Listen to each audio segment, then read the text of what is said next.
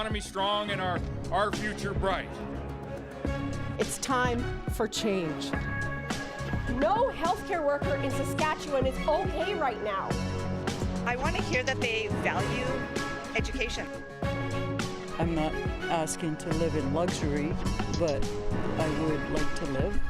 Saskatchewan is the most affordable place in Canada to live.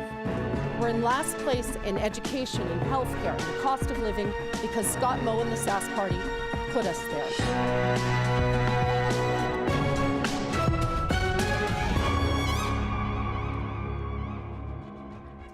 Good evening and welcome to Saskatchewan Votes 2024.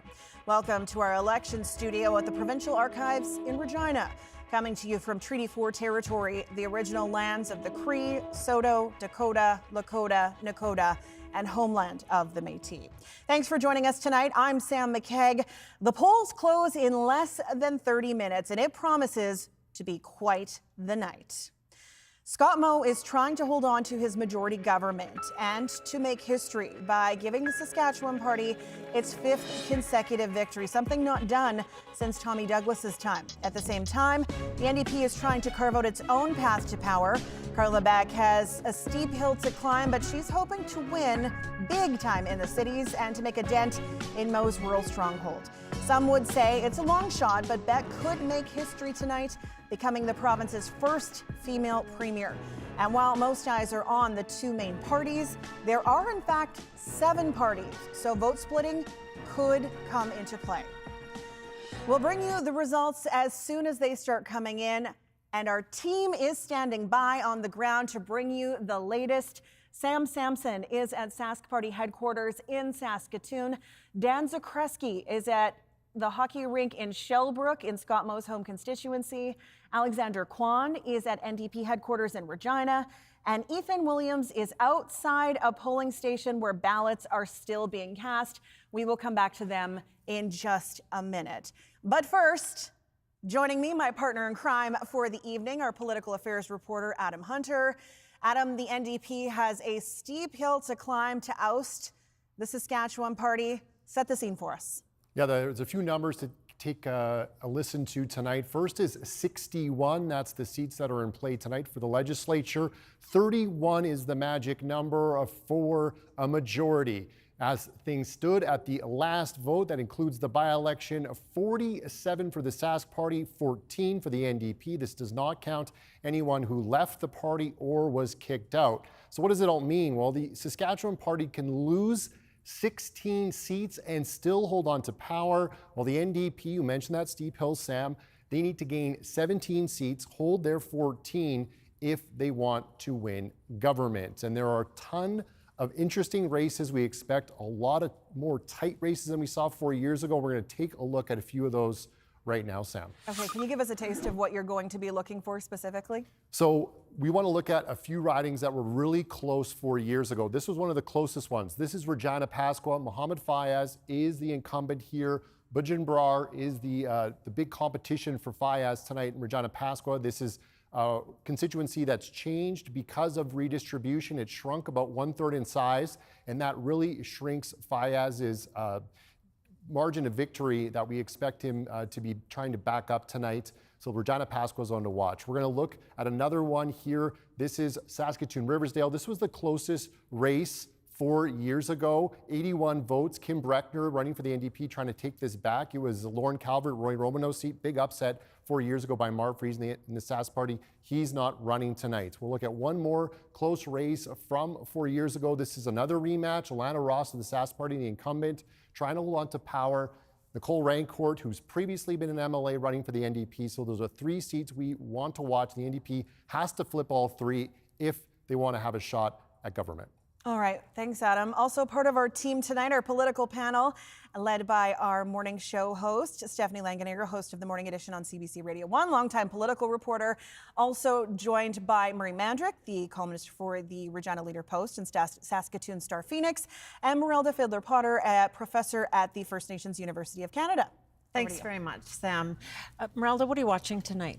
Really, the first thing that I'm watching for is how many people went out and cast that vote. Are we going to get significantly above that 52% from last election 4 years ago? So that's the first thing I'm watching for tonight. Why are you watching that so closely? Because it really sort of says whether or not people are engaged in this election and they're willing to at least step out of their doors or mail in a ballot or do something to get the things that they say they need in this province. And we had a week to do it. Murray, what are you watching for? Well, turnout's obviously important. I am watching those 17 seats. The problem is I'm not sure which 17 seats I'm watching because we could have seats coming out of the blue, seats we weren't really anticipating that we're watching, but we're watching mostly those bedroom communities, those Sask Party seats that the NDP needs to flip. The NDP has to be perfect. They have to form government. They have to win them all. We'll be watching, Sam. All right, thanks, Stephanie. From inside our studio to out on the street, that is where we find our Ethan Williams, who is at a polling place in Regina. Ethan, what's happening where you are? Well, we're at the Royal Saskatchewan Museum, Sam, and still some people trickling in and out here. You have until 8 o'clock to get in line to vote. Now, there's actually been a change in the number of actual polling locations across the province compared to other elections, about 200 fewer than there were in 2016. And this is because Election Saskatchewan has actually done analysis of how people have been using polling locations. It means that urban centers like Regina and Saskatoon are impacted. It means that there will probably be less actual ballot boxes to count at the end of the night, but it does mean that there will likely be more votes in each of those boxes. So Chief Electoral Officer Michael Boda says there will be some reinforcements brought in to count. Here's what he had to say. As a result of monitoring those voting stations over the course of the week, we have added an additional 175 counting teams to those locations where there are more ballots. And this is so that we can ensure that we remain within the traditional voting times. Often we finish the voting up around midnight on the last day of voting. And Boda says this means that urban results may be a little bit delayed tonight, but he also says they have expanded other voting options, the advance voting last week, vote by mail, and also homebound voting, Sam. So there were other options which people were able to take advantage of there. All right, thanks, Ethan. From in Regina to campaign headquarters for the two main parties, Sam Sampson is at Sask Party headquarters in Saskatoon, Alexander Kwan at NDP headquarters in Regina. Sam, let's start with you. A very different atmosphere than 4 years ago at these headquarters. That is the hope, essentially, Sam, for about in a half hour's time. Doors don't open here until 8 o'clock, but once they do, members of the Saskatchewan Party and supporters are more than welcome to come in and celebrate tonight and really just pat each other on the back for a campaign, first of all, that's over. And of course, hopefully, what they hope will be a win. As you mentioned, different vibe because remember, last time we were in an election here in this province, it was deep into COVID time. So this is going to be one heck of a party. That's the hope, anyway, of the Saskatchewan Party. Now, Scott Moe, the leader of this party and of course the Premier of Saskatchewan, his tagline throughout the campaign has been strong economy, bright future. But after 17 years in power, his party has been forced to defend their record. All the way from Regina Pasqua, we have Mohammed Fiad. On this day, Scott Moe and his crew seemed ready to rumble. But for the past 4 weeks, they've been playing defense, trying to convince voters to stick with the Saskatchewan Party. If you want a strong economy and you want a bright future, well, I would say this. This is your party and these are your candidates. Moe says his party's platform promises to make life more affordable with tax credits and his continued carbon tax crusade.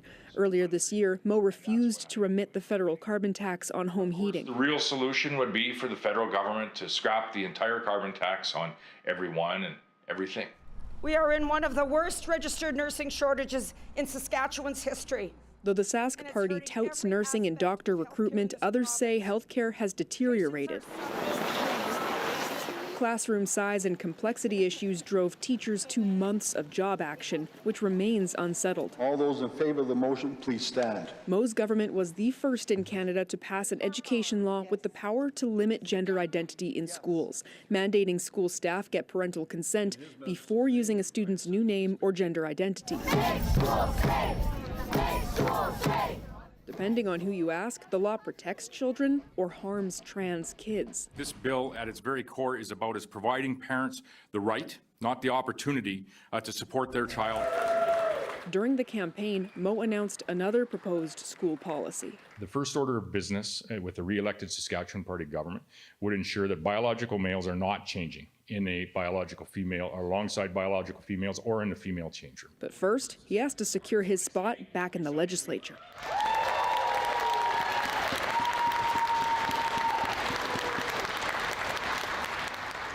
Now, though the Saskatchewan Party has had a strong showing, there have been inklings of concern throughout the campaign, including warnings from Mo himself of don't be a vote splitter, specifically to those voting more on the right side. Still, the Saskatchewan Party is hoping to pull off something that has not been seen since the days of Tommy Douglas, win 5 straight majority governments. Sam. Thanks, Sam. Let's go from Saskatoon down to Regina into NDP headquarters. That's where we find Alexander Kwan. What's the vibe like there tonight? Hi, Sam. Yeah, I'm at the Doubletree Hotel in downtown Regina. Now, obviously, the room behind me is empty. Doors don't open until 8 o'clock. But the people I've been speaking with, mostly NDP staff members, say they're expecting a large turnout. It's going to be a lot of excitement in the room. And a key reason for that is the NDP leader, Carla Beck. Now, Carla this is the first time she's leading the party into an election campaign. And she's worked very hard to convince voters to support her and the NDP. NDP leader Carla Beck kicked off her party's campaign with a simple message. Better is possible. Better is what we're running on in this election, and that's exactly what we intend to deliver. And over the 4-week campaign, Beck has stayed consistent. Healthcare, education, and affordability have been front and center. She's committed to not raising taxes and slashing the gas tax, while the party has promised a return to a balanced budget within 4 years. This is the type of leadership, fiscal responsibility, solution-focused government that people in this province are looking for, and it's past time they had. Polling has shown increasing support for the NDP compared to 4 years ago, but the NDP face an uphill battle. The NDP is not going to be a competitive party for government unless they can win in suburban and rural places in Saskatchewan. The NDP are well aware of that and made stops in areas of the province that have previously been a reliable base for the Saskatchewan Party. And more than anything, Beck has made an effort to attract new voters. This isn't about Team Orange versus Team Green. This is about Team Saskatchewan, and it's time for change. The NDP has even garnered the support of former Saskatchewan Party MLAs and staffers. I didn't leave the Saskatchewan Party left me. The party I joined believed that hope beat fear. Now fear is all Scott Moe has left. Time for change! Time for change! Beck is promising a different approach to politics in Saskatchewan.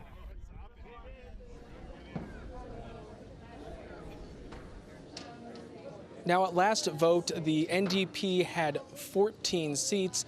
Obviously, Carla Beck wants to form government. She wants to become the next premier of this province. But if she falls short of that, the NDP are still expecting to pick up a number of seats tonight.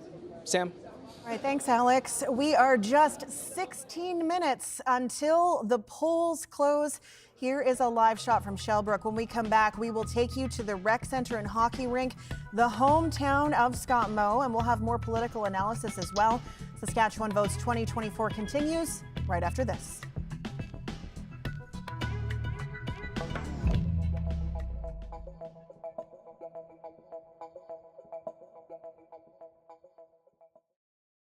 I think all of us, want to see kids from Saskatchewan do well, right? It's probably not something that I would have seen myself doing when I was growing up here. Some of my earliest memories, I wanted to be a large animal vet, loved being out with the cows and out with the horses, but my life took me in a different direction. So it's not something I would have seen myself taking on, but it's been exciting. It's been a real privilege to get to do what I've got to do as an elected official and as the leader of a provincial party, the leader of the opposition.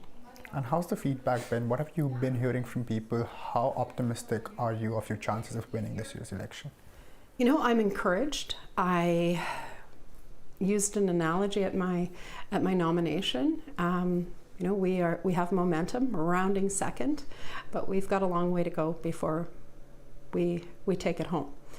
I've got a team of MLAs and staff and volunteers right across the province that are working incredibly hard. They've been knocking doors, not just in the last few weeks, but for years in many cases. We've really made a main focus of the party, our roles as opposition, to connect with communities, with other levels of government, with businesses in this province.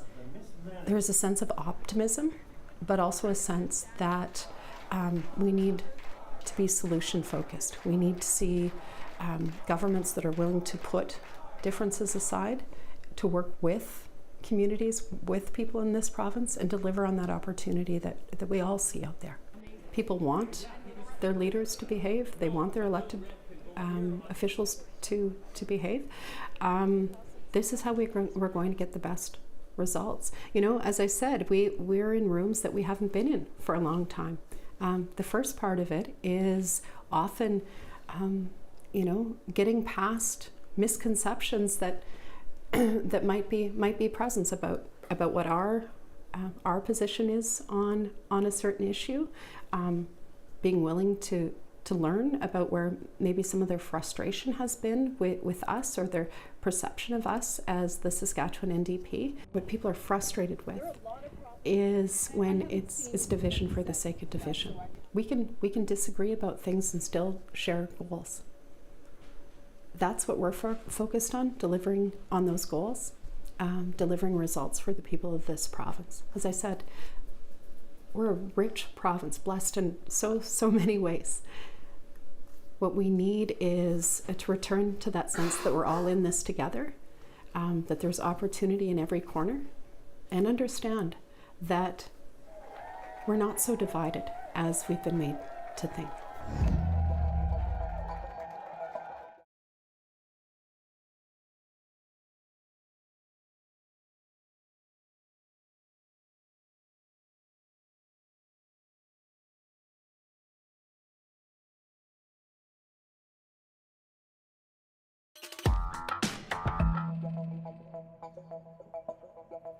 Welcome back. We're about 12 minutes until the polls closed, and we are now joined by Dan Zakreski, who is in Scott Moe's hometown of Shellbrook. Dan, what's going on in Shellbrook tonight? Well, Sam, Scott Moe came back to Shellbrook to watch the election returns. He's here at the rink, and he may be actually watching some hockey tonight. Shellbrook Elks are down on the ice practicing. Now, this is a homecoming, but it's also a closing of the circle. This is where Scott Moe was from. It literally began here. He was born on a grain farm not far from here, was raised in the community, went to school, got married, raised his own family, and then went into business and politics. And here at this arena, he played hockey. His brothers are well represented on the board. So as the evening unfolds, there's going to be lots of opportunities for hockey metaphors. It's game on across the province right now. So the questions are going to be, what's it going to look like in the third period? Is it going to be close? And who are going to be the stars tonight, Sam? All right, thanks, Dan. From Shellbrook, we go to Ottawa. That is where we find polls analyst Eric Grenier.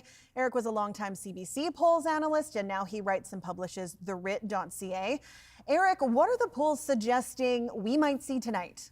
Well, if you had asked me that question a month ago, I would have said that it looks like another Saskatchewan party majority, maybe a little bit smaller than the party has been used to over the last few elections, but a majority nonetheless. What we've seen over the course of this campaign, however, is that the NDP closed the gap and then moved ahead of the Saskatchewan Party. All of the polls that were conducted in the last week of the campaign put the NDP ahead of the Saskatchewan Party. So tonight, are we going to see that those promises of gains for the NDP, particularly in Regina and Saskatoon, are they going to actually happen? Will the NDP be able to expand its map beyond just the urban centres, or will that rural wall of seats that has elected Sask Party government after Sask Party government, will that hold? And will Scott Moe and the Sask Party be able to stop what seemed to be impossible just a few weeks ago, an NDP victory? Thanks for this, Eric. Now, as you can see from our countdown clock, the polls close in less than 10 minutes. I'm curious what our political panel has to say about the polling. It has been a very interesting campaign. Stephanie, over to you. Thanks very much, Sam. And Merelda, it was less than 2 weeks ago that you were moderating the leaders' debate. What have you seen in the campaigns of the NDP and the Saskatchewan Party since then? You know, I think I've really seen sort of someone who started this election as the newbie really gain confidence. Carla Beck really looks like a confident leader in the way she speaks, the way she addresses crowds, the way she answers questions. So her confidence has just boomed. Scott Moe has really held the line, and that's what we've really seen. There haven't been a lot of changes. He's kind of the head of the party. We see and hear from him the most, and everybody else is kind of in the background, and that's how he's kind of ridden out the last part of this campaign. Marie, if the polls do show a seat loss for the Saskatchewan Party, where will those seats be? I think you're going to look in Regina, in Saskatoon, in Prince Albert, in Moose Jaw, Sask Party seats in those cities. That's rather obvious. But there's a few less obvious places outside the cities, the bedroom communities, the White City Coppels, the Martinsville, Blairmores. It's now sort of a split seat bedroom community, and isn't the safe Sask Party seat it once was. Those are what the parties have been talking about, and if you look at where the leaders have been flowing to during the campaign, this is exactly where they've been going. The level of support for the NDP in the polls is something that we haven't seen in 20 years. They haven't been over 40% since 2003, and they haven't been over 45% since, I believe, 1995. And that suggests that there could be in a lot of seats in play in a very different way than they used to be in this province. So those are the areas I'm kind of looking for. There's a few rural seats too that might be possibly interesting, like Yorkton, the Battlefords, and we're hearing Batoche. That's a seat that kind of surprises me. You grew up in Meadow Lake, Merelda, and live in Regina now. What are the areas that you'll be watching for in particular, seats-wise, to possibly change tonight? Well, Meadow Lake is an interesting riding because I think I went to high school with two of the candidates. So Jeremy Harrison, who of course is a minister, is part of the government, and then of course Niles Nachbar, who is running for the NDP. So I've actually gone to high school with them. So it'll be an interesting race in that sense. I mean, obviously watching Regina, all of the seats in Regina, I think there are some surprises that we might see coming up there. You know, there were a lot of names that were attached to those seats, and when those names are no longer associated with that kind of popularity, those flips can happen actually quite easily. So watching those seats, Saskatoon is always a fun place. And then places like Moose Jaw, Yorkton, PA, all of those places. So we're gonna be all over the place tonight. Yeah, we'll be here, we'll be watching. Thanks, Sam. I can't wait. Thanks, Stephanie.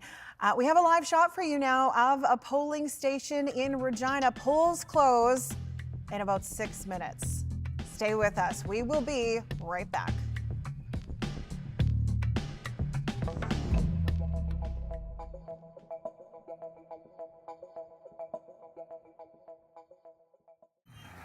I want to start with the upcoming election, of course. 6 of the veteran cabinet ministers have resigned or left. There's about 20 or more the MLAs that have since gone since the last election. So a lot of kind of change. Are you concerned about new candidates coming to some of these more established or previously established seats?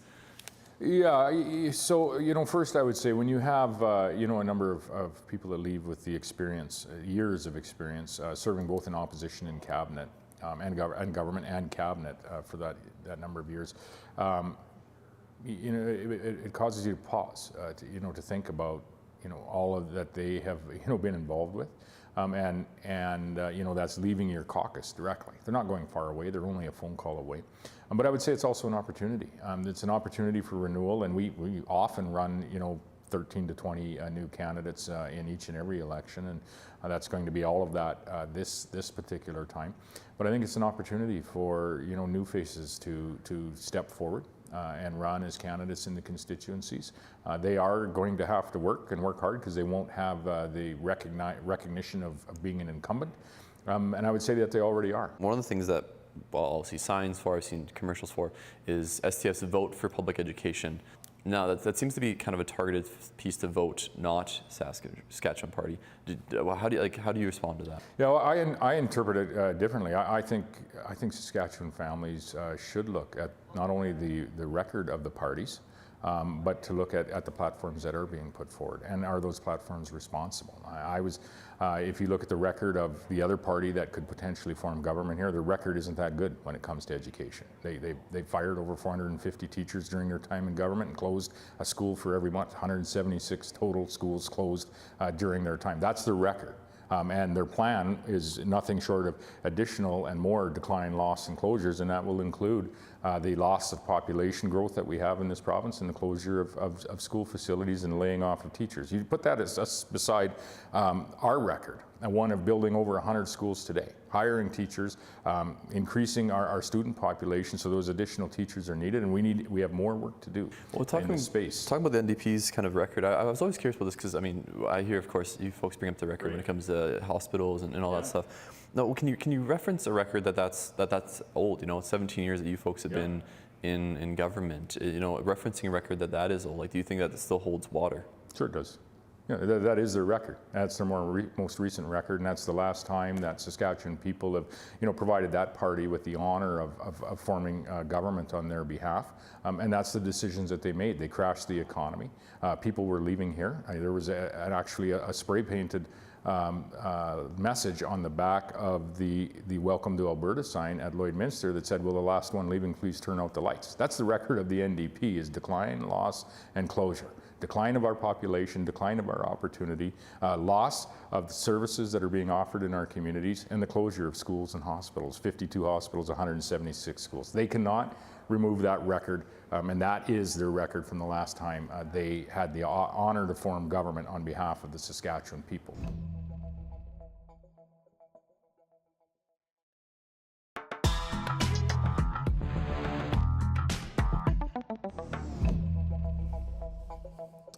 We are counting down the seconds until the polls close. Adam, we're going to use sports metaphors all night. It's who we are. Yeah. We're under the 3-minute warning. What is at stake for the Sask Party tonight? It's a different story for the Sask Party tonight, Sam McKeag, than we've seen in the last 3 elections. They're playing a bit of defense, to use that sports metaphor. Thanks for setting me up. The Sask Party has run more of a defensive campaign than we've seen in the past. And now the NDP is a bit on the offensive. They're feeling the push of some of those polls, those positive polling numbers that the panel talked about. And we'll see if that plays out, and if that's what voters have decided tonight. Looking forward to it, Sam. Okay. We're gonna do one thing here. Yeah. This is what we've been waiting for. Yeah. This is our map. This is as it stands now. And we are going to clear the map. It's going to go gray. And when we start getting results in, we'll start coloring the map. Okay. This is my magic trick. Okay, here we go. Hundreds of thousands of ballots have been cast. Careful thought put into who you want to form government and why. Our election special starts in less than 2 minutes, but first we ask the question, what do you want in a government? Here's the Buffalo Boys Drum Group in Regina with their answer.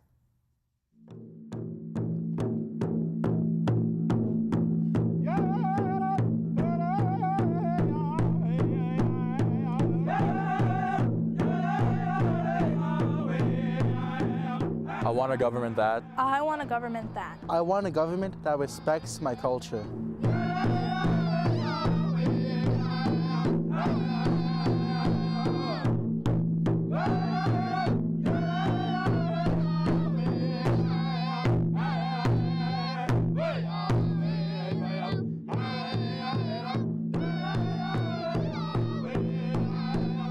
Creates jobs. Respects treaties. Lowers taxes.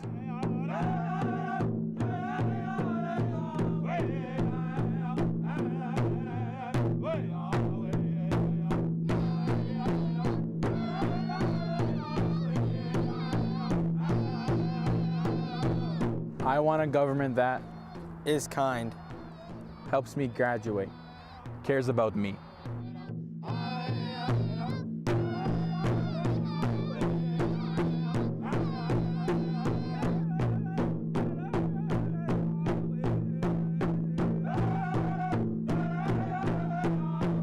I want a government that respects the land, Cares about everyone.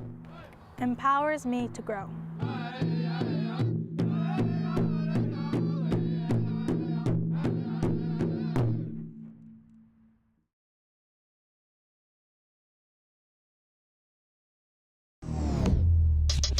Who will keep our economy strong and our future bright? It's time for change. No healthcare worker in Saskatchewan is okay right now. I want to hear that they value education.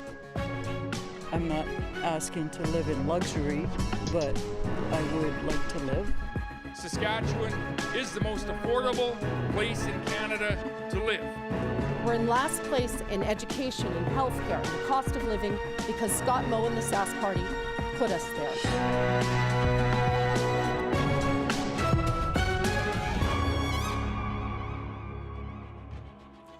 The polls have officially closed. The counting is about to begin, and the anticipation builds for what promises to be an exciting night. We are live from the Provincial Archives in Regina.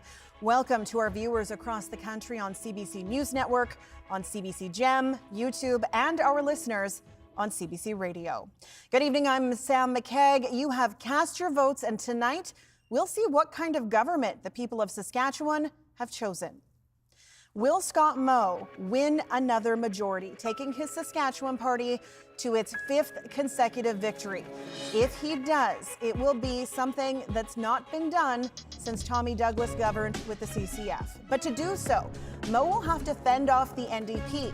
Carla Beck is looking to win big in the cities and to make a significant gain elsewhere. And while most eyes are on the two main parties, there are in fact 7 parties. So vote splitting could come into play. Now, if you're watching on TV or streaming online, I'd like to draw your attention to the bottom of your screen. That's the seat count. Think of it as a scoreboard. That's where you can see the results play out in real time. And all 61 constituencies will rotate. So every 7 minutes, you'll see your riding. And for those listening on the radio, we'll continue to bring you live updates on those numbers all night long. Our team is standing by on the ground to bring us the latest. Sam Sampson is at Saskatchewan Party headquarters in Saskatoon. Dan Zakreski is in Shellbrook at Scott Moe's home riding.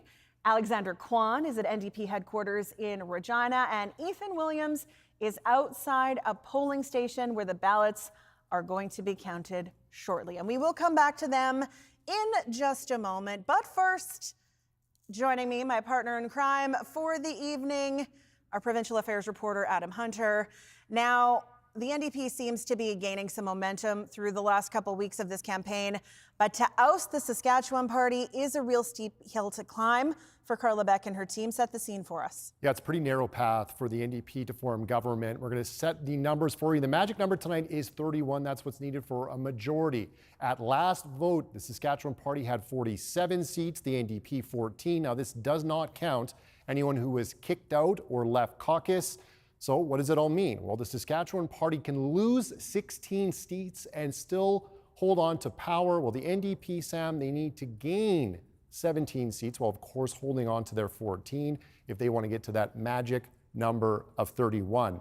And I want to show our viewers and our listeners what they have to do in order to flip some of these seats. And they got a difficult road ahead, but they have to flip some incumbent seats for the Saskatchewan Party, and they have to knock off some cabinet ministers. In Saskatoon, we're going to start. This is Bronwyn Eyre, the Justice Minister. Now, what's interesting about this seat in Saskatoon Stonebridge, 4,500 vote margin. Why are we talking about this? That was 4 years ago. Well, we have redistribution. We have a new map. The Sask Party lost a lot of its strength in the southern part of that riding, Dakota Arm River. It got redrawn. That margin of victory goes down to 67 votes. Tight. Very tight. Darcy Warrington is a teacher. Teachers are going to be a story tonight. There's more than a dozen running for the NDP, current or former teachers. We're going to move on in Saskatoon now to Saskatoon Silver Spring. This is another one that was a really significant win, large margin, relatively speaking, for Paul Merriman. This is the Minister of Corrections and Policing. This is another one that potentially on the east side of Saskatoon, the NDP has been targeting this area. We'll see what Paul Merriman has in for Hugh Gordon tonight, if any challenge comes from that. We're going to go down to Regina Highway 11. This is Laura Ross in Regina Rochdale. Now, I want to mention the star before you tell me to tell the viewers about the star. The star on the screen means incumbent. So we're not passing judgment on anyone. We're not giving anyone a rating. But the star, if you see that on your screen, that means they were the previous MLA. Laura Ross, another comfortable win 4 years ago. And this is one that the NDP and Joan Pratchler, they've really been targeting. This is for our North End viewers and listeners, NOD, north of Dewdney, an area we know well. So we'll be watching this race, and a lot of these cabinet ministers may be chewing their nails more than we're used to. And something, Adam, before we move on to note as well, is just because there aren't as many incumbents riding. So Sask Party might hold a riding, but it might not be the same person running in that seat. So there could be a lot of movement tonight on that front as well. That's right. A lot of turnover in the Saskatchewan Party, a lot of new faces. Okay, from Adam Hunter, we head over to our political panel. And Stephanie Langenegger, the host of the morning edition on CBC Radio 1, longtime political reporter, is joined by Murray Mandrick, who is the columnist for the Saskatoon Star Phoenix and the Leader Post, and professor at First Nations University of Canada, Merelda Fiddler-Potter, who you may recognize from the debate. Over to you. Thanks very much, Sam. What are you watching for, Merelda? Tonight, I'm really watching to see how many people step out and vote. That's the big thing. How many people were moved by these messages? How many people either want to help the Sask Party form government again, and they like what they've seen so far, and they want that to continue, or how many people really did say it's time for a change? Murray, how about you? I'm watching those 17 seats that Adam talked about, and we're not sure which 17 they may be because they have to shift. But in order for the Sask Party to lose tonight, for the NDP to win government, it's absolutely crucial that they pick up the 17 seats, mostly in Regina, Saskatoon, Prince Albert, Moose Jaw. There's a few bedroom community seats and maybe a couple rural seats they have their eye on. But it'll be those seats that'll tell the tale tonight, whether there's the same opposition, a stronger NDP opposition, or an upset. Thanks very much, you guys. We'll be here all night, Sam, anxious to weigh in. I look forward to the jokes that come with being here all night as well. From inside the studio here, we head out to a polling station. That is where we find our Ethan Williams. Ethan, the polls are closed, and that means they become a very different center. Yeah, that's right. The last few people have left this polling station at the Royal Saskatchewan Museum in Regina, and we haven't heard of any polling locations that have had to stay open a little bit later because of any technical issues or anything like that, so that is a good sign. Here's the thing, though. If you are still in the lineup right now where you are voting and you were there before 8 o'clock, don't go anywhere. Stay where you are. You still will be able to cast your vote. Now, for the polling locations that are closed, yes, it is time to open up the ballot boxes, start counting all of those ballots one by one by hand. Of course, we don't have electronic voting tabulators in Saskatchewan provincial elections anyway. All the advance votes from last week, all the votes from today going to be counted up. But here's the thing, the counting doesn't end tonight because we have to count the mail-in ballots, and those will be counted a couple of days from now on Wednesday. There has to be a bit of a delay because we need to make sure that people haven't voted twice, by mail or in person. And then there's a final count that will happen for ballots received after October 26th. And that'll be happening on November 9th. Now, we know that there were about 32,000 of those ballots mailed out across the province. That's about half the number than there was in the last election, but you have to remember that was 2020. That was the COVID election, vote by mail, a very popular option. But we will have to watch, Sam, because those ballots may just become critical in some races. They determined a few of the races in the last election. We will see if that is the case once again tonight. All right, thanks, Ethan. Now back to our reporters. They are going to have the scoop for us tonight from the headquarters around the province. Sam Sampson is at Sask Party headquarters in Saskatoon. Alexander Kwan is at NDP headquarters in Regina. And Dan Zakreski is in Shellbrook, hometown of Scott Moe. Sam, let's start with you. Well, I think they're going to be scooping out some food pretty soon because they are getting ready for a crowd here at the Saskatchewan Party headquarters. We've got a buffet coming out, smells good already. And of course you have that classic, that iconic Saskatchewan Party green that is cast all across this room. Doors just opened as the polls closed, and so we are expecting more people to come through pretty soon. This hasn't quite been the campaign that the Saskatchewan Party had been hoping for. Of course, they came in with tons of momentum, that monster majority as they entered the campaign. But now some polls, as you'll hear more about later, are showing them a bit more neck and neck with the NDP. But still, they're hoping to pull off that 5 consecutive majority government. And we are in Saskatoon, as you mentioned, and this is a place to watch because, as Adam really nicely detailed, there are 2 cabinet ministers in the city who are holding on to their ridings, potentially in a more competitive setting. But just outside of Saskatoon as well, watch those bedroom communities. Particularly, there was a big swath of the province that was one riding, and now it's been split into 2. I'm talking about Martinsville, Blairmore, and Warman. Now, this is pretty safe Saskatchewan Party territory this past term, but you never know. Because of that redistribution, it kind of changes the voting dynamic. And so we could see a more competitive races in those 2 ridings. So watch Saskatoon, watch the bedroom communities, and watch Regina. That's where we have Alexander Kwan, who is at NDP headquarters.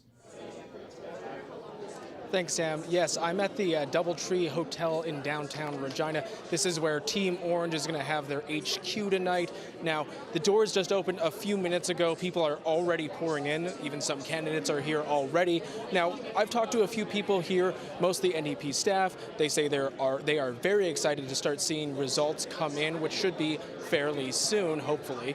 But they say they're excited because they believe that they have momentum on their side. They have the ability to bring people onto their platform, to bring them on to their support, and they hope that they'll be able to get enough votes, you know, to definitely pick up some seats, but potentially even to form government. And that's all because of Carla Beck, who's stuck on message throughout this entire campaign. She's really hit 3 key points: healthcare, education, and affordability. So we'll see what happens tonight. People here are excited, and from now I will throw it to Shellbrook. That's the home riding of Saskatchewan Party leader Scott Moe. Dan Zakreski is there for us. Dan, what are you hearing? Well, thanks, Alexander. You know, the Doubletree looks cool and it's a big city ballroom, but I'm in a small town rink, and this is a great place to be. You know, over about the last half hour, there's been a fascinating change in the dynamic here as we shift away from hockey families and more into the political types. And what we've been seeing is the main doors are just off to my right here, and every few minutes the doors will open and all the reporters will turn our heads and look over, and it's either people in green Sask Party windbreakers or it's 13-year-olds with hockey sticks who see the cameras and go. So Sam Sampson, to wrap it up, you can talk all you want about your food over there, but you haven't lived until you've smelled Vietnamese rolls dropped into a deep fryer in a small town rink. Sam? Well, on that note, thanks, Dan. And to all 3 of you, we'll check in with all 3 of you through the night. Adam, let's take a look at some key ridings before we get into the meat and potatoes of the night. Very good. Yeah. We're 13 minutes in, and we have not had any polls returning yet. But in 2016, it took them about 15 minutes before we had any results. And in 2020, it took them almost half an hour. But remember, in 2020, they had to count with masks and gloves, so it slowed them down a skosh. And in 2020, we were further away from each other. Now they've brought us closer together. That's right. So you're going to try and fact me tonight. It's not going to happen, Sam. Well, then tell me about this. This is Moose Jaw Wakama. This is Megan Patterson, the Saskatchewan Party. Melissa Patterson, the NDP, no relation. We checked. They are in a tight battle. This is a place that both Scott Moe and Carla Beck have spent a lot of time in Moose Jaw. The NDP hoping actually to pick up both Moose Jaw seats, but this is the one they're targeting. This is the former seat of Lauren Calvert. Deb Higgins historically has been an NDP seat, but recently the Sask Party has won it. The incumbent is not running. So this is one to watch for us tonight in Moose Jaw. We're going to move on and look at Saskatoon, Churchill, Wildwood. There was a number of races 4 years ago that were in like that 200, 100 range. This is one of those. Lisa Lambert is the incumbent in Saskatoon, Churchill, Wildwood. Keith Jorgensen trying to knock her off in this riding. We talked about all night, and everyone's mentioned it. The Regina and Saskatoon are so key for the NDP if they want to make a dent into the Sask Party's huge seat advantage. This is one they have to target. And finally, in Regina Northeast, this is another matchup of new candidates. Rahul Singh of the Saskatchewan Party replacing Gary Graywall, who most recently was involved in a conflict of interest investigation where he was found in conflict of interest from benefiting from hotels he owned. Singh is taking over that riding, hopefully trying to win. The Sask Party's hoping that. Jocelyn Roy for the NDP is hoping to wrest it back. This is one that's kind of flip-flopped over the last several years. The NDP is really targeting a pickup here in Regina Northeast Sound. And she's another teacher. Another teacher, You yes. said I could out fact check you. Well, let's game on. Let's go. We're doing the game, the sports matter first. Okay, from inside the studio, let's bring in our polls analyst for the night, Eric Grenier, a familiar face and a familiar voice to CBC viewers and listeners, a longtime polls analyst in Ottawa. He tracks election results across Canada and writes about it at therit.ca. Eric, is there a path to 31 for the NDP tonight? There is a path for the New Democrats. It is a very narrow one, and it could be pretty easy for Scott Moe to knock Carla Beck off that path. But we're just going through the numbers. You need 31 seats. There's 26 seats in Regina and Saskatoon. If the NDP can win all of those seats, they just need to find 5 more. There's 2 in Moose Jaw, there's 2 in Prince Albert, and there's 2 in the north. That would give them 32 seats.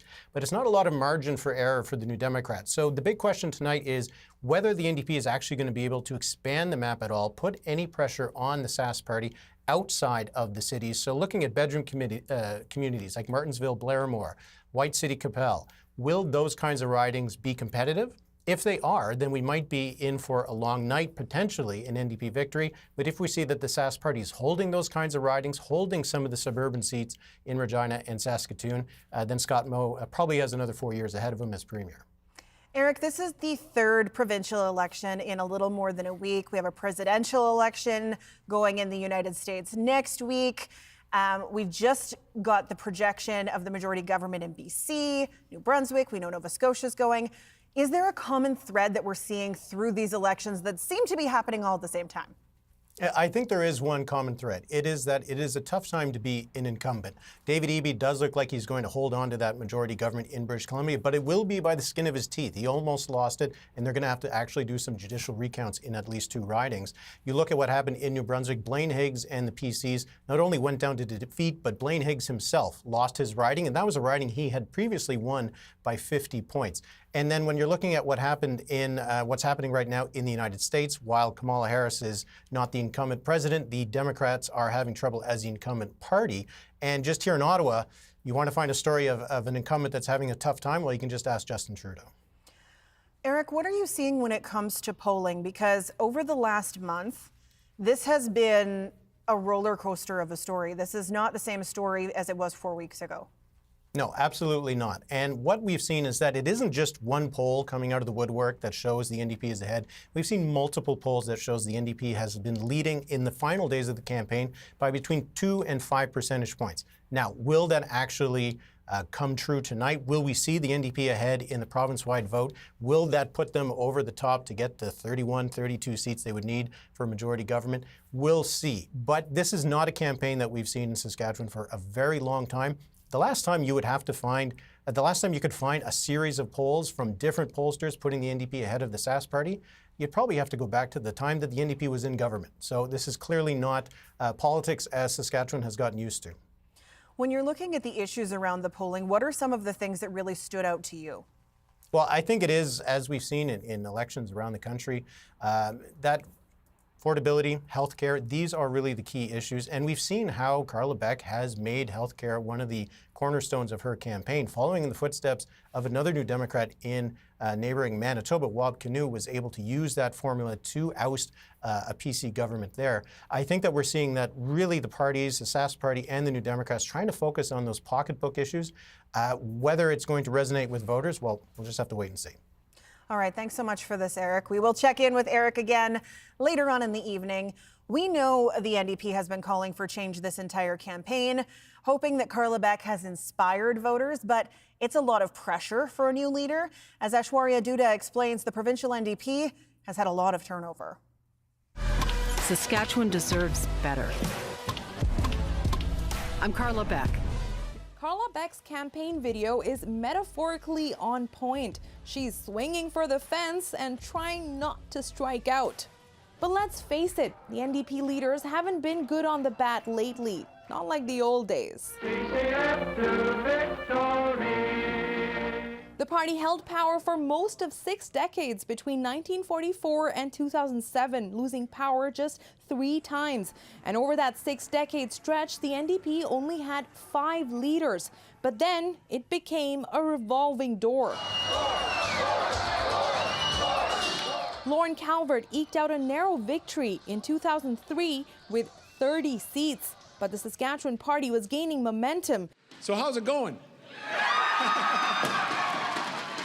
In 2007, Brad Wall won big, and soon after, Calvert stepped down as NDP leader. Next up, Dwayne Lingenfelter. The Saskatchewan party was on a roll with all that resource revenue, and in the 2011 election, the NDP shrunk to 9 seats, its worst showing in 3 decades. And that was my fault. Lingenfelter also lost his own seat, a first for an NDP leader, and resigned on election night. Over the next 7 years, the party would go through 3 interim leaders and another leader, Cam Broughton, who would lose his seat in the 2016 election and also resign. Then it was 3rd time's a charm for Ryan Miley, who finally convinced the party to make him their leader. And it took me 3 times to get into medical school, and well, that ended up working out pretty well ultimately. In the last election, the NDP grew to 13 seats, and Miley held on to his, but it wasn't enough. In early 2022, the NDP lost an important by-election, and Miley resigned. The next leader of the Saskatchewan NDP and the next Premier of Saskatchewan, Carla Beck. Carla Beck is the party's first elected female leader. Her motto, "It's time for change," could apply to the party's high turnover rate. With 8 leaders in 15 years, the NDP is hoping to have a leader who sticks around. Thanks, Aishwarya. Our political panel has certainly been watching Beck's campaign, haven't you? Most definitely, Sam. And Merelda, I'm wondering what you think Carla Beck needs to do to not join that list of NDP leaders who've left after the election.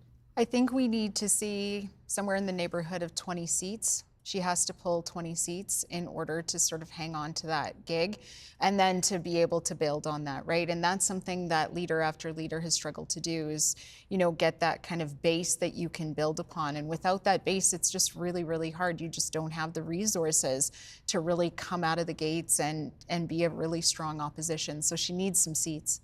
Marie, what difference would it make if the NDP were to get to 20 or 24?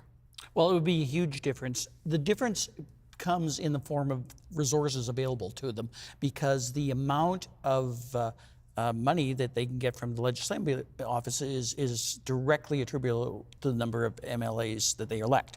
So if you have more, or double the MLAs that they have right now, 14, 28, they get double the resources for research, to hire more staff, etc. I think Carla Beck probably will be disappointed, or the NDP will be disappointed if they don't get at least 10. The expectations are much 10 more. 10 more seats from So the 14. 24. 24 altogether, yes. The expectations are much higher for that.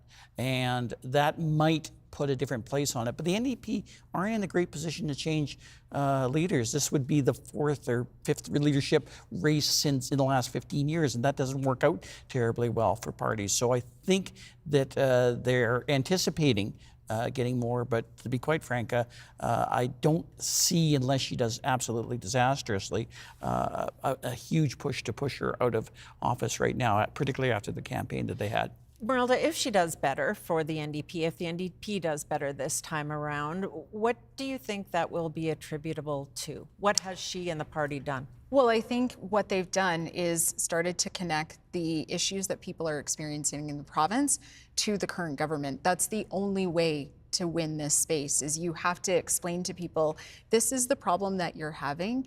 It's a policy issue in the end. Governments have to make changes, add money, add resources, these things. So you need something to make those things change. Healthcare and education needs both more human resources and actual resources, and we know this. We'll be watching to see how that plays out throughout the evening as well, Sam. Okay, thanks, guys. The polls closed 24 minutes ago, and we are still waiting for results to come. And remember that these are being counted by hand. And we've talked so much about the NDP campaign. Let's learn more about that campaign. Alexander Kwan is at NDP headquarters, and he is standing by with the senior campaign strategist. Yes, Sam, that is, I'm here with Jeremy Nolis. He's a senior NDP strategist. He also is the former chief of staff for NDP Premier Rachel Notley. Now, Jeremy, can you tell me a little bit about what have you been hearing on the doorsteps? How did you run this campaign? Well, Carla Beck ran the campaign, and what we've been hearing is that people are ready for change. Carla ran on hope and optimism and on things that matter to people, and I think she was very focused on things like fixing healthcare, making life more affordable, and it's been an absolute pleasure to be part of this with her and her team.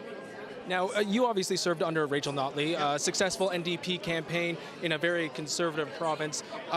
Any kind of similarities you've been seeing here in terms of the campaign? Yeah, so I wasn't on that campaign. I did watch it. I was a reporter.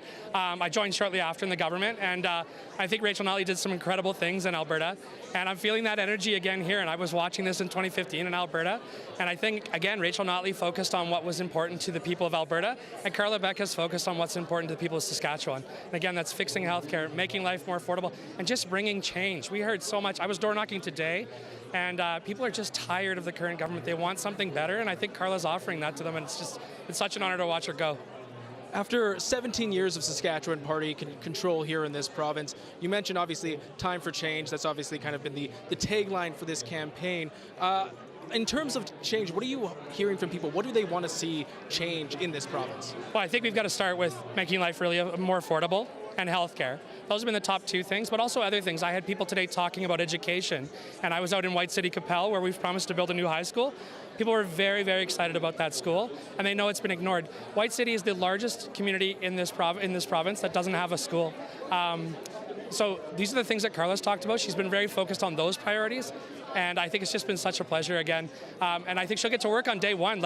I think you'll hear tonight, whenever she does address, that she's ready to get to work. I don't know when she sleeps, but she works so hard, and her whole team has been just out there every day, including today. And so I'm really excited for tonight. In terms of excitement, obviously, and we've been hearing about polls showing more support for the NDP. In terms of volunteers, in terms of staff members, how are you feeling, with those kind of signs pointing to more momentum for you? Yeah, Carla will be the first to say there's one poll that matters. It's the one that's starting to trickle in right now, or hasn't quite yet. But it's been really exciting. We've felt a surge of energy in the campaign headquarters. And again, people are just resonating. I don't think enough people in Saskatchewan knew who Carla Beck was at the start of this campaign. I think they certainly know now, because she's talking about the things that matter to them. So yeah, it's been a blast. If I look like I'm beaming tonight, Alex, it's because I am. I've just been so excited to be part of this and to really deliver something for the people of Saskatchewan I think they're looking for. Awesome. Jeremy, thank you very much. Thank you very much. Sam, I'll throw it back to you in studio. All right, thanks for that. Alexander Kwan at NDP headquarters in Regina. Adam, we are still waiting on results. Polls have been closed for 28 minutes, but they got to count them by hand. So let's take a look at some key writings. They're just doing this, right? Super hygienic. Old school, pencil and paper. Lick those thumbs. That's right. We're going to look at some writings to watch, and we talked about cabinet ministers from the start, and I mentioned... Can you remind people what the asterisk means? Yes. Don't interrupt me. I'm kidding. I will interrupt you yes, when I want no, to it's fine. interrupt You can do whatever you Hunter. want. You're in charge. Christine Tell is the incumbent here. That's what that star means. And in Wascana Plains, this is one that I don't think the Saskatchewan Party would have thought before the campaign. Maybe they'd have to be door knocking a ton. But that southeast part of the city, even into White City Capel, as the guest mentioned there, those are all places where the NDP feels like they have some momentum. So Regina University, which we'll talk about, this is Regina Wascana Plains. This is the Minister of Environment. Brent Blakely, another one of those teachers, more than a dozen current and former teachers running for the NDP, trying to pull off the upset tonight. We're going to go to Prince Albert now, and this is Prince Albert Carleton. No incumbent here because Joe Hargrave, who is the was a minister in Scott Moe's cabinet, he won the nomination and decided fairly late in the game that he wasn't up for running and sitting for another 4 years potentially if the government was to hold. Kevin Kassoun came in a little bit late into that nomination, won the nomination. He's running against Carolyn Brostrom, if that's a familiar name to people who watch the news here in the province. She did sue the government as a nurse a few years ago, running for the NDP. She's also been someone who has been nominated way longer than the Saskatchewan Party candidate. 2023, I think. Yeah, so she has a big advantage in that sense of familiar face to people in that area. And we talked about Moose Jaw being a place where Carla Beck and Scott Moe spent a lot of time. Arguably, the Prince Albert area was the hot spot for both those parties. And finally, we're going to look at one more that was mentioned and was mentioned by the panel, was mentioned by Murray, was also talked about by Sam Sampson. Martensville Blairmore, this is a pair of Martensville City employees, Jamie Martins, Tammy Pike. This is part of the redistribution that split Martensville and Warman up. Terry Jensen is the incumbent cabinet minister running in Warman, but in Martensville, this is the neighborhood that leaks a bit into Saskatoon. Those bedroom communities, if the NDP wants to have success tonight, they need Martensville Blairmore. They need White City Capel. That's another path for them besides the full sweep, which is a tall order in Regina and Saskatoon, PA, Moose Jaw, those seats, the northern seats. We'll wait and see when we get some results, but this is one that we have our eye on because, again, as Murray talked about, as Sam talked about, Scott Moe spent some time here and he spent some time talking about vote splitting, Sam. And they're not concerned about vote splitting necessarily in Martensville because the Green Party hasn't had traditionally a lot of support there. So this is a bit of a two-horse race and we'll watch that result tonight as well. Okay. We've heard from reporters, we've heard from analysts. People might be sick of hearing from us. Why don't we hear from some voters, shall we? Let's talk to Patrick Dinsdale. He is the Indigenous Chamber of Commerce chair and he lives in Shaunavon. And Jackie Wall is an artist and business consultant in Beanfate. She's also the former executive director of the Estevan Chamber of Commerce. Thank you both for being here. Well, thank you for the invitation. As you're waiting for votes to come in tonight, Jackie, I'll start with you. What are you really watching for, particularly as someone down in the Southeast? Well, it's a very exciting election for me this year because I have two children who voted for the very first time today.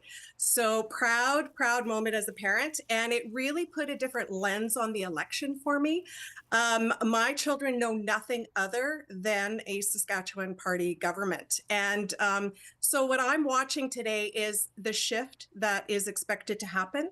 The shift in how the polls are going to turn out, the shift in it looks like a real rural and urban split, which I think is always concerning in this province. And so that's really what I'm looking for. In our particular riding, the Buffalo Party was fairly strong 4 years ago, which is one of the parties that is a bit of a wild card in some constituencies. So I'm also watching that as well and how the vote here could possibly be split. Patrick, what are you watching for tonight? What are the issues for you? You know, it's been really interesting, going through the different party platforms and seeing what subtle differences and what similarities there are between the two. And of course, some of the more drastic differences that they have. I'm really interested to see which message and how they're resonating and where that might be resonating. It's interesting for me because this is the first election that provincially that I've had a personal friend that I grew up with running. And taking a look at how that's going to happen back in the northern areas where I finished high school and grew up, and how that translates into the different communities that I've been throughout the province. Sounds like there's a lot of change happening, a lot of different engagements going on. What's that going to mean, and what's that going to mean for myself? I always come from a perspective of economic development, reconciliation, and how is that going to impact, and what voice are we going to hear coming from whoever forms government over the next few years? That's going to be really important for me to see and understand that. And this is where it starts. Patrick, I want to stay with you for a second because I understand you actually moved from Saskatoon to Shaunavon because of the high cost of living. Affordability is a huge part of the campaigns over the last month. Can you tell me about that experience? Sure. It's been really interesting to see looking at things over the last few years, how whether it be a combination of pandemic, shortages, funds into the system, I'm not sure what, but we really saw an increase in the cost of living over the last number of years. For myself, that translated into a 35% increase in rent in the past over a 5-year time frame. And that led to a decision where myself and my spouse had to sit down and decide, what do we want to do? We have this lovely house in Shaunavon, a beautiful town that is much more affordable than living in Saskatoon. And so we ended up making that choice. And so I'm really interested to see what's going to happen and how the platforms are going to impact housing costs. Okay, Patrick, thanks for that perspective. We will come back to the panel through tonight for some more analysis and perspective from the voters. But from the voters, let's go to our political panel. And you hear the stories of kids voting for the first time and paying attention. I think there was a real focus on the youth this election, Stephanie. Yeah, and I'm just looking at some photos of young people at the various campaign headquarters getting ready for results to roll in. And you teach young people at your job at First Nations University, Merelda. How engaged do you think young people were in this campaign? I think much more so than 4 years ago when students were really struggling. The pandemic was really hard on university students. I mean, it was really hard on everyone, so I won't say they were any worse off, but there were a lot of students who were away from home and isolating and all alone and trying to do all of these things. So I think this time around, they are out and they are talking about these things. There were a number of events on campus where they were talking through some of these issues, and a lot of them are trying to find family doctors. They are in a situation where education costs more and more every year, and all of their living expenses have gone up. So, as somebody who works with a lot of young people, we're often trying to find ways to keep them sort of going until they can finish those things. So it really is something where you see those guys just really needing support and starting to look to the government for it. And we know that students have struggled with employment and making ends meet and all of that. Marie, I'm wondering what you think was promised for affordability that might resonate. I think there's a lot in terms of even things like the gas tax and that lift that makes a big difference in people's lives. There wasn't actually a huge amount of promises compared to past elections that we've seen. A lot of it is related to issues that do tend to affect older people, like healthcare, like issues. But think about how much emphasis there was on education in this election, and how connected younger people are who have just finished university, finished high school, that just might be a little bit more in tune with some of the social issues. I'm wondering right now whether that is going to be a factor in this election, whether the Sask Party made a mistake, because I think some of the moves that they made during the campaign, particularly as it related to the change rooms, before that, particularly as it related to Bill 137, the pronoun bill, was pretty much aimed at older people. They talked about parents, and then certainly this would be the issue for grandparents and other issues that came up. I don't know whether that kind of issue or the way the Sask Party was selling that issue was going to resonate with kids that are much younger, which might be a factor. And traditionally, Saskatchewan's elections are governed by older people, me being one of them. So, I can. Well, they vote, right? They vote, exactly. So, but when I went to the polls, I was absolutely surprised how many younger people I saw out. Now, maybe that's just in the Regina polls or whatever, but I think when you're adding 250,000 people in the city, you're adding a lot of new Canadians, you're adding a lot of younger people, so there's a bit of a double-edged sword to that growth that I think the Sask Party the Sask Party might not have taken as much of an account for, as politically speaking at least, as perhaps they should have. So. Okay, thanks very much. Sam? Thank you. Adam, still waiting. That's what we're here for. It is what we're here. We're here to bring the entertainment until the ballots start doing the entertainment for us. 38 minutes since the polls have closed, the ballots being counted by hand. We're going to look at some more ridings to watch. Yeah, better to get it right? We're going to count it by hand.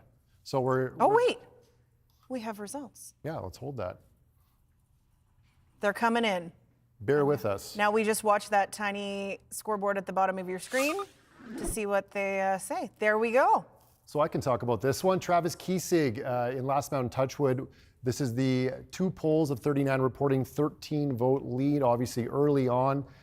Tara Nordahl running for a second time for the NDP. And Last Mountain Touchwood is one where the NDP has kind of said, you know, we think we have a chance here. We think we have a bit of something we haven't seen in a while there. Glenn Hart, who's the longtime MLA there, endorsed Carla Beck a few weeks ago.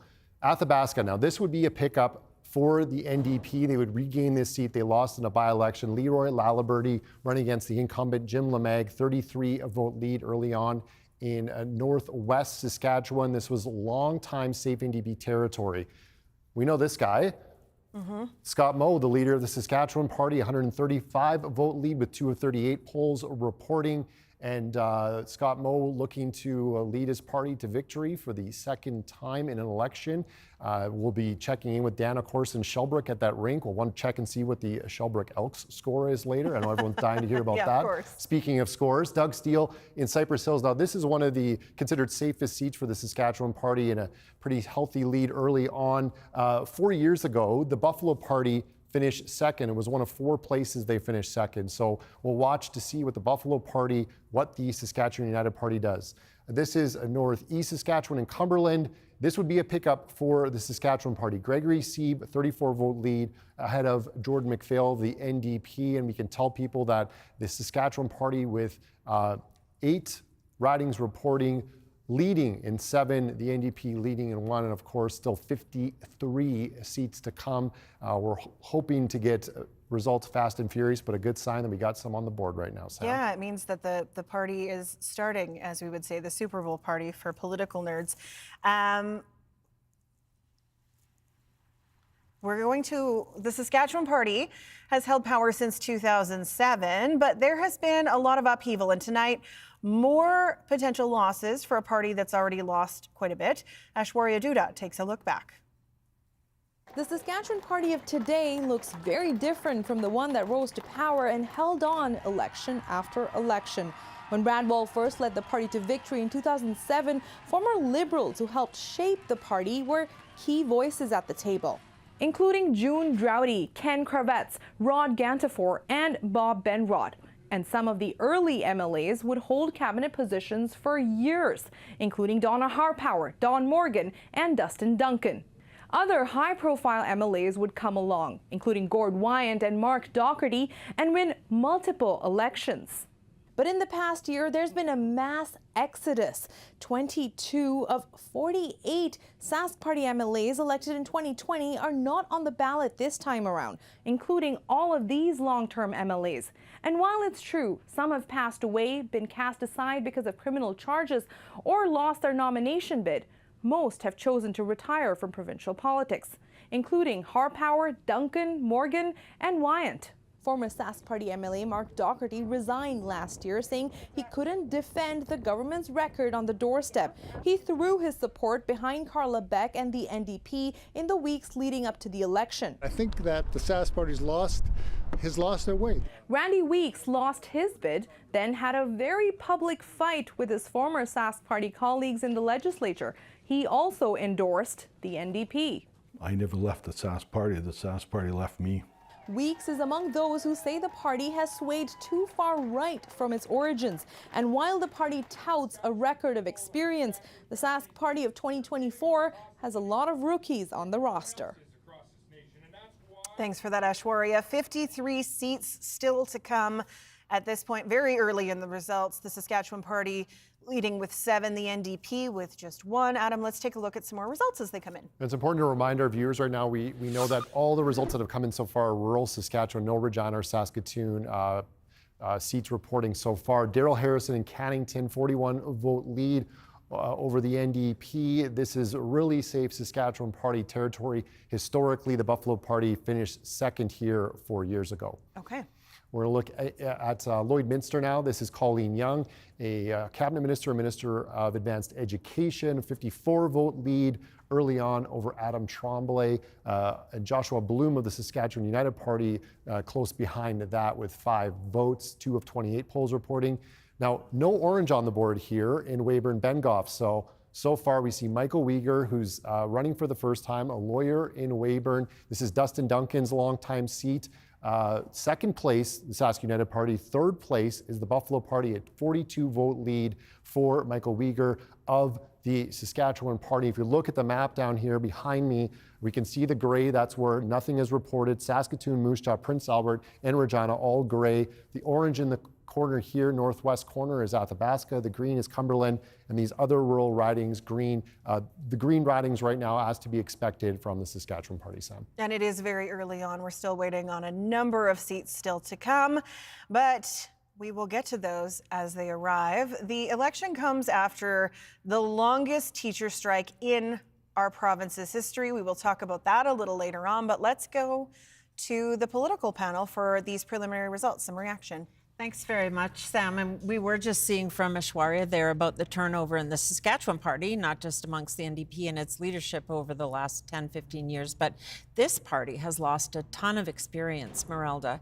What do you see there in terms of what this Saskatchewan Party field of candidates has to offer compared to prior ones? Yeah, I mean, if I think about back to the time when I was your backup covering politics, so not as good as you, but when you're looking at those things and you're thinking about the people that you were there, first of all, they knew how to handle the media. That's a big one. If you're going to be sitting in government, you're going to be dealing with the media a lot. So they know how to do that. They know how to talk to the media. Secondly, they had experience with government. They understood how government worked. They had, professions that kind of led naturally into those spaces. And so when you talk about that kind of change and turnover, what you have is a lot of inexperience. And sometimes inexperience is when those little mistakes, those little miscommunications lead to bigger problems, not only with your sort of external communications, but also communicating internally, because you've also got to then build all of these new relationships with the civil service. Good point. And let's talk about internally in the caucus, because Marie, some of the strongest detractors of Scott Moe in the last few weeks have been his former colleagues, either advisors or other MLAs, including Mark Doherty in Regina, who says that when he and Brad Wall disagreed, he could still meet and talk with him, and he can't get a meeting with Scott Moe, and he's in his caucus. So what do you think has happened here in terms of the Saskatchewan Party? Well, you've lost your finance minister. You've lost Don Morgan and Dustin Duncan, who were your utility knives. Sure, they could do Swiss Army knives. In case my dad's watching. In case your dad's watching, yes, they could be placed anywhere and were placed anywhere. You lost Gord Wine to the Saskatoon mayor's race right now. Those are veteran people that, and this is all before whatever happens tonight happens. And sometimes you lose cabinet ministers on night. So this is a little bit of this is a lot problematic for the Sask Party and could be increasingly problematic. But one of the real problems, I think, is they're not growing new people, younger people in this caucus in the Sask Party. And I think in terms of where they have the younger people running, it might be in tough ridings for them to get elected. Okay, well, we'll be watching as you are, Sam. Thank you. As I mentioned, this election does come after the longest teacher strike in our province's history. I'm mad as hell, and I'm not gonna take it anymore. More than 13,000 teachers walked off the job on different days as labor negotiations dragged on. The main issues were teacher pay and classroom size and complexity. Contract talks eventually stalled, and the dispute is now in binding arbitration. Still, the teachers union launched an ad campaign urging people to make public education a priority at the ballot box. Our Ethan Williams is standing by with a high school teacher in Regina. Ethan? Yeah, that's right, Sam. Well, one person who knows a lot about this is Christian Mbanza, and he is a high school teacher at Leboldus High School in Regina. He's joined us here at Hampton Hub Restaurant in Regina tonight. Christian, thank you so much for joining us. Thanks for having me on this exciting night. Yeah, of course, and we don't know yet who is going to be forming government in the province. Of course, results still a little ways away here. But I want to know, whoever does form government next, what's your message to them about kind of what is the most pressing issue in the classroom right now? I think we're looking for a government that's accountable, number one, and also addressing and prioritizing the needs of educators, because for us, the students are the future, and that's who we want to continue to give our resource and help to. And so addressing classroom complexity and classroom violence are primary issues for a lot of educators. How does classroom complexity and classroom violence, how does that affect your job as a teacher and being able to teach your students?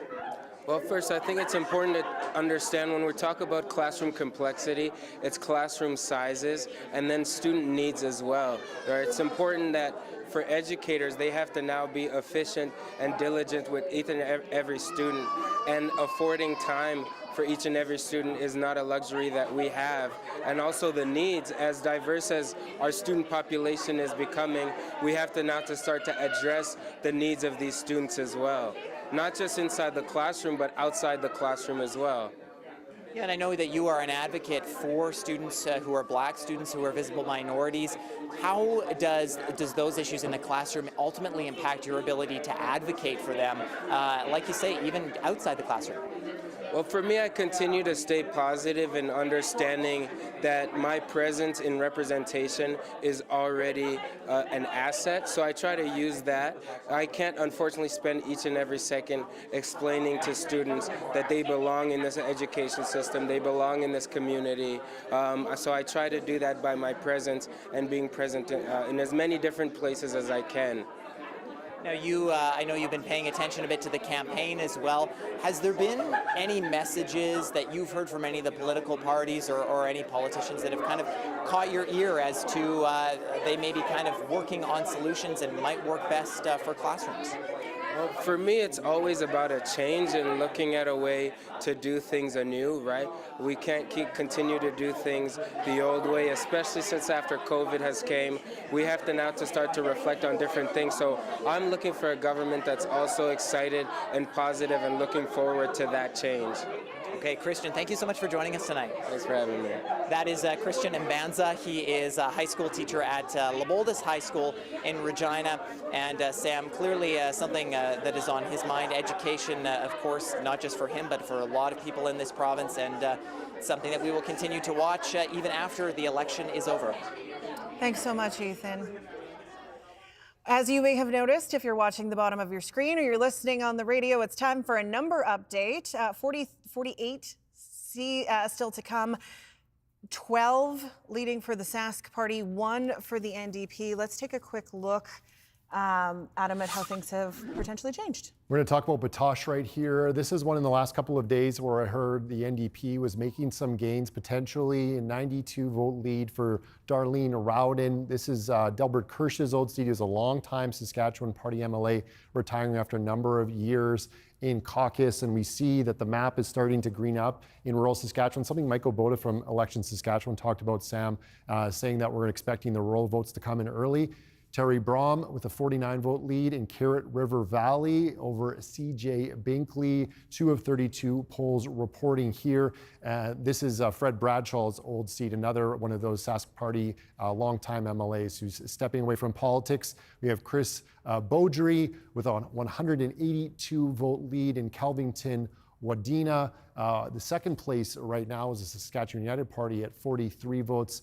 Lauren Schroeder of the NDP with 33, with 3 of 33 polls reporting. So early on in rural Saskatchewan, it's going according to script for the Saskatchewan Party, Sam. And when you consider it's 2,500 votes in the system at this point in the evening, when you know early voting was more than 250,000 people, we got a lot of votes still to come, but this is an early picture of where things are starting out, and it's starting out stronger for the Sask Party, but again, nothing in the cities so far. Yeah, no surprises, because this is where the Saskatchewan Party has their strength. It's in rural Saskatchewan, and that's playing out right now with that 12-1 lead. But as you said, very early, still the city seats to come, and early in some of these polls reporting. A lot of the ones that we've shown viewers and listeners, those are places where we expect the Saskatchewan Party to have a lot of strength. And this is going to take some time. They are being counted by hand, so some patience for those people who have to count those and get the results in. Let's go now now to NDP headquarters. We heard through some of the stories earlier tonight about how some Sask Party former MLAs and staffers have thrown their support behind the NDP, and Alexander Kwan is standing by with one of them. That's right, Sam. Yes, I'm with Ian Hanna. He's a former speechwriter for Brad Wall, the Sask Party premier. Now, Ian, can you tell me a little bit about what changed your mind? What made you endorse and come out for Carla Beck? The red line for me was Bill 137 when the premier used the notwithstanding clause. I felt that was inappropriate. Then we had the incident involving the 2 young children in Balgonie. I thought that was poorly handled. Quite frankly, what we have is a party that used to show integrity and used to stand up for things, middle of the road things that most people in Saskatchewan appreciated. Now they've turned into kind of a dog whistle, wedge issue kind of generating machine. For me, it was inappropriate, and that's why I decided to endorse Carla Beck and the Saskatchewan NDP. Was it a tough decision for you to kind of, you've obviously been a speechwriter for Brad Wall. You worked for the Saskatchewan Teachers Federation. Was it a tough decision for you to throw your support behind Carla Beck? It didn't happen overnight. We had a couple of conversations. I worked with her over a period of months, and the more I saw, the better I felt. And I think that was echoed in what people saw in the debate. I think the debate was a real pivot point. You saw a woman who for the first time came out and became something in Saskatchewan, the leader of a political party that could form government. She sounded reasonable, she sounded humble, she sounded like she had good policies, and I think that's when we saw the undecided break. The undecided went down and started moving towards the NDP. Interestingly enough, one of the big motivators was healthcare. Healthcare is in chaos. We need more nurses, we need more doctors, we need more all staff. We can't have women going to Calgary for a breast biopsy or a mammogram. That's just not on. People in Saskatchewan won't stand for that. You obviously have a background in education as well. What have you been hearing from people who you've been talking to? What have you heard from them saying what they want, in terms of a government, in terms of change? What you hear from people is what you heard from Mohammed Fayez, who's running in Pasqua, my riding in Regina. He's the candidate for the Saskatchewan Party. He complained about large-sized classrooms. He said his kid wasn't getting a good education. Those are the kinds of things you hear, and I wish Mr. Fayez would have said that publicly and done something about it. We've reached the point in Saskatchewan. In 2016, we were #1 in the nation in terms of per capita student operating funding. Now we're dead last. People don't like that. Ian, thank you very much. Thanks. Nice to meet you. Nice to meet you as well. Sam, I'll throw it back to you in the studio. That was Ian Hanna, former speechwriter for Brad Wall, former Sask premier. Sam, back to you. All right, thanks, Alex. I will take you to Sask Party headquarters in a minute, but first I want to draw your attention to the results as they've come in, because I don't know that we particularly expected this. Yeah, Adam, do you want to tell us the numbers? This is one of those things where we It's still early. It's very early, and so we see a PC on there, and that would be surprising if it holds, but we'll see what's happening on the board right now. Kim Gardner, a 442 vote lead in Kindersley Bigger. This is another place where the Sask Party has a really somewhat safe seat, but this is also a really interesting story where Randy Weeks ran for the nomination. You may be a familiar name, face. We've seen him tonight already. Former speaker, perhaps, if you need a jogged memory. Former speaker, and he lost his nomination in December to Kim Gardner. There was some bad blood there, obviously. And Randy Weeks has since spoken out against the Saskatchewan Party government very publicly, endorsing Carla Beck. But here, an early lead and a healthy lead for the Saskatchewan Party. In Moosomin-Montmart, we move now to the eastern half of the province. Kevin Weedmark, he's the publisher and owner of the Moosomin World Spectator, one of the oldest, longest serving newspapers in Saskatchewan. He won the nomination, 59 vote lead over Chris Ball with 5 of 35 polls reporting.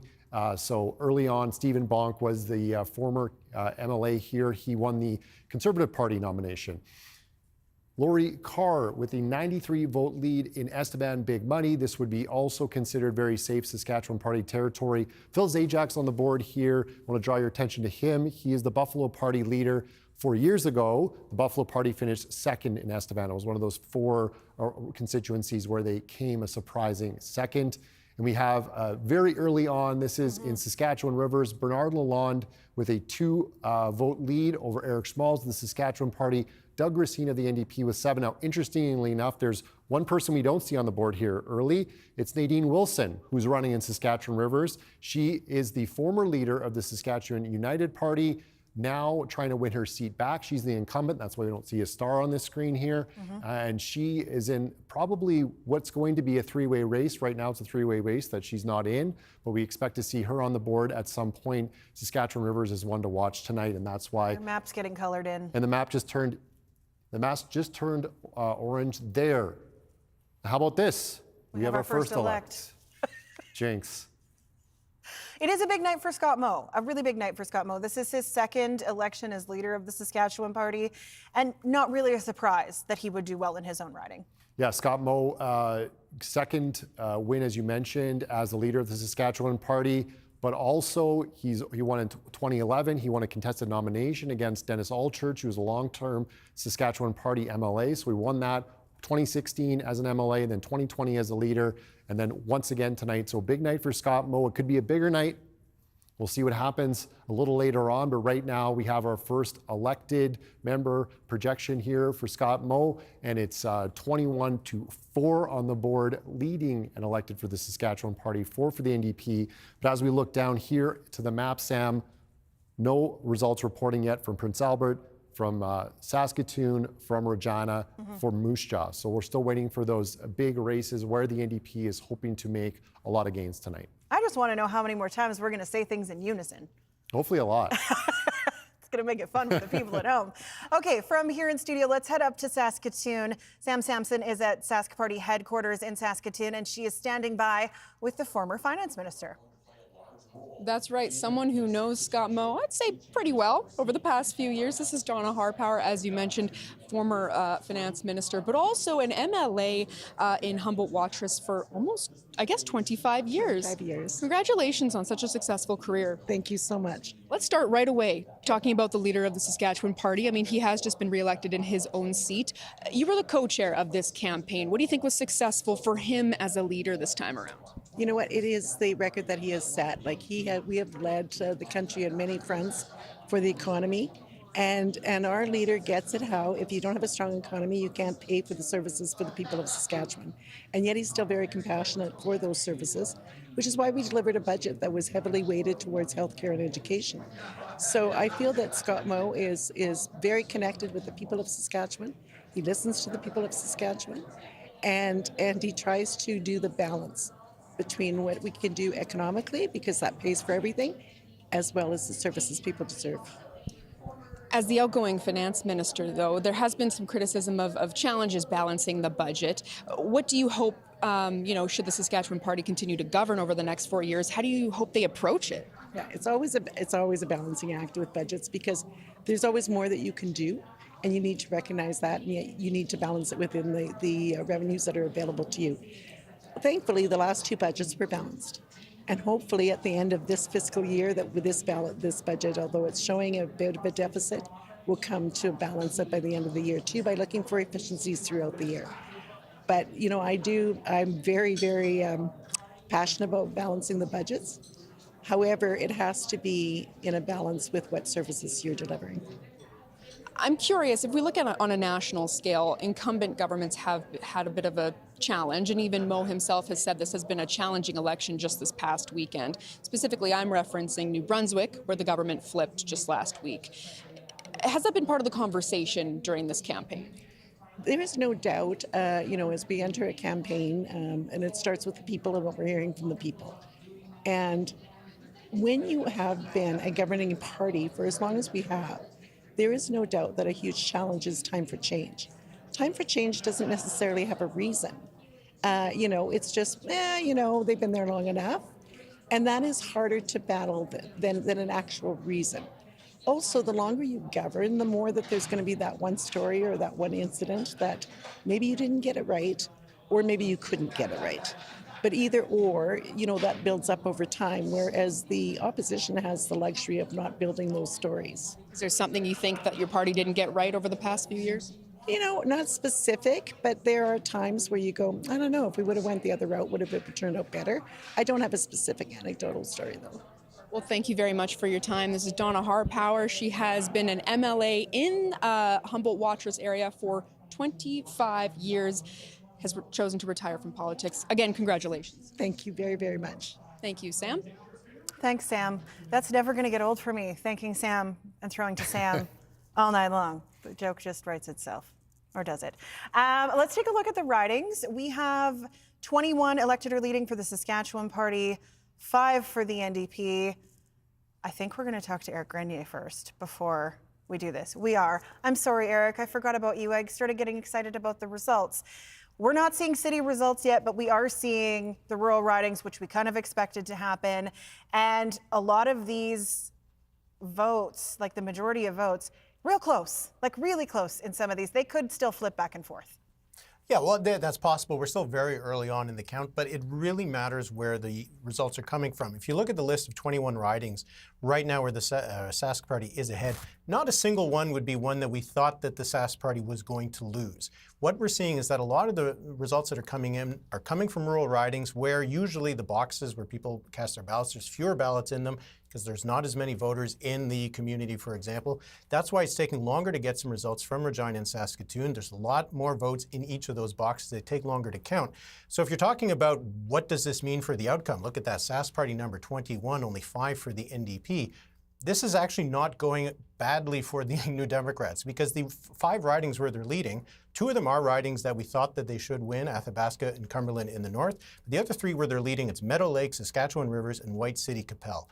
Those are bonus ridings for the NDP. They're not ones that they would need to reach 31 seats to get a majority government. That doesn't mean anything yet because a lot of these ridings, we're talking about dozens of votes, but it provides a bit of context to viewers and to listeners that the big number for the Sask Party right now, 21, it would be a shock if they actually lost any of these 21 tonight. So we're still really early on. We don't really know what it's going to mean just yet, so we still got lots of ballots to count. Thank you for the context, Eric. I promise I will remember when we're coming back to you next time. Okay, from Ottawa to studio, for real this time. Adam Hunter, he was talking about the context and how the Sask Party may likely hold on to these 21 seats that we see so far, but there are still more than 30 seats to go, and there is a big old hole in the middle of this map. Yeah, this is Regina, and this right here is White City Capel, which right now is NDP orange. That's Lumsden Morse, that's Saskatchewan Party green, and we have all of these seats, 12 in total in Regina, up for grabs tonight. And this was one of the battlegrounds, Regina, Saskatoon, Moose Jaw, Prince Albert. So we'll be watching Regina. I can tell you that we're going to zoom to Saskatoon, and the area around Saskatoon is green for the Saskatchewan Party, but inside the city right now, and we're still waiting on Martensville-Blairmore as well, the 14 seats make that 15 with Martensville-Blairmore. We're waiting on in Saskatoon. That's 27 seats. Those are, most of them we're expecting in play. I'm not here for my math, I can promise you. Cut Knife Turtleford. This is James Thorsteinson, the former president of the Saskatchewan Party with a 53-vote lead. No incumbent here. Ryan Domator was the former MLA for the Saskatchewan Party, later sitting as an independent. Early on, 53-vote lead there. Barrett Kropp in Dakota Arm River, a new candidate for the Saskatchewan Party, replacing Dana Scorapad, who decided not to run after one term, leads with 157 votes over Jordan Weens of the NDP. And Grady Burns here in White City Capel, we talked about those communities outside the main cities. That's a place where the Saskatchewan Party NDP had some battlegrounds, potentially 39-vote lead for Grady Burns early on, just 2 of 29 polls reporting. And we have Doug Racine here now leading in Saskatchewan Rivers. We saw Bernard Lalonde earlier with that first poll reporting, now 5 of 34. And Doug Racine with a 33-vote lead. Still no Nadine Wilson on this board for the Saskatchewan United Party. That'll be a disappointment for them if that holds through the evening. I'm just less speechless now that things have moved a little, because I really wasn't expecting that off the hop. You think of all the situations, and I mean, anything can happen, right, political panel? Sure can. We've also been wondering what's up with SUP And even if Nadine Wilson isn't doing well, their candidates are in a couple of rural ridings. They're running second with about the same number of votes as the NDP, Sask Party in the lead. Merelda, what do you see as the role of the Saskatchewan United Party in this election? Well, I think what they are trying to do is show the Saskatchewan Party that they don't feel represented either. I mean, we heard from Ian Hanna not that long ago. He said he didn't feel represented. You're seeing those groups pick other parties and move into other sides. So their role is really to pull all of those people to them and actually get a seat and get a little bit of a voice and a little sort of inch in the door. Even if they don't get a seat, Murray, they've played an outsized role in policy, I think it's fair to say, the Saskatchewan United Party, from sex education in Lumsden to change rooms in Balgony. What's the role of the Saskatchewan United Party so far tonight? Well, you just described it. How influential they have been on Scott Moe can't be understated in terms of political policy that we've seen in the last 4 years and the result. Now, one of the reasons you're seeing Sask United results is they have very few candidates actually running in the cities. So this is where you're going to see them make some noise. It's very interesting that Nadine Wilson, very early obviously, but very interesting that Nadine Wilson, who would probably be the best known Sask United Party candidate, has not registered on the board so far. I don't think that'll be the case. I think that'll be an interesting three-way race by the end of things, particularly the way things are going right now. But in terms of the impact, it's less about their electoral success than it is about the worry of their electoral success. And I guess the numbers are high enough that they validate the concerns that Scott Moe has been expressing pretty much since the 2020 election about splitting the vote, about third parties on the right, et cetera, et cetera.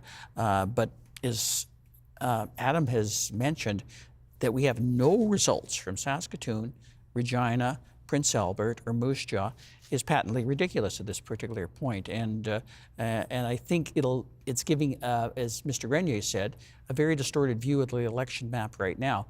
This race could be potentially a little closer than we think it obviously is, with the board looking at 21-5 right now, because as Mr. Renier said, those are the seats that the Sask Party is expected to win, whether there's split votes with Saskatchewan United Party, Buffalo Party, or the Progressive Conservatives, all running in those areas. Merelda, it was the Buffalo Party that Scott Moe shouted out at the last election, but we haven't heard as much from them this time around. What do you see as for the role of the 5 other parties that we have not talked as much as the NDP and the Saskatchewan Party? Well, I think they've got to ask themselves if they have something different to really offer, or if you have these sort of 5 conservative parties that are all kind of now saying the same thing. And how do you even expect voters to differentiate between those things? It's a lot of the same. It's a lot of the same sort of connecting. And so their role is either to figure out what they could do together, if they really want to sort of take charge here and get seats and do those things, or to figure out how then to reinsert themselves into the Saskatchewan Party. Otherwise, you're just splitting the same pie 5 ways and no one's getting a bigger piece. You're just redistributing those votes over and over and over again. Murray, they did flirt, right? The Buffalo Party and the Saskatchewan Progressive Party with? Yeah, there's the talk about mergers and talk about Progressive Conservative Party have a whole lot of money from the old Progressive Conservative days when they used to be government here, and everybody has their kind of eye on that money. And there was even a possibility of the Sask United Party basically merging with these other parties, and I guess that's a point of interest. So far, though, I'm really not seeing the way this campaign and this evening is developing right now at this very moment, them to be as effective as I think Scott Moe thought they'd be. So far, we're not seeing them split vote. Let's see what happens in Saskatchewan Rivers and a few other of these seats. But my goodness, let's see what's happening in the cities so that we can get a better idea of what the overall province is. Sam. All right, thanks for this. We are going to go now out on the street to our Ethan Williams, who is out at a watch party. Ethan, we've been hearing from Election Saskatchewan. It could be another 50 minutes before we actually get substantive results. I know you talked to Michael Boda today. Do you want to run us through why this feels like it's taking forever? I mean, polls have been closed for an hour and almost 15 minutes. Yeah, and this is something that Michael Boda said Saskatchewan, our Election Saskatchewan was preparing for the possibility for. Basically, this comes as a result of a change in the number of actual physical polling locations across the province that are particularly impacting those larger urban centers like Regina, like Saskatoon. There were fewer of them, so what that means is that there are less actual ballot boxes to be counting those ballots from, but you have to make up for that somehow, so that means that those ballots end up all kind of getting put all together in less ballot boxes. There's more of them to count in each box, essentially.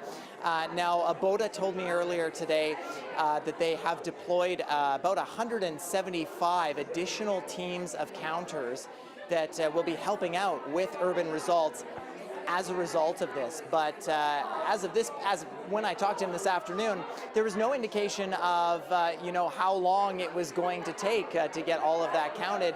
But now we know it, a 50-minute delay, obviously a substantial wait, and different than what we have seen in the past in terms of these elections, Sam. All right, thanks for this, Ethan. We will patiently continue to wait to see what's going to happen, but this certainly is having a big impact on the major centers for sure tonight.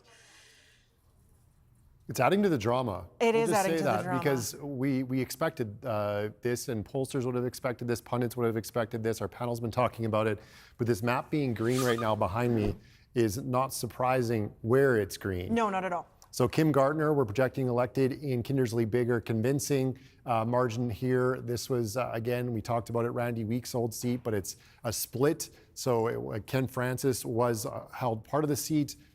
Bigger area was Randy Weeks' riding. Kim Gardner will be the MLA there, convincing for him. Another convincing margin here, Doug Steele in Cypress Hills. But interestingly enough here, this was a place where the Buffalo Party was second 4 years ago. So the NDP is a distant second, but still second. Doug Steele is first elected in 2016. Kevin Wiedemark, welcome to the legislature. 9-13 margin here out in Moosomin-Momart, Stephen Bonk's former seat. He won the nomination for the Conservative Party of Canada fairly recently. And then this is a familiar face, a cabinet minister, incumbent with that star. Jim Ryder returns to the legislature, 842 vote lead, Rosetown Delisle. You know, if the Saskatchewan Party can form government tonight, Jim Ryder was the Minister of Energy and Resources. They need a new finance minister. They're going to need some other ministerial portfolios to be filled. Keep an eye on Jim Ryder. If that comes to pass for the Saskatchewan Party, still a long ways to go, obviously. 23 leading and elected for the Saskatchewan Party, 3 for the NDP. But as we talked about and as Ethan talked about, still a long ways to go. Our map for Saskatoon, Prince Albert, Battlefords, Yorkton, Moose Jaw, and Regina, still gray. Okay, thanks for that, Adam. We know that teachers and healthcare workers have been pushing hard this election campaign. They want more support. It's time we remind all of them and make it clear. Safe staffing gets my vote. Safe staffing gets my vote. Safe staffing gets my vote. Safe staffing gets my vote. Nurses and doctors have been sounding the alarm about what they call a broken healthcare system. Hospitals frequently over capacity, even being cited for fire code violations. Emergency room patients being treated in hallways, and healthcare workers are complaining of burnout or just quitting altogether. They've been calling on the government to recruit more workers and to fix the systemic problems. Tonight, we are joined by Stephanie Fair. She's an ER nurse at St. Paul's Hospital in Saskatoon, and Dr. Kathy Ferguson, an ER physician in Regina. Thank you both for being here tonight. Thank you. Thank you for having us. Stephanie, I want to start with you. Just tell me what it's been like in your experience working in healthcare, let's say since the last 4 years, since the last election. I mean, it has been a continuous slope downwards. We have been seeing worsening and worsening conditions. The capacity in the hospital has been worsening and worsening as well, which is leading to our emergencies being completely overburdened by the amount of patients we're expected to care for, because the rest of the hospital, I work at St. Paul's Hospital, and the hospital is completely full every day. So our daily baseline now is that we sit at 200% capacity, which is basically we have twice the amount of patients we can safely care for as a baseline every day. So as you can imagine, the burnout is incredible. We're losing very highly skilled, trained nurses who have lasted in this career for years, but it's gotten to the point where they can't do it anymore. And so they're leaving in droves. We're also killing off our baby healthcare workers, the healthcare workers that have only been in it for a few months, and the burnout and the stress on them is incredible, and they're leaving as well. We are at a dire crisis point, and I can't even find words for how bad it is. Stephanie, thanks for sharing that with us. Kathy, you are an ER physician. I'm wondering what your experience is and what you're hearing from your colleagues. We've heard a lot from nurses over the last number of months about the amount of burnout, about the stress on the healthcare system. We haven't heard as much from physicians. What are you experiencing? I think we're experiencing the same thing. We're very sad to see the lack and the loss of the senior nursing staff. They are really the people, especially in the emergency department, that carry the department along. They're the people that we go to, they're the people we rely on. And I would say that 90% of our senior staff has left, and the new staffing coming in, their turnover is high as well. They're burned out. Kathy, what are you hoping? I mean, it's still early. We don't know necessarily who's going to form government tonight, but what are you hoping is the first priority when it comes to specifically physicians and what you've been experiencing as a doctor? I would really like to see more recruitment and retention of physicians. I think that a recruitment has been attempted, but not with any great gusto, and retention is sorely lacking. We have so many physicians who are deciding to leave, especially to go to the West Coast, and their pay drops by about 30%, but they're happier being there than they are making more money in Saskatchewan. I'm curious, what keeps you doing the job? Why haven't you stopped? I was born and raised here. I love my job. We work as a team. It's a really tight-knit group in the emergency department, and I love my team. They work hard, they're smart, they're capable, they're compassionate, and I feel so fortunate to be part of that team. Stephanie, what are you hoping from when it comes to whoever forms government tonight? I'm hoping that frontline healthcare has more of a voice than they've had in healthcare in the last while. I mean, as you can see, I'm sporting an NDP pin today because I am truly hoping for some change to come out of this election, because we've seen 17 years of healthcare under the Sask party, and I really think the NDP of the two leading parties is the only one who's actually shown up for the frontline healthcare workers. We held a healthcare worker forum that we invited both the Sask party and the NDP to come to engage with us and hear our ideas, because the frontline does have ideas that we've been trying to get to help fix the problems, and only the NDP are the ones who spent their very precious time during the campaign to come out and actually engage with the frontline healthcare workers of this province.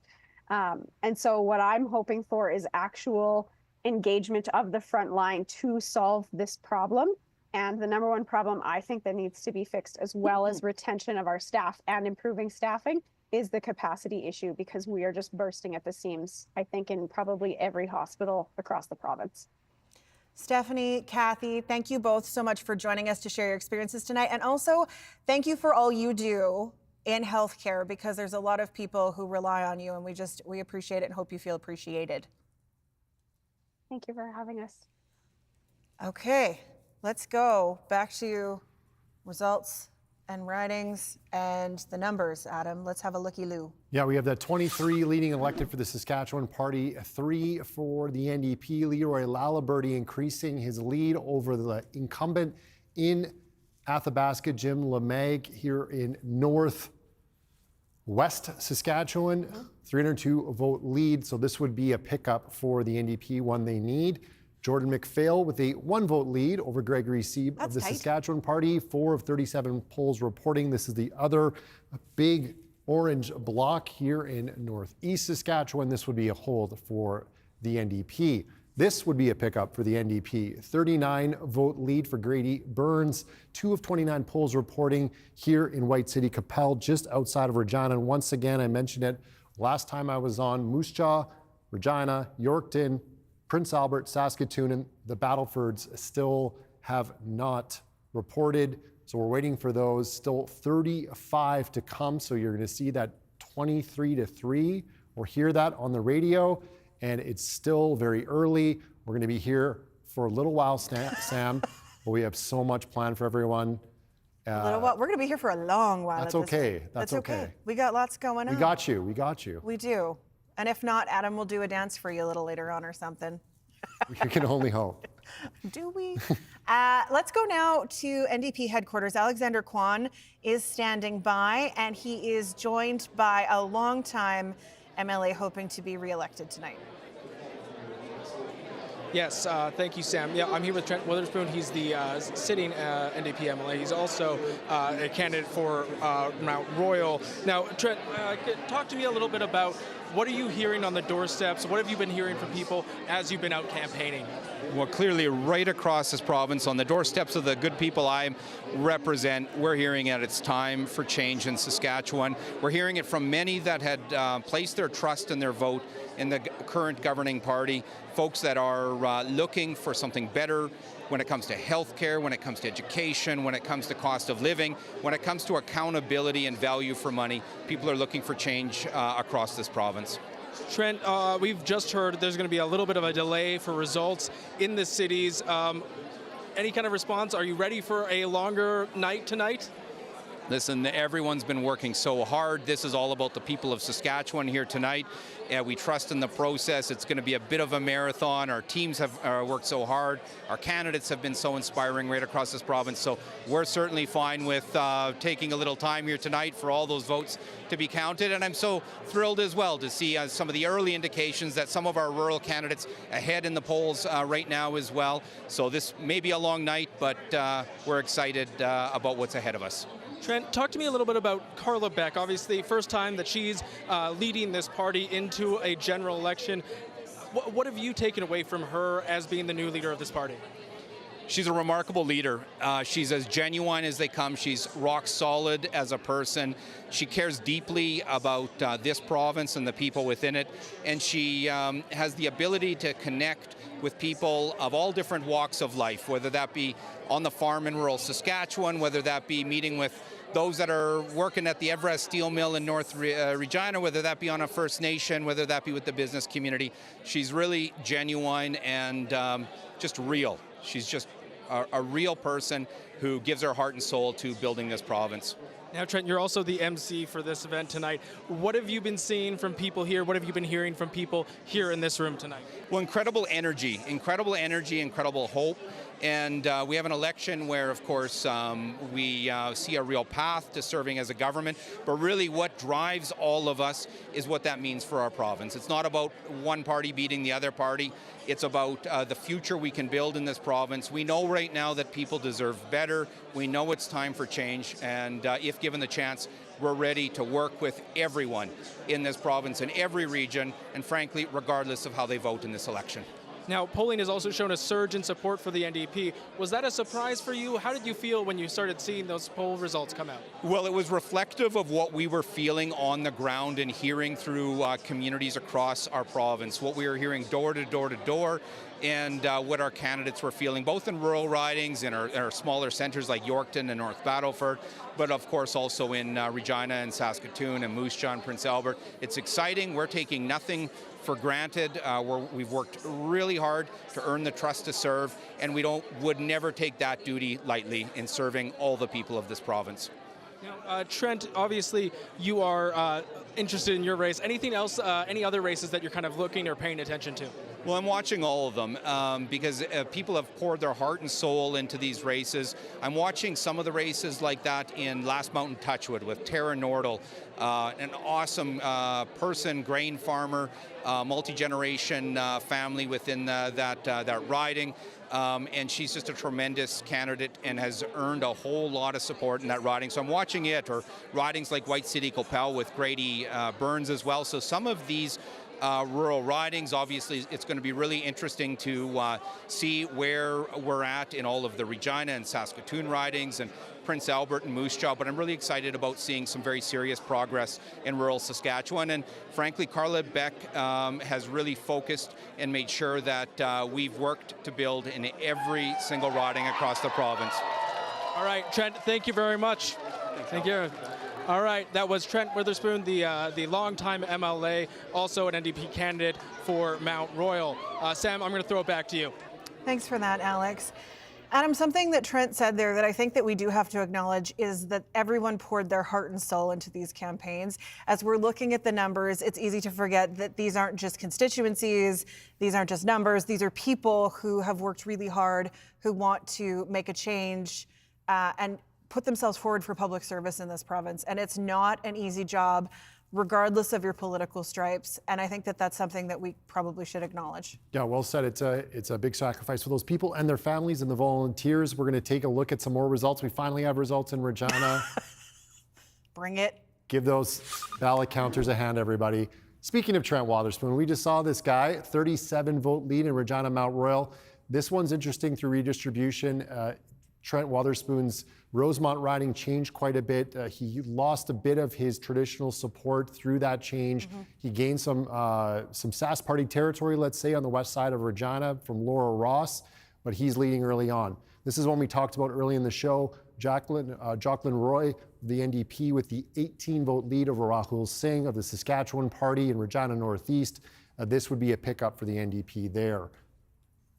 Regina Walsh Acres, Jared Clark with almost a 200-vote lead. He's the incumbent in Regina Walsh Acres, elected in a by-election last year, new to the legislature, but he is holding on to his seat at the moment right now in Regina Walsh Acres. We're going to Saskatoon, Meewasin. Nathaniel Teed is the incumbent for the NDP. We see the star beside his name. He's trailing by 1 vote with 3 of 12 polls reporting. This is the former seat of Ryan Miley, the former leader of the NDP. And here in Prince Albert Northcote, we talked about this seat as well. It was one of the closest races 4 years ago. It's a rematch. The NDP really targeting this one. If they have a path to victory tonight, they have to do a lot of work in Regina and Saskatoon, and they have to win in PA. Moose Jaw right now trailing by 56 to Alana Ross, the incumbent for the Saskatchewan Party in Prince Albert. We have the Saskatchewan Party leading and elected in 26 seats, and the NDP in with 6 seats at the moment. They're leading in, still 29 to come, but we've reached that halfway point. We're halfway to 61, Sam. All right, let's go to Eric Grenmay, our polls analyst. Eric, as we start seeing these results really trickling in as the night goes on, there's really some context needed behind it. I know Adam has done a really good job of explaining that, but from a polling perspective, what are you noticing? Well, you were starting to get some of the results coming in from Regina and Saskatoon, as you were seeing there, but a lot of them are really, really early, so it's hard to know what to take from them. So looking at some of the ridings that we've had a lot of vote counted, which is mostly in the rural areas, there's 2 that I wanted to take a look at. They show some suggestions of the polling that we saw before the election. This is Rosser and Shellbrook. 61% of the vote for Scott Moe. This chart shows the count throughout the night and how it has evolved, but 61% for Scott Moe, 26% for the NDP. In the last election, Scott Moe had 78% of the vote in this riding, and the NDP had just 16%. So that is a big swing that we're seeing since the last election in this riding. It is reflective of the kind of swing that we've seen in the polls in the rural parts of Saskatchewan. Doesn't mean that this kind of riding is at risk for the Sask Party. We've already elected Scott Moe, but it shows that we are seeing some of the movement. Another one that we can take a look at is Lloydminster. This was a riding that the Sask Party won with 82% of the vote last time. You can see that they're at 67% now. The NDP's at 27%. The NDP had only 12% of the vote in the last election. So we're seeing some ridings in the rural areas where we do have lots of votes counted, so we can actually read through some of the tea leaves, that there has been a drop in support for the Sask Party, an increase for the NDP, not enough to change the votes in these ridings, but we're going to be waiting throughout the night to see if the kind of swing that was picked up in the polls will be reflected in some of the other ridings in Regina, in Saskatoon, in the other smaller centers. Because in the rural areas, the NDP, in some ridings, some parts of the province, it is making the gains that the polls predicted, even if it doesn't get them an extra seat or 2. All right, thanks for this, Eric. From Ottawa, we head to Saskatoon. That is where Sam Sampson is standing by at Sask Party headquarters, and she is joined with another former MLA for the Sask Party who decided to retire. Absolutely. I have Don Morgan here from the Saskatoon Southeast riding since 2003, if I'm not wrong. Yeah, well, congratulations on such a long career. Thank you very much. No, it was a good run. Time to turn the page, pass the torch to somebody else, but it was great. So I want to ask you, what are you really hoping for your riding? Like, regardless of whatever party is elected in your area, it means so much to you. You've been there for more than 2 decades. What would you like to see for the future of Saskatoon Southeast? Sure. It's a great corner of the city. I'm glad that we've got the city's second Costco there, which we had to do a lot of work to get to have happen. We built, during my time when I was the education minister, we built a new joint use school there, which I understand is operating at capacity. So I'd like to see continued expansion there and working somewhat with to get a high school or high school facilities there. Well, as a former education minister, what do you think of the state of education right now? It's a very controversial topic at the moment. What do you think right now? You know, it's a challenging time, and I understand how parents feel. I understand how teachers feel. The teachers will be going to binding arbitration in the next couple of months, and I know the part of the platform has been to increase resources into the schools, into the classrooms. I think what we've got now is a situation where there's incredibly complex needs, real challenging students that were segregated before, and rapid growth. So I'm looking forward to working through some of those problems. How will you work through some of those problems? I think some of them with the additional funding that's been committed, and I think it's going to be a challenge for everybody to hire and get staffed up. I'm just wondering, when you are no longer running, are you frustrated at all? Like, because you even said I'm hoping to get things done, but you're not running anymore in politics. So I'm just curious of where your mindset is at as you're watching so much more work to be done in certain areas, but you're leaving your seat. You know, I'm able to step back and sort of maybe take a longer term view. I look forward to having some of those costing issues, and those are all things that are related to growth, which is a really good thing to see in our province. We've seen about a 25% increase in the population since we were first elected, and we built a massive number of schools during my time as education minister. I think we built 35 new schools. So there's a lot of capital that's gone in, and it will take some time to get them staffed up, and I'm confident that will take place. Well, thank you very much for your time and for your insight as someone who's been part of the Saskatchewan Party for, well, an MLA, I should say, for more than 20 years. Congratulations on a successful career. Thank you very much. No, my privilege to be here.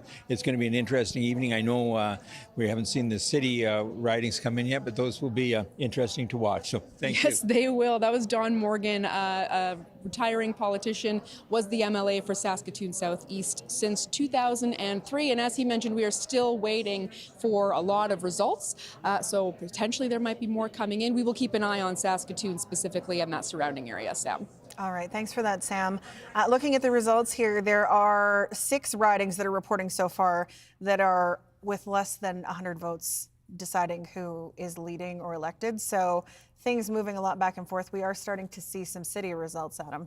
Interesting. Don Morgan hits the SCO, obviously, right? Like, he's fired up about Drops that new Costco first thing. Loved First it. mention, we got a second Costco. Loved it. It's on top of mind. Saskatoon, speaking of Saskatoon, we don't have Saskatoon Southeast. That's Don Morgan's already. We do have Saskatoon Centre.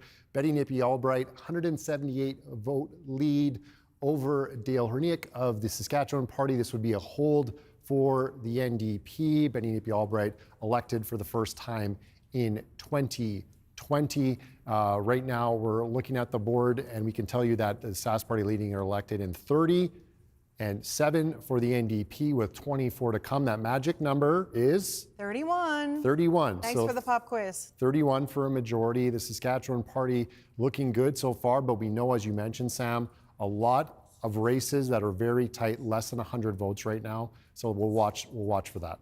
All right, thanks, Adam. From here, we are going to go to the political panel and see what they make of these early results. But of course, it is still pretty early. While the numbers are what they are, there's not a lot of polls reporting. Yeah, we are definitely still waiting to see how things shake out in the city. But Marie, with kind of a lock on rural Saskatchewan, we've seen that before over the years, a rural-urban split. We've seen it for Roy Romano and the NDP when the Saskatchewan Party was first coming up, and maybe we'll see it again tonight. What does that do for a province? It's tough. It really is tough to bring people together on policy, on everything. It speaks to the impossibility that the NDP faced tonight because of the rural split. Eric Grenier pointed out, obviously, that there's gains being made by the NDP in rural Saskatchewan, but they had such humongous leads in so many rural seats. If you look at the top 33 seats in Saskatchewan, 31 of them were rural seats, won by an average 3,500 votes last time around. So that's a massive hill for the NDP to climb. So the fact that they're doing really well in rural Saskatchewan as the Sask Party, and this will be the foundation of government if they form government, is hardly surprising. The outcome of that is unfortunate, though, because we're not building together, because it's actually in the cities where the population is growing, where there's industrial development, where there's an opportunity for Saskatchewan. Even though Saskatchewan is still very much an agrarian province, a resource-based province, a lot of our income, a lot of our gross domestic product comes from those rural areas. The population is ever increasing in the cities, and we're not exactly doing much to offset this and rebalance. And at least we're certainly not doing much to rebalance it politically right now. If the Saskatchewan Party loses its bedroom seats on the outskirts of the cities or many city seats, then, Merelda, you wonder why it was appealing to people on the right and not fighting for more middle ground.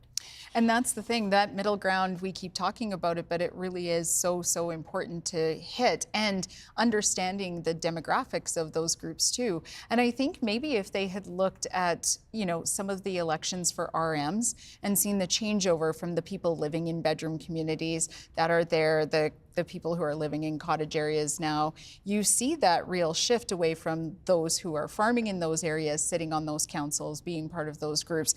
And you see the people who are living just outside of the city who want to live at the lake and then commute in and out from Regina. Those are two very different voters. And if you haven't properly sort of calculated what that looks like, or even looked at some of those other elections and said, oh, hey, there's a big difference here. Maybe we have to think about that. That changes things. Well, and Marie, Brad Wall as a leader was very proud of getting union votes, teacher votes, other blue collar trades to vote for him. Might there be a shrinking back of some of the big tent appeal of Brad Wall? And that's exactly the problem. We just saw the results coming in below us, and for the people listening on radio, 64-25 right now in terms of percentage popular vote, which is kind of what we see, but it's not reflective of the Saskatchewan that we're seeing right now. Certainly not reflective of the polls, certainly not reflective of what I think we're going to see once we get a better look at what the city results are. But it is reflective of the strength of the Sask Party in those rural ridings. What's happening in those established footholds that the Sask Party made in Regina and Saskatoon, though, is a critical issue. If they start losing those as the results start pouring in, hopefully soon, because we're an hour and 41 minutes into that, we still don't really have many city results, then we might see something very different. Do you want me to go count? I want someone to please go count. Yeah, For please. instance, I'm seeing Sally Hauser leading right now, Jean Mikowski, and I'm wondering if we're going to see, Merelda, some of these seats flip in Regina today. Well, and I think when you think about the places where the largest number of nurses work, the places where the largest number of teachers work, the ridings where they are, some of the popularity that Jean Mikowski may have had starts to dwindle away if you get tagged as the individual who is part of the problem and doesn't have a good solution. Yeah. Murray, what else are you going to be watching as we do see these city results come in?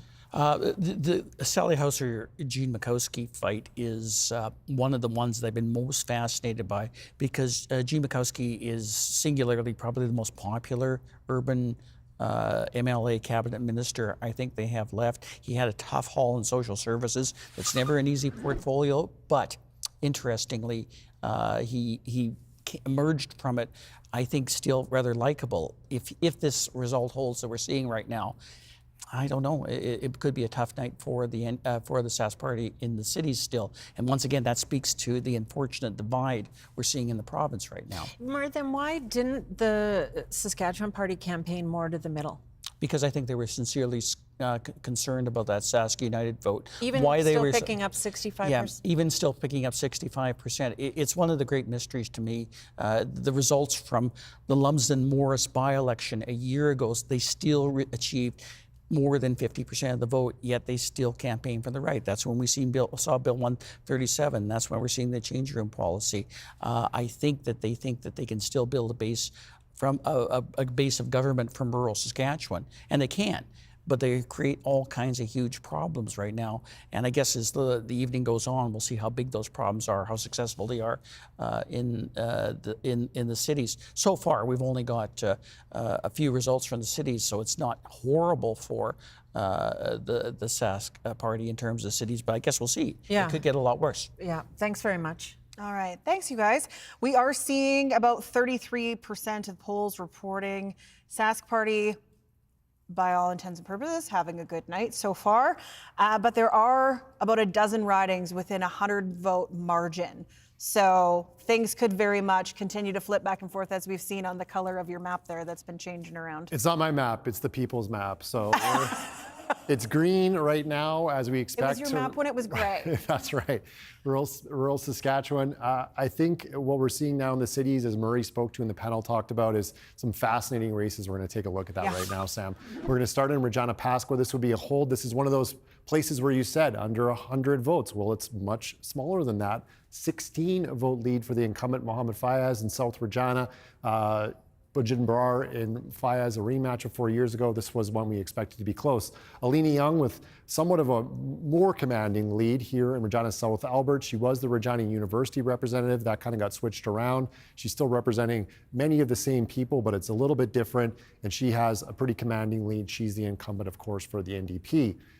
Go to Saskatoon now. We talked about Churchill Wildwood before the show, and it's making me look smart. Keith Jorgensen, 179-vote lead over Lisa Lambert, the incumbent. This is one that the NDP was targeting, hoping to flip, and Lisa Lambert elected in 2016. So this is, if it holds, it's good news for the NDP. Matt Love is the incumbent. Smaller margin here, just 69 votes, but only 3 of 11 polls reporting Matt Love, the incumbent education critic, former teacher, another one of those former teachers for the NDP. All right, thanks, Adam.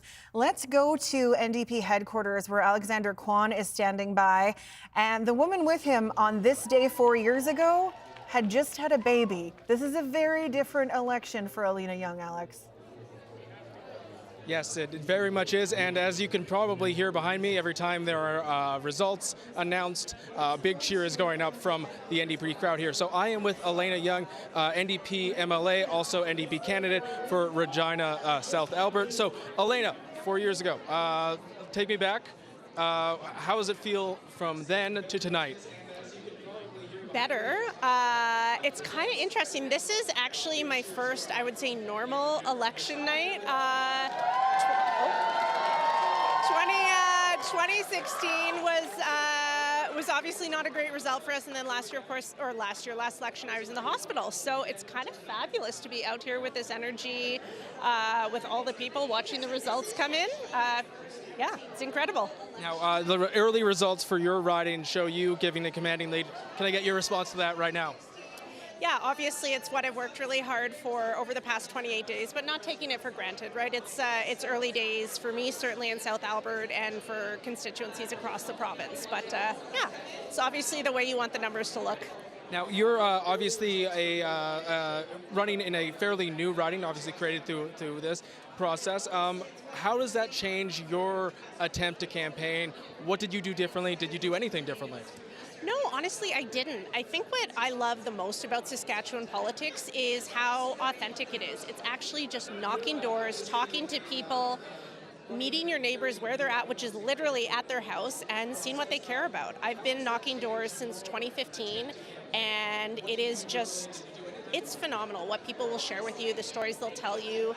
the personal things that you learn about your neighbors. It's incredibly humbling, and it is just an absolute joy and a privilege to get to do every day. I was thinking about that today, trying to actually like be in the moment for a moment and take it all in, both in the beautiful sunlight that we've had this month and just the opportunity to get to participate in an election. It's, yeah, just such a privilege. You mentioned getting to know people in this new run. What have you heard from people? What have you heard during door knocking? Yeah, so no surprise to anybody, the number 1 and 2 concerns obviously are healthcare and education. And number 2, the thing that was the most interesting to me was the number of swing voters that we had this election. Sometimes you knock on doors and somebody says, oh, I'm undecided. And so I've always said, well, have you ever voted NDP before? And then, people say, oh, God, yeah, I voted for Lauren, I voted for Roy, I voted for you guys last time. Or they'll say, no, sorry. And you say, oh, yeah, it's okay. I know, sadly, not 100% of people vote for me. But the number of people this election that I door knocked who would say, I haven't voted NDP before, but I'm going to change my vote this time. No word of a lie, really, really surprising how many there were. Obviously very encouraging for us, but as I said, early days yet. Elena, thank you very much. Thank you. That was Elena Young, NDP MLA, also NDP candidate for Regina South Albert. Sam, I'll throw it back to you. All right, thanks, Alex.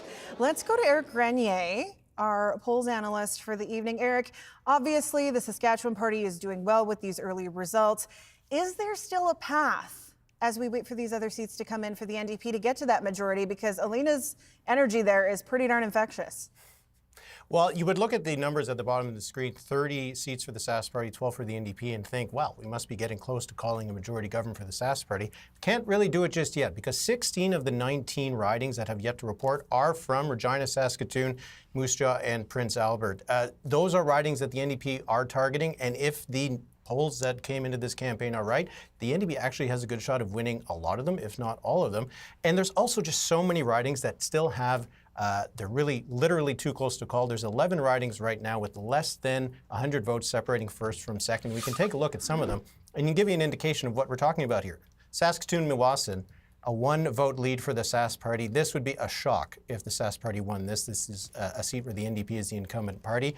You look at Regina-Rochdale, you're looking at a 4-vote difference for the NDP. That could flip. That could put the Sask Party up to 31. You keep going down the list. There's a lot of very, very, very close ridings. We're still so early in the count in the cities. We can even look at the next set of ridings. Cumberland is another one that if the Sask Party won, that would be a bit of a surprise.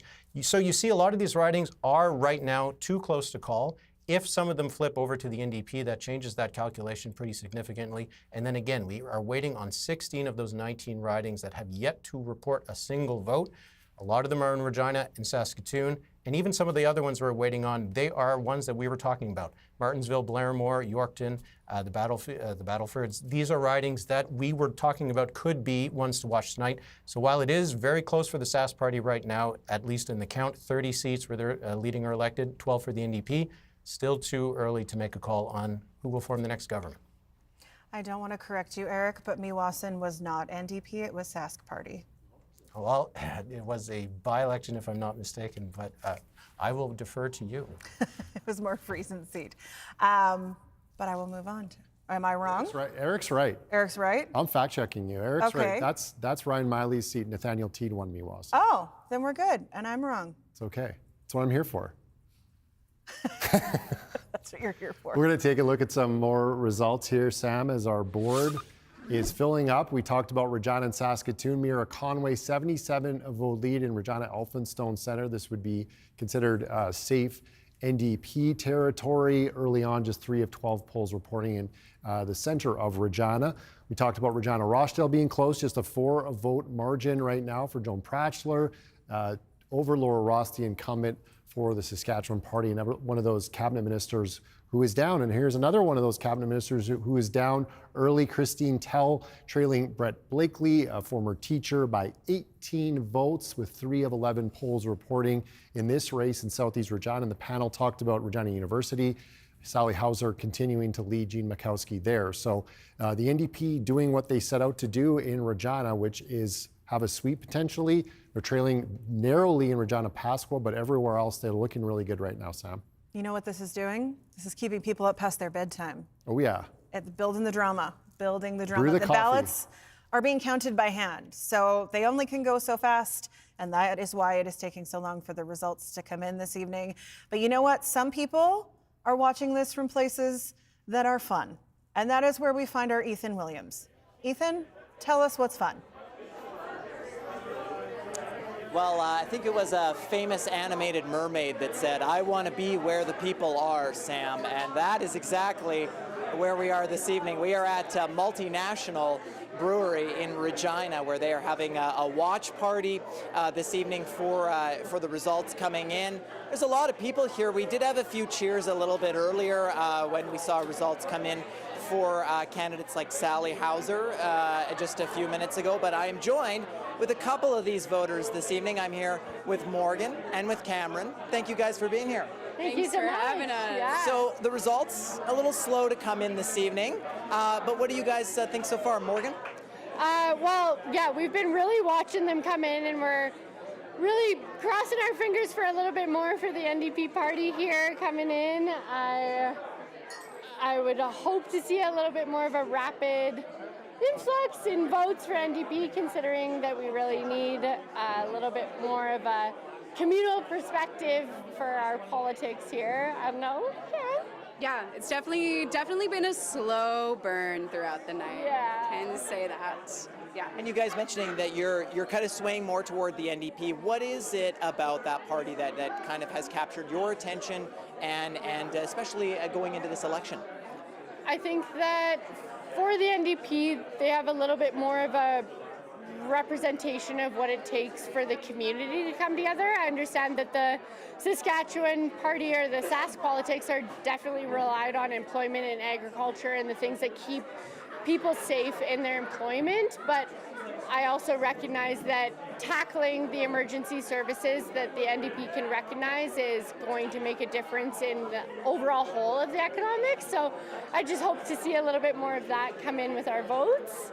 And Cameron, for you, I guess, have there been any major issues that you've been looking at in the campaign, or perhaps even before that have caught your attention? Absolutely. I think education has been a major one that I have been watching closely, especially with the trans youth in our province. I think they deserve to be in the schools and living their truth as much as possible. I think healthcare has been a major issue too, having family members that have struggled in the healthcare system in the last 3 years. I mean, Sask Party has been in party since the iPhone 1 has been around, and we haven't seen enough change, and it's been just stagnant things after another. And yeah, like I said, seeing personally my family members get affected and their health.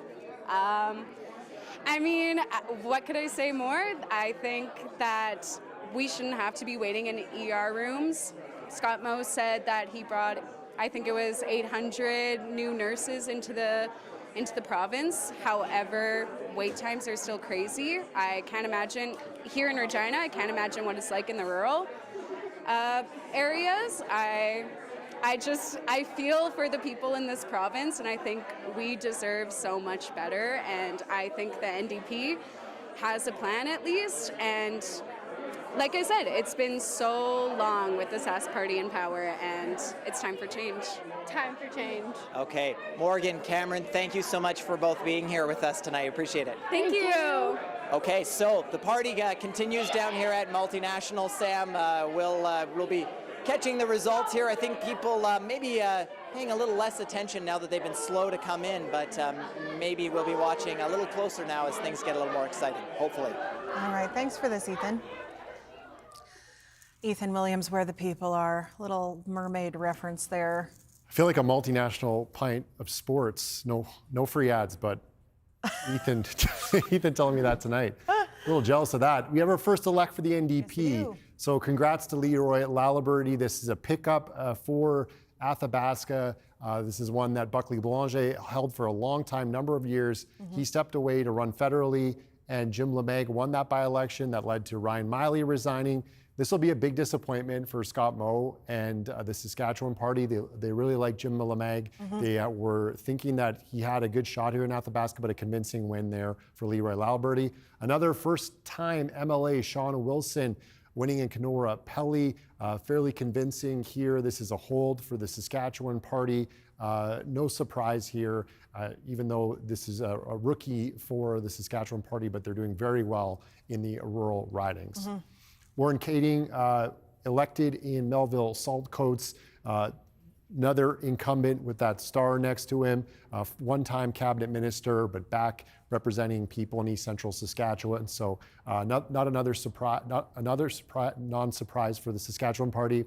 Chris Beaudry, another rookie, former assistant coach of the Humboldt Broncos a few years back. We all know what happened there. So Chris Beaudry. He was not on the bus. He was not on the bus, but he was part of that coaching staff, and he is now elected to the legislature, winning in Kelvington, Wadena. Okay. Let's go back to our voters panel, the people that we've been chatting with. Patrick Dinsdale is the chair of the Indigenous Chamber of Commerce in Shaunavon. And Jackie Wall is an artist in Beamfate who is the former, let me get this right, former executive director of the Estevan Chamber of Commerce. We've heard about all different kinds of issues tonight, you two. I'm wondering, Jackie, you're in the Southeast. I'm wondering what your experience has been when you're looking at healthcare. We heard from a doctor and a nurse a little earlier on. On the patient side of things, what have you experienced? Yeah, absolutely. There is, of course, shortages all over this province as far as family physicians. In the rural areas, we do have to travel significant distances to, get specialty services, MRIs, ultrasounds, to see a specialist. We do have to travel to the city, and that is a challenge for a lot of rural Saskatchewan. So yeah, there's wait times, there's a lot of travel times for rural Saskatchewan, and it's very frustrating throughout the whole province. I mean, this has been on and off for decades. It's always been a challenge, and no matter who forms the government, there is a lot of challenges. There's a lot of challenges that have to be met, and I think a lot of conversations that have to happen with with the frontline workers and with the patients throughout this province, and to get a real handle on how we can do things differently. We are living in a system that is very different than it was even 10 years ago. There's a lot that's happening technologically, and how can we change to meet the times and to take advantage of some of the new technology to maybe mitigate some of these circumstances in healthcare. And Patrick, I'm wondering, because we know obviously we need more nurses, we need more doctors, we need more people in the healthcare system, but in your opinion, is the government doing a good enough job of recruiting Indigenous people in all industries? Through all industries, I would say no. Generally, I mean, we're looking at about 12.5% unemployment amongst the Indigenous population in this province. So there is a lot of opportunity for us to really reach out, and a bit of an untapped resource there. Challenges run deep, and it's looking at starting programs early, engaging people early, letting them know what opportunities they have.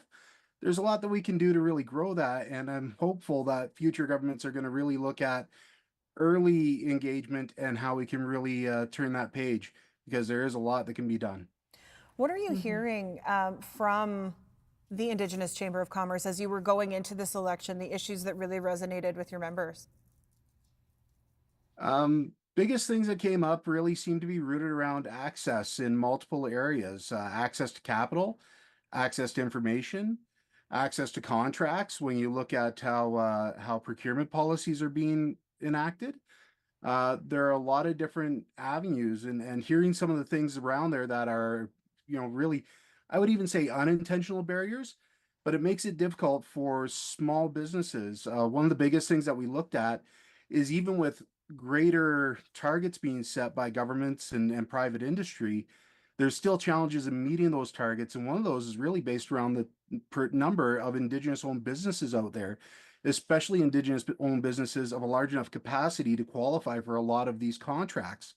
So sometimes we do see the opposite where a contract is too small for certain businesses. I have heard that, which is really interesting and exciting.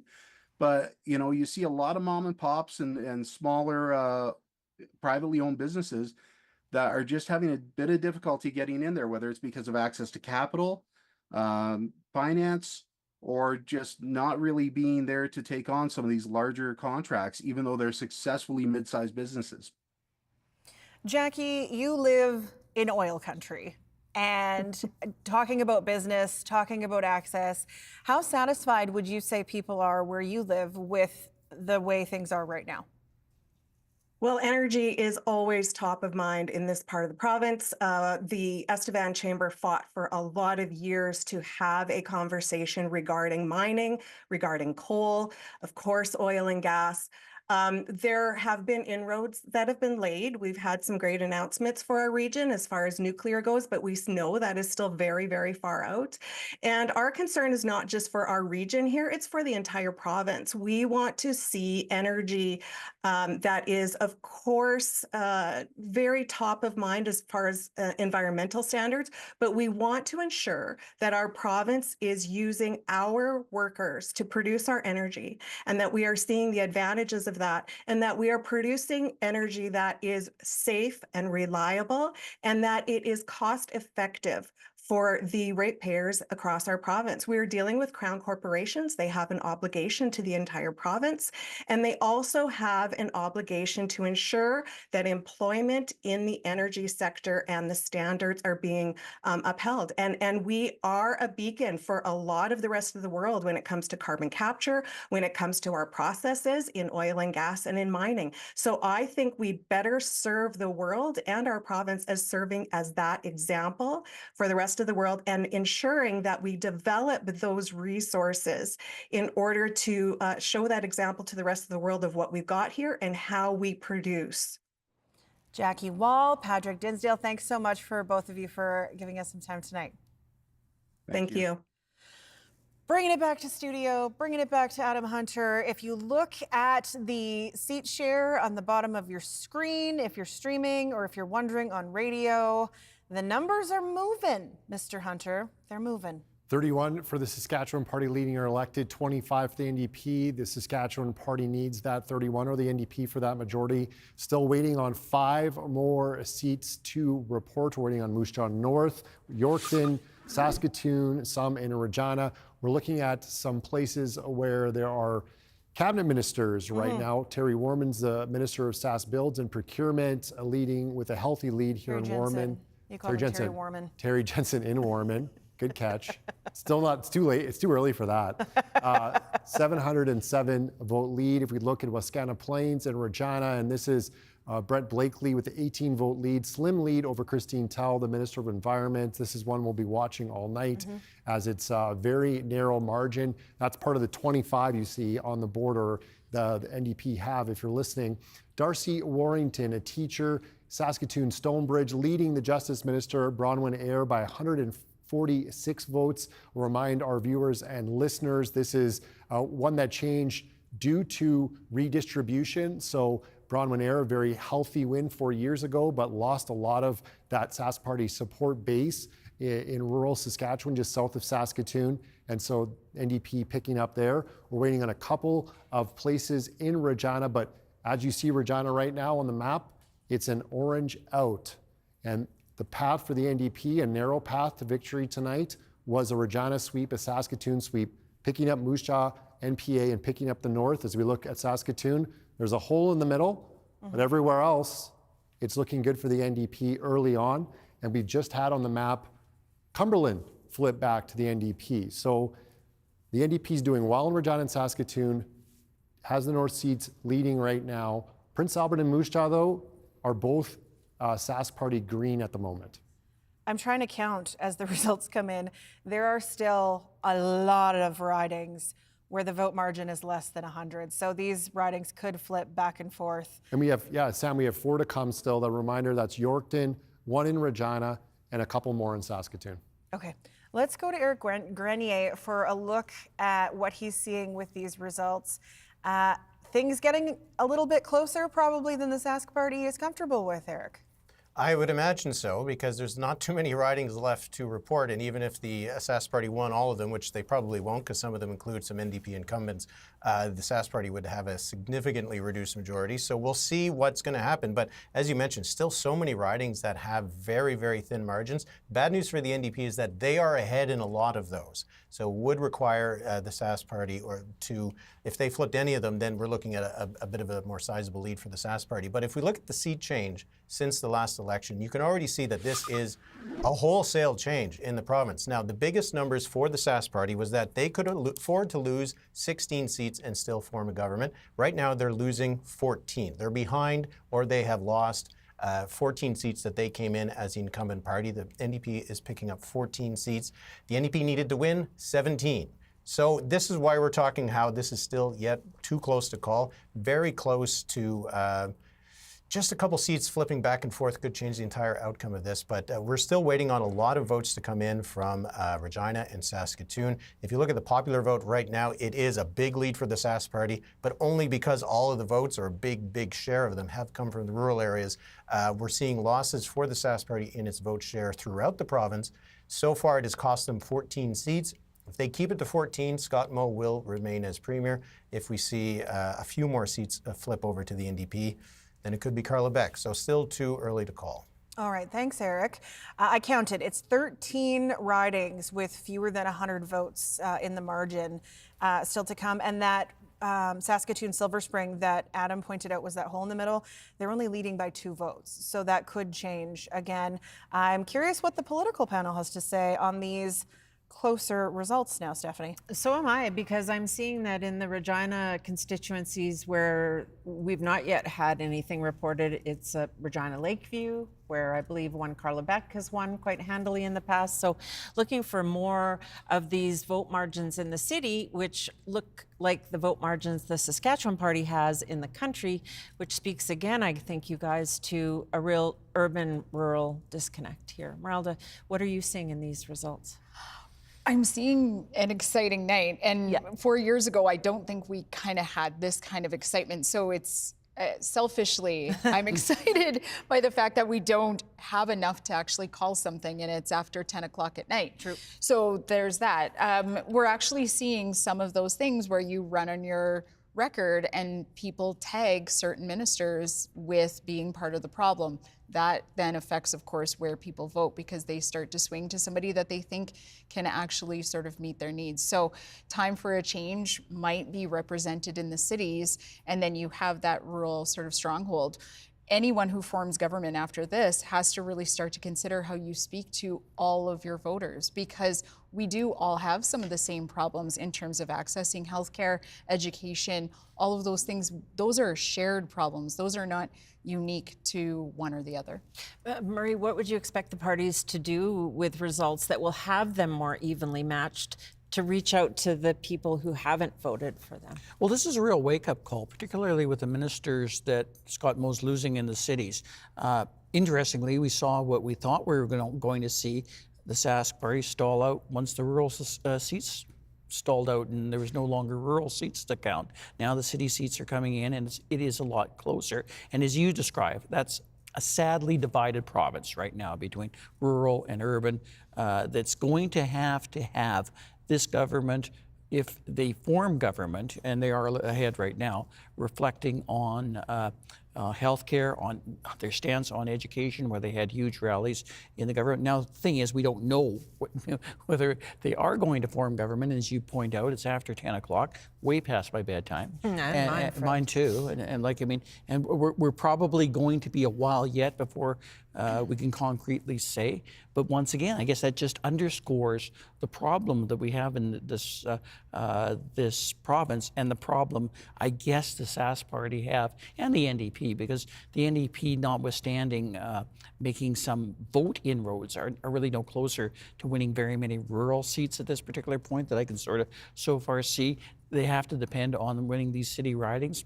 Divided province with lots of issues that Merelda outlined that aren't getting solved. And we spend a lot of time talking about other things. I don't think we can afford to talk about other things. What does Scott Moe need to achieve tonight to keep his job? I think he has for now. I think at this particular point, if these results hold, and once again, we're being a little premature. 33 to 24 in terms of elected and leading. Yeah, he will be the premier again if this continues on. We don't know yet. Yeah. It's not a great result for Scott Moe, though. We're recognizing that losing a significant number of seats, losing 10, 14 seats so far, is never something that you really want to put on your resume as premier. And one wonders what the next move might be for Scott Moe. But once again, it's still early. Yeah, we'll still be watching, Sam. All right, thank you. 57% of polls have reported, but most of those are rural at this point. So we're still waiting for a lot of results. Things still could change. Adam, let's take a look at Saskatoon. Yeah, we're still waiting for one more Saskatoon constituency to report. The green on the Saskatoon board is Silver Springs and Willow Grove, which are Paul Merriman and Ken Cheveldayoff, and those would be holds for the Saskatchewan party there. We're going to dive into these results, but look at this lead for Ken Cheveldayoff, long-time incumbent for the Saskatchewan party. One vote he's leading by. So we see the 33 on the board, that flips a couple of votes, that goes down to 32, and we have the NDP ahead. So very fascinating here to see what's happening in Willow Grove with Ken Cheveldayoff. Vicky Mowat in Saskatoon Fairview, incumbent for the NDP, the health critic, 200 vote lead with 3 of 10 polls reporting. So that's positive for the NDP. This is another positive for the NDP. This would be a pickup. Tom McBain in Saskatoon Chief Mistawasis, 132 vote lead over Parminder Singh. This is the former seat of Gord Wyant in Northwest Saskatoon. It was called Saskatoon Northwest. Gord Wyant resigned to run in the Saskatoon mayoral race. We're going to look at Saskatoon University Sutherland. This would be a hold for the NDP to Ginger Greywall with a 211 vote lead over Gillian McLeod from the Saskatchewan Party. Jennifer Bowes held this seat. It was switched a little bit through redistribution, but she decided not to run for a second term. So this would be a hold for the NDP, and it's looking good in Saskatoon and Regina for the NDP. Of course, their path is a sweep and then pick up PA, as we talked about in Moose Jaw. Still not quite there yet, but they're having positive results early on here in the 2 major cities. And I think because we've seen the majority of the vote come in rural Saskatchewan, that's why we see that vote split that's well over 50% for the Saskatchewan Party that the panel was talking about. Expect that to flip. We have 4 seats to come right now. One of those is Carlabec, which will be more than likely, barring a surprise, a 25 on the board there for the NDP. So as it stands, 33-24 for the Saskatchewan Party leading or elected. 4 seats to come, Sam. Before I move away, my mom just texted. Yeah, what did Mom say? What about the mail-in votes, Adam Hunter? What about the mail-in votes? When do those get counted? What about them? They get counted on Wednesday, so that's still a couple of days away. And depending on what constituency we're talking about, there's sometimes a bunch of mail-in ballots that were requested, a few. But we're going to talk about that maybe later in the night with these really close ridings, but we'll see. Okay. Got to make the mom happy. Okay, moving on. Let's go to NDP headquarters. Alexander Kwan is standing by with an MLA, hoping for, I'm not even sure that she's in the Regina ridings. I don't know that we've re-elected her yet. We're still waiting for results. Alex standing by with Nicole Sarr.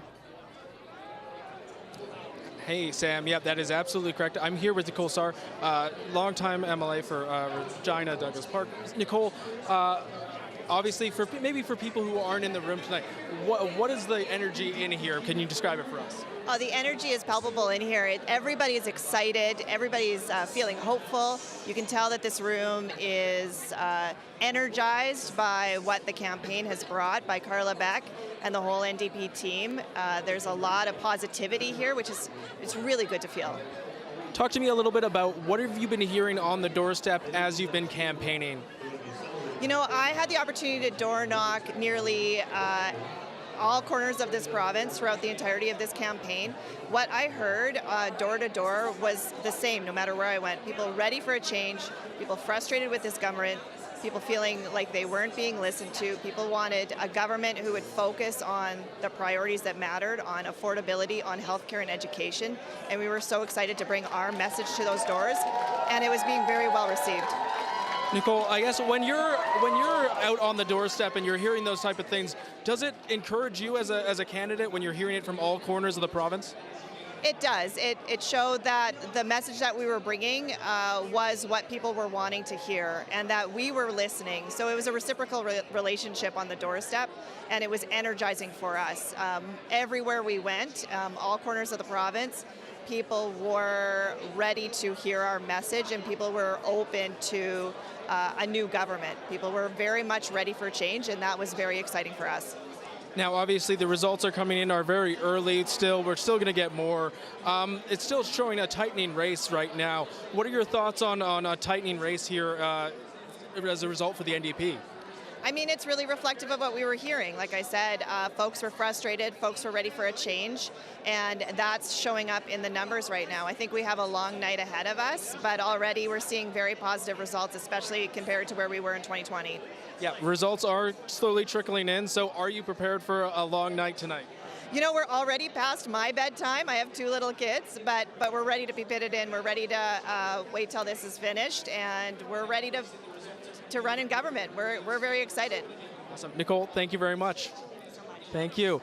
That was Nicole Sarr, longtime MLA for Regina Douglas Park. Sam, I'll throw it back to you in the studio. All right. Alexander Kwan with Nicole Sarr, and I did check because I left that ambiguous, did we elect her, did we not elect her?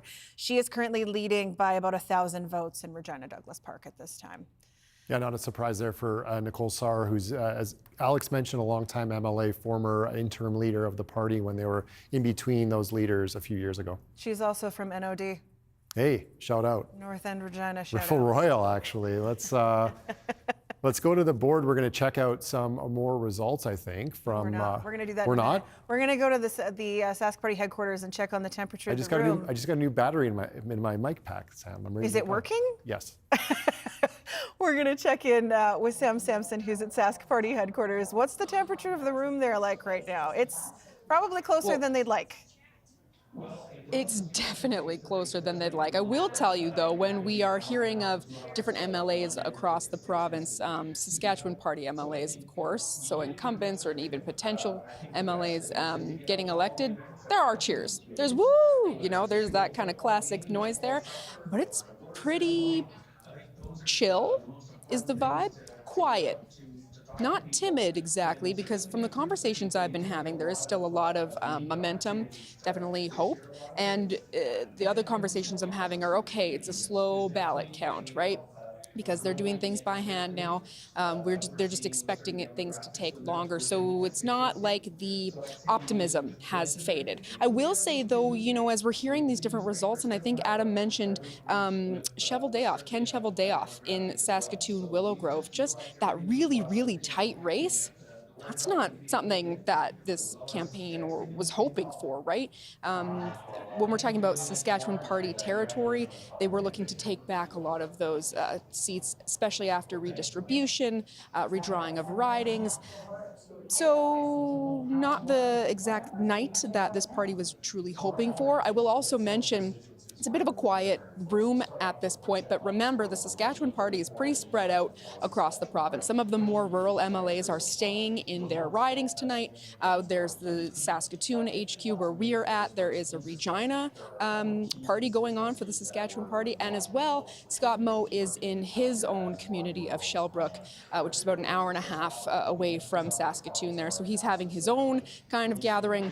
So although this might not be the bump-in party that we were potentially looking for, or that maybe others were expecting as they walked in, you got to keep in mind this is a big province. If anyone has driven around here, or if anyone watching nationally has even just driven through, this is a large geographical area to cover, and so the Saskatchewan Party is making sure, yes, they are representing in their own communities, Sam. Sam, of course, speaking from experience, driving all the way from Regina, all the way up to northern Saskatchewan many times. I think there's already some kind of ice warning or something in some parts of the province, so I'm like, I'm staying put tonight. Yes, thanks for this, Sam. Sam Sampson at headquarters for the Saskatchewan Party. A pretty subdued room there this hour compared to NDP headquarters, but like she said, They are spread out across the province tonight, so maybe some of the other rooms are a little bit different. We just don't happen to be there. But now you get to look at some ridings, Adam Hunter. The energy in this room is great, Sam, I must say. Mushal Wakama, this is the Patterson battle. Megan Patterson, Melissa Patterson, once again, no relation, 142 vote lead for Megan Patterson of the Saskatchewan Party. This would be a hold for the Saskatchewan Party, but one that the NDP has targeted as a potential gain. Still early on, 12 polls reporting. So a good sign for the Saskatchewan Party early. Tim McLeod with a healthy lead here is the incumbent Minister of Mental Health and Addictions and Rural and Remote Health for the Saskatchewan Party. Just about 350 vote lead over Chantal Fisher of the NDP. We go up to Prince Albert Carleton. Very early on in the count, just an 8 vote lead for Carolyn Brostrom of the NDP. So we'll keep an eye on this one. We talked about those slow counts. Well, we're getting for a bit of a longer night. Sam Sampson, chill and get a chair in Saskatoon. Prince Albert Northcote, this is another one we talked about, Sam. Under 100 vote margin.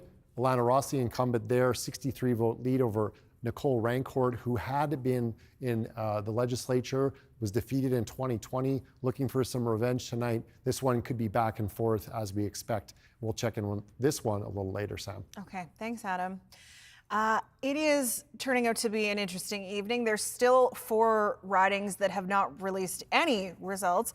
Stephanie, I'm wondering if this is Election Saskatchewan saying to the government, maybe we need those electronic tabulators that they didn't want us to have. Not a single vote counted in Yorkton yet. Or in Regina Lakeview. Murray, what can you tell us about why we aren't having machines do the counting for us? Board of Internal Economy. That's the body that basically decides these things collectively. Government majority, Government House Leader Jeremy Harrison, that you might have heard about, run into a little bit of trouble in the legislature, basically pushed forward this notion that we should modernize elections with electronic votes. And this is the net result we're seeing tonight, which is just far too slow. I think Yorkton has had no results coming in. Yeah. I think we've had other ridings. I think Lakeview is. There's 4 with ridings, 0, yeah, zeros. including Carla Beck's in Lakeview. And in the modern age, this shouldn't be tolerable for voters. We should be able to see results coming in very quickly. We've seen them on civic elections and other things, and this is just something that they have to review. But obviously, this is an aside to the bigger story of the night, which is basically a very divided province, urban and rural, significant gains for the opposition, where by the looks of it, if they cannot overtake the government, they're going to be a very substantial opposition that's going to reflect differently than we've seen for the last 16 years. Yeah. And that's going to be a very, very big deal in this province in terms of how they're governed. The way it's looking right now, we're going to see a lot of rural MLAs having to drive in to Regina to sit in the legislature to pass whatever legislation that there's going to be tremendous amount of disagreements on because we're looking at for a change, a very capable force as opposition because of its pure size and probably some of the people that they're electing. Very different people that we're electing. A lot of those teachers that Adam was talking about running for the NDP. We're electing a lot of those farmers that we all know are running in rural Saskatchewan, are people very connected to rural communities. So once again, very divided. And that's a part that's familiar to us, that whether we're counting ballots by hand or not, that seems to be pretty much the way it's been for a substantial amount of time. Yeah, that rural-urban split. And I'm wondering, Meralda, what the NDP had to change policy-wise to get here. We know that Carla Beck is driving a big truck. She's going to cut the gas tax, and she opposes the carbon tax just like Scott Moe. How much ground did she have to cede to get into the middle and maybe certainly pick up some seats? Yeah, I'm not really sure how much more she could have ceded to sort of get that vote. And I'm not sure that that isn't sort of a problem of messaging. And this idea, like you kind of have to overcome this idea that the NDP just cannot represent anyone in rural Saskatchewan, because that's not true. It's also not true that no one in the Saskatchewan Party can represent people in the cities, but you have to get over what is a very big communications hump and then a very big ideological sort of conversation with them and start to kind of shift that narrative overall. That's a really hard thing to do. We talk about it all the time in policy in terms of saying, look at all of the things that you would benefit by coming over to us. These are all of the things that we are willing to do to walk into that middle for you. And it just, there just is, it might not be the policy or the fact that she's not seated in enough ground, but that people just can't hear it and or they're just not ready to believe it. Well, I'm wondering, Murray, where people who like the carbon tax, if there are any in Saskatchewan, go or care more about the environment than these two parties campaigned on, for instance. Well, certainly not the Green Party, because we have been talking about them all evening. So, it's going to be very difficult for those voices to be heard in this legislature because there's other issues that are going to be heard. And I can't believe that after these election results, we're not going to hear more about healthcare and education and social policy. And I'm kind of wondering whether this government might let up a bit on its social policy agenda, knowing full well that they're actually losing some votes in rural seats and certainly losing the cities. This is obviously not the big tent Brad Wall Sask party that we once saw. That basically did lay claim to, you remember the soccer moms and the elections that we covered where they were going after a very suburban vote and were rather successful and built a strong Where foothold. they had not been with their previous leader, Elwyn Hermanson, and that was a decided effort to appeal to more suburban voters. Yeah, tonight it's gone. Merelda, what do you think that the lesson might be for the Saskatchewan Party in these results? You mentioned earlier that maybe you'd stay in your own lane and let school trustees who will be elected in a couple weeks do their work. Yeah, and that is a really important point. Sometimes it's hard when you really, I guess, fundamentally believe in something not to kind of step into those other spaces. But the province has some key jobs that it needs to do. One of them is address healthcare. There are a lot of wait lists out there. There are a lot of people who are waiting for procedures. There are a lot of people who are waiting for sort of smaller healthcare problems that, because they wait so long, become bigger healthcare problems. And then you have all of the other people who are living with addictions and other things who then end up in hospitals because they also don't have the right sort of spaces. So you have that big healthcare problem that you really need to sort of be investing in. You have the education space where you really need to be looking at actual resources and human resources and spending less time thinking about all of those other policy pieces. So if you learn anything, it's that when hundreds upon hundreds of people come to your doorstep sort of month over month, you might have to listen to them. Thanks, you guys. Sam? All right, let's bring it back to some results and some ridings. We still have 2 seats yet to come. It's 10:30. I just want to point out the polls have been closed for 2.5 hours, and there are still 2 ridings that we don't have any results for. But where are you taking us? For my friends in the newsroom, bring me up a coffee, please.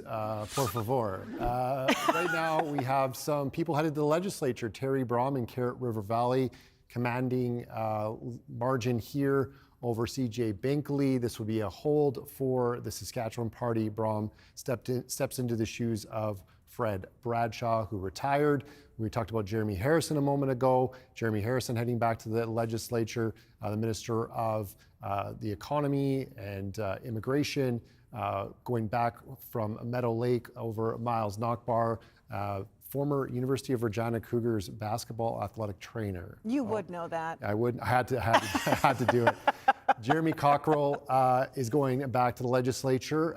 The education minister, and this is when we talked about, this is the education minister against Tom Krasinski, who was the teacher of the year in the Battlefords area in 2023, I believe. Best of the best competition. Fascinating here, and Jeremy Cockrell, so the Jeremys are going back, and another person heading back to the legislature. This is considered one of the safest seats in the province for the NDP in Saskatoon-Nutana, and that's Erica Ritchie, who reclaims her seat, the incumbent in Saskatoon-Nutana, and we are waiting for a couple. I believe that it's Lakeview is one and Yorkton is the other, and if Lakeview is Carla Beck, which we expect, as of the last I checked, the NDP was sweeping in Regina. So some of those are real tight and they can flip, but that's fascinating. You're going to make that room cheer that's watching us right If now. the sound's on. I don't think the sound's on. Here's our map. there's This is what the Regina map looks Lakeview right here. They call that a Oh, bingo. man. Is that a bingo? We have the best team in the business, eh? They're making me look real smart. Appreciate that, you guys. And also, in case you're just joining us and you see the stars next to the names and you're wondering why those are there, those are incumbents. No favoritism, no anything there. Yes. Just those are people who were there before who may or may not be going back. We thought about fun emojis, but decided against it. Emojis would have been great, but probably would have got us in trouble. Yes. Okay, speaking of things that are fun, let's go to Ethan Williams, who is at a watch party, as he referenced earlier, where the people are. Ethan, what's the vibe like where you are? Well, despite the slow results tonight, Sam, people are still hanging around here at Multinational Brewery in Regina. We've heard some cheers from people at times as the results have been coming in tonight.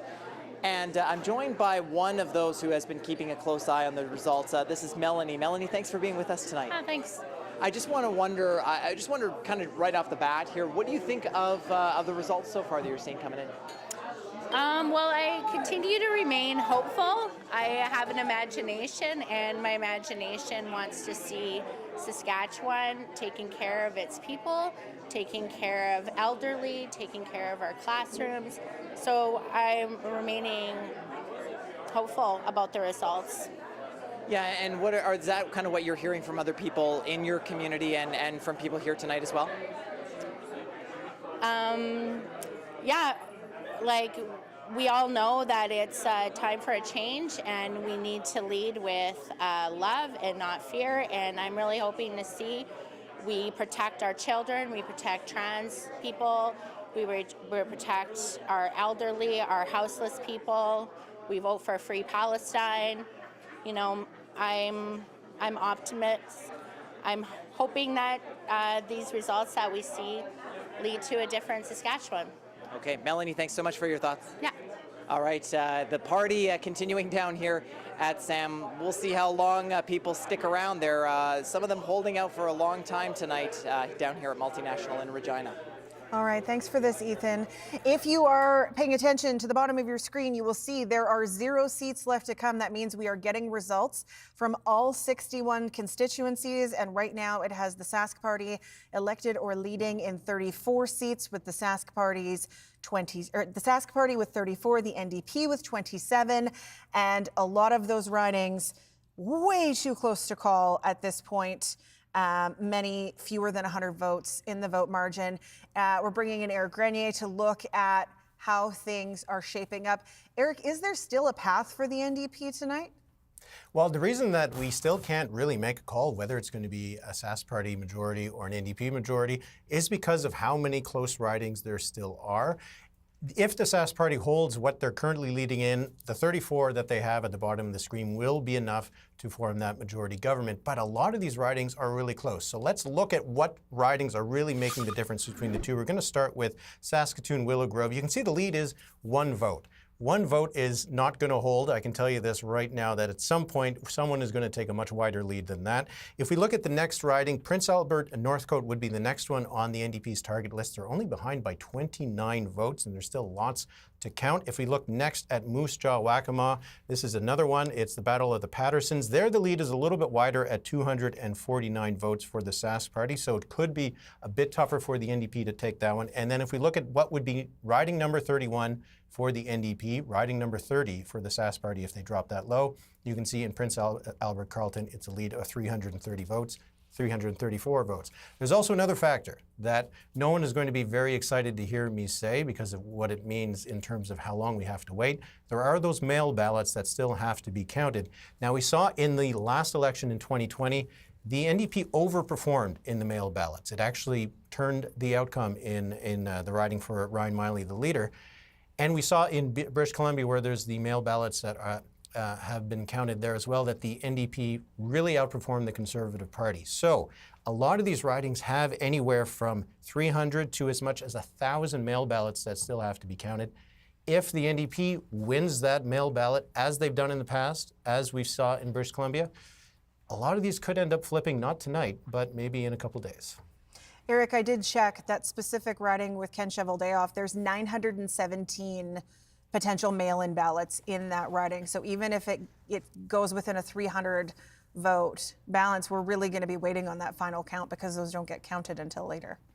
Yeah, so that's why it's really hard to make the call tonight, because for every seat that ticks up for the NDP, the Sask Party goes down one, and it doesn't take a lot to get the NDP up to 31 seats. So still too early to call, even though we're approaching, what, 2.5 hours since the polls closed? All still in play, which is interesting. I mean, this time 4 years ago, I think we were listening to Scott Moe speak, and we're slowly wrapping up our evening, and we're not even close to that. Adam, let's take a look at Lakeview, Regina Lakeview, because we are now seeing results come in from all 61 constituencies. Yeah, this is the leader, Carla Beck, who was first elected in 2016. This is her first time leading the party, hoping to become the first female premier in Saskatchewan history. She's the first elected female leader for the NDP. And so far, so good for Carla Beck. And this is really the story tonight in Regina. It's right now a clean sweep for the NDP in Regina. And as Eric talked about, we're looking at Willow Grove with that one seat margin, 1 vote margin. That is so tight. So you look at Paul Merriman and Hugh Gordon. This is our first dead tie. Yeah, it's an exact tie. Do they rock, paper, scissors for it? 7 of 10 polls reporting, but as Eric mentioned, this could be one where we're waiting on mail-in ballots, and this would be a big upset for the NDP. Silver Spring? I will check for you. We have Silver Spring as, this is the incumbent, this is the former health minister, current minister of corrections and policing. So this is something that we will be watching for. Regina Coronation Park, this is the first time we've seen this one on the board tonight. Healthy lead for the incumbent, Noor Burki. This is a rematch of 4 years ago. Riaz Ahmad and Noor Burki, last year in the by-election, where Noor Burki won. Coronation Park, of course, the former seat of Mark Docherty. And in Saskatoon Riversdale, commanding lead here for Kim Breckner. This would be a pickup for the Saskatchewan NDP, an upset win for Marv Friesen. No Nadine Wilson. This is Saskatoon Riversdale. Oh, Saskatoon River. I'm mixing that up with Saskatchewan Rivers. My bad. At least I know my mistake. I got you. Okay, Saskatoon Riversdale. In Yorkton, our first Yorkton result is David Chan leading by 800 votes over Lenore Pinder. Now, Yorkton is one that this margin would be a lot larger 4 years ago, 8 years ago, but it's a place that both Scott Moe and Carla Beck spent time campaigning in, which signaled to me that it was going to be a little more in question. We're still waiting for a few more polls, but a good start here for the Sask Party, and this would be a hold in Yorkton. I feel like my brains are starting to turn to mush, so I will leave It's all good. the opining and the No, counting to you. Do what you do. You're Because then you get to correct me. Okay. Let's go back to our panel. Patrick Dinsdale is the chair of the Indigenous Chamber of Commerce for the province. He lives in Shaunavon. Jackie Wall is an artist that lives in Beanfate. She's the former executive director of the Estevan Chamber of Commerce. We have heard a lot about the carbon tax for quite some time now. We've also heard a lot about the relationship between the government, potential government, and the federal government. Jackie, I want to start with you. You are in energy country. How do these messages around the carbon tax land down there? Well, they don't land very well at all, actually. Our chamber several years ago, the Canadian Chamber came out with a statement saying that they could be supportive of the carbon tax if certain changes were made, and we wholeheartedly said no. We do not agree with the carbon tax. I believe that there is a lot of research and there's a lot of advances that are happening in the private sector. I think those can be definitely supported by government. However, creating a tax that does not seem to have solved anything, I would challenge the federal government to make a list of what that carbon tax has supported as far as advancements in the areas of research and development as far as our environment. We know in our province, we have very high standards. Oil and gas companies are looked to throughout the world. Our mining is looked to throughout the world, our carbon capture as well. And those are the advances that need to happen, that need to support our economy and further support our environment. Patrick, what about when it comes to the Indigenous Chamber of Commerce? Where do things stand with your members when it comes to the carbon tax? Well, it's a mix depending on who you talk to. There's a lot of engagement in the resource industries amongst the Indigenous community. It generates a lot of revenue for First Nations throughout the province. There's also a very strong sense within the Indigenous community and a lot of our members to focus on greener energies and how we can capitalize on those opportunities. We all recognize that we need to find more efficient ways to do things, that we need to find better solutions, but at the same time, recognizing that if we can look at building efficiencies, that kind of gets us from one place to the other. Patrick, Jackie, thank you so much for popping back in. We will check in as results continue to be counted. Let's bring this back to studio. And where do you want to go? We're going to look at some cabinet ministers to how they fared tonight, and this is going to be a disappointment for the Saskatchewan party, and I'm sure it'll be a big cheer at NDP headquarters in Regina. Joan Pratchler knocking off Laura Ross, the longtime MLA for Regina Rochdale and cabinet minister. So this is something that the NDP had targeted. This is a pickup, and this is continuing to be a good night for the NDP in Regina. How about this one?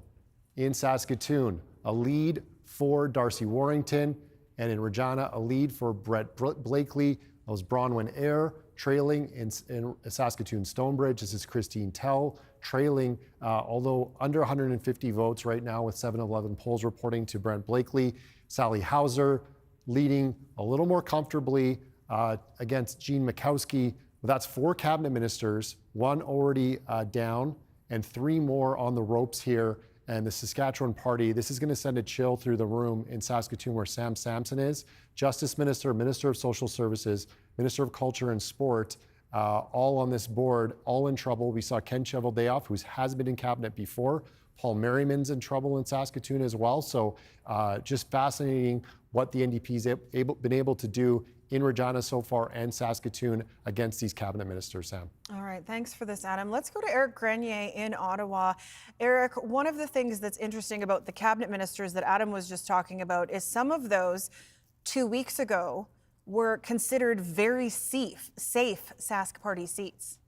Yeah, absolutely. Regina has been a big shift towards the NDP. The NDP knew that they had to sweep or nearly sweep all 12 ridings in the city, and at the moment they're leading and elected in all 12 ridings in the city. Let's look at how the votes have shifted in Regina, the provincial capital, since the last time people in Saskatchewan voted. You can see that the New Democrats are leading in the city with 55% of the vote. That's up about 6 points from where they were last time. Only 39% for the Sask Party, down 5 points. You can see that the Greens and the other parties also taking up some of the vote, but a big shift towards the NDP, and it has delivered the seats that they needed in Regina so far. They're up 5 seats. The Sask Party is down 5 seats. There's no other seats to swing in this city. The NDP is at the moment sweeping all of Regina. One of the reasons why they're not leading in the seat count overall across the province is that they haven't done the same thing in Saskatoon. There's still a few seats where the Sask Party is leading right now. But clearly the goal for the NDP at first step, sweep Regina. They've done that. We'll see what's going to happen in the rest of the province. All right, thanks, Eric. Adam, let's take a look at some of those races that are just really, really tight. Yeah, this is, Eric just talked about Saskatoon and the NDP having to run the table there as well. We're going to look at Saskatoon, Westview, April Chief Calf leading by just 23 votes over the incumbent David Buckingham, who was famously knocked off Cam Broughton back in 2016. He's hoping to hold on to his seat for a 3rd straight election, but right now he's trailing with just 5 of 11 polls reporting. Look at Regina Pasqua, another tight one. This is one we talked about off the top of the show. 33 votes. It's historically been one of the tightest races. It's playing out like that tonight. Bujin Brar of the NDP with a rematch against Mohammed Fayez. 6 of 12 polls reporting here. And we talk about this back and forth in Saskatoon Willow Grove. Ken Cheveldayoff clinging to a 35-vote lead over Alana Wakula, thank you. This is one that we'll be watching as well. Sask United Party picking up 30 votes here, but we haven't seen a lot of blue on the board here with the Sask United Party. And again, we go back to Saskatoon Silver Spring. This is the same as our last reporting when we put this up here. Tons of votes counted, but it's a dead heat here, and the Greens maybe playing a bit of a spoiler here. 109 votes, 7 to 10 reporting, and still we have to impress upon people that on Wednesday we'll count the mail-in ballots. Many requested. They're going to check and make sure people haven't voted twice, so you can always request a mail-in ballot. Then if you decide to go to the polls and vote in person, you do that. But the mail-in ballots will wait for Wednesday, so still a lot to be decided, Sam. Interesting. And you mentioned the term, like nobody, the Greens may be playing spoiler there, but someone that we haven't really seen playing spoiler yet is the Sask United Party. Stephanie, I'm curious what the panel has noticed about that. What have you noticed about that, panel? You may go first. Thank you. Okay, thank you. I mean, I think, yeah, you know, we've kind of mentioned this already. There was an idea that there was going to be a much bigger split on the Conservative side. And I think what you're seeing here is that a lot of people, if they wanted the Sask party to stay in power, they stuck with them. They didn't go sort of shopping around for what they thought might work better for them, or maybe this was a little bit more of the message they were looking for. They went for a sure thing. Marie, we heard that some cabinet ministers in Regina, Christine Tell, Laura Ross, had been out door knocking where maybe in the past they weren't on the doorsteps as often. Saskatoon, we saw Ken Shoveldayoff in a white suit on the boulevards. What do you think they were hearing that they were out there campaigning possibly more in earnest than? Probably the same thing we were hearing, that urban Saskatchewan, at least the two major cities, Sask party seems to be holding their own, at least last time in Moose Jaw and PA, but at least in the two urban cities, two largest urban cities, the people were very frustrated over healthcare, over education, over the issues that were brought forward. There was less of an issue in the rural seats, as we saw early on, where there was an explosion of Sask party leads and wins that took us to that incredible total that we saw, where it looked like it was going to be a massive sweep until the city results started to come in. But what they were probably hearing on the doorsteps is the same thing I think that a lot of us have been hearing for a lot of times, and that is frustration with the very issues that Merelda talked about, the meat and potato issues, when they were dealing with other things that maybe were less consequential to people's lives. And health and education are two things that they just have not really focused enough attention on. You know, when the teachers were striking last year, they were dealing with Bill 137 when they should have been finding ways to end the contract. Now, maybe there aren't that many teachers in Saskatchewan, but they all have spouses, they all have neighbors, same with nurses, same with everything, and it tends to spread in that particular way. In rural communities, it's slightly different when you got resource-based issues, and people are legitimately concerned about the carbon tax and how much they're spending to drive from point A to point B and what it's costing them, and the cost of living issues, slightly different. So it does speak to how what their candidates in rural Saskatchewan might have been hearing that was different than what the urban candidates were hearing. But unfortunately, the urban candidates were left with the script the Sask party put forward, you know, that the number one priority was going to be change rooms. A lot of people looked at that and said, well, in the cities, and said, that's not my priority. A lot of people in rural Saskatchewan, I'm guessing, looked at that and said, well, that's not my priority either, but at least you're still talking about the carbon tax, which is important to me. And we did hear some younger people talking about the Saskatchewan party's been in power since what, the iPhone 1 came out or something. And so but for us who are old, the Saskatchewan party is a relatively new phenomenon. But for people voting for the first time, it's all they've ever known as government, Merelda. And I wonder if some of the boogeyman scare has gone from the Saskatchewan party, talking about the NDP shutting down hospitals and doing things that maybe some voters simply don't remember. Yeah, I mean, I teach a lot of people who have never known anything but this. And so when they are struggling to find a job, or when they're struggling for supports, and when they're thinking about buying a house and it's just completely out of their reach, or they're talking about affordability, it is a little bit different. They don't see that old NDP party there. And I actually have to say, I don't see that party anymore either. It's been 17 years. That's a really long time. And so when you think about how that plays out for people, they are not sort of looking at that and saying, oh yeah, remember that time there was that hospital outside of the city of Regina? That's been Sask Polytech for a very long time. So that's all they know of that building. So that time of that history, those things have really passed. Rural Saskatchewan being older, that's what they remember too. Hospitals being closed. Thanks, you guys. Okay, we are going to go to our first elected guest of the night who has knocked off a cabinet minister. Alexander Kwan is standing by at NDP headquarters with Joan Pratchler.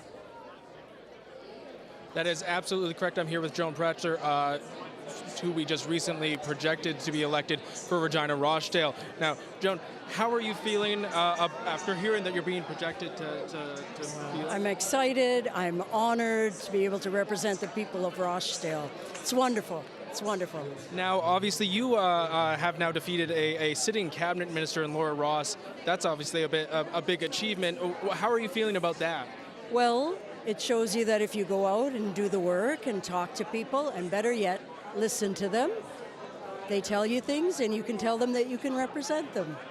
Now, what did you hear on the doorstep? What did you hear from people when you were out campaigning? They said they wanted somebody credible to represent them. And they hadn't seen their former representative for a long time, and they were glad that I was out there on their doorsteps. Now, former school principal, currently registered nurse, if I'm correct. Do you think you have that background helped you on the campaign trail? Well, absolutely. One of the most trusted professions is nursing. And the next one is a principal that helped and loved kids in school and helped them learn. Yes. Now, when you were out on the campaign, did you hear a lot about education, about healthcare? Absolutely. Rochdale's filled with teachers, and they're not impressed with what has happened. And they know that I understand because I still am a teacher. Now, when you're, I guess, heading into having been elected, what are you hoping to see from the NDP as you look into this next step and as an elected politician? That we're going to make education better for the children because that's the future of our province. And we're going to address what happens in healthcare by listening and acting on what the frontline people are telling us. There's no way I would have asked a grade 1 teacher to implement a new reading program if I didn't sit alongside of her or him and do it with them. You need to understand what's happening on the front lines or you cannot be their leader. Period. Okay. Well, Joan, the other question I had for you is, your background obviously helped on the campaign trail. Regina is currently being swept by the NDP. That means every riding is going towards the NDP, at least for the moment. Do you think, what do you think made it such a good message for voters, I guess, that they want to support the NDP all of Regina? Well, I can tell, especially in Rochdale, they care about education because they know children are their future. They care about health care because someone in their family is going to need health care.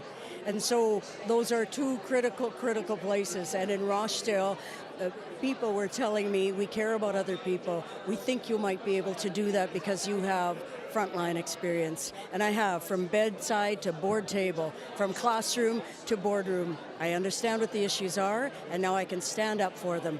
And that's what you need in a spicy grandma there. Well, Joan, thank you very much for talking with me. Thank you. Thank you. I was Joan Pratchler, just recently projected to be the winner for Regina Rochdale. Sam, I'll throw it back to you in the studio. Thanks, Alex. Adam, did she just describe herself as a spicy grandma? I think she did. I love it. I want that on a t-shirt for her. I didn't see that on her campaign flyer, but that might be for next time, 4 years from now. I love it so much. We're going to look at Regina, and Alex talked about that sweep, and that is happening right now. And we're projecting Carla Beck to be the winner in Regina. Lakeview, commanding margin here for Carla. Big night for her. We're seeing the board here. A lot of races still too close to call, but the NDP really performing well tonight from what we've seen in the recent past. Carla Beck leading them into the election for the first time here, Sam. Her language has really changed over the last week too, from we're campaigning on change to we're going to win this thing. And it's not over yet. It's not over yet. And where the Saskatchewan Party needed to hold on to this election was in the communities outside of Regina and Saskatoon. This is one, Martensville, Blairmore. Jamie Martin's with a just about a 400 vote lead right now over Tammy Pike, 6 of 10 polls reporting. So they're holding on here in Martensville, Blairmore. There's a few other places where they're holding on, where the NDP needed to make a breakthrough. Tim McLeod, we can elect and send to the legislature here. And this is one that the NDP they thought they had an outside chance in Moose Jaw North. This wasn't the Moose Jaw race that they were focused on as much. Spent lots of time there. But they spent lots of time in the city. This is a mix of urban and rural outside of Moose Jaw.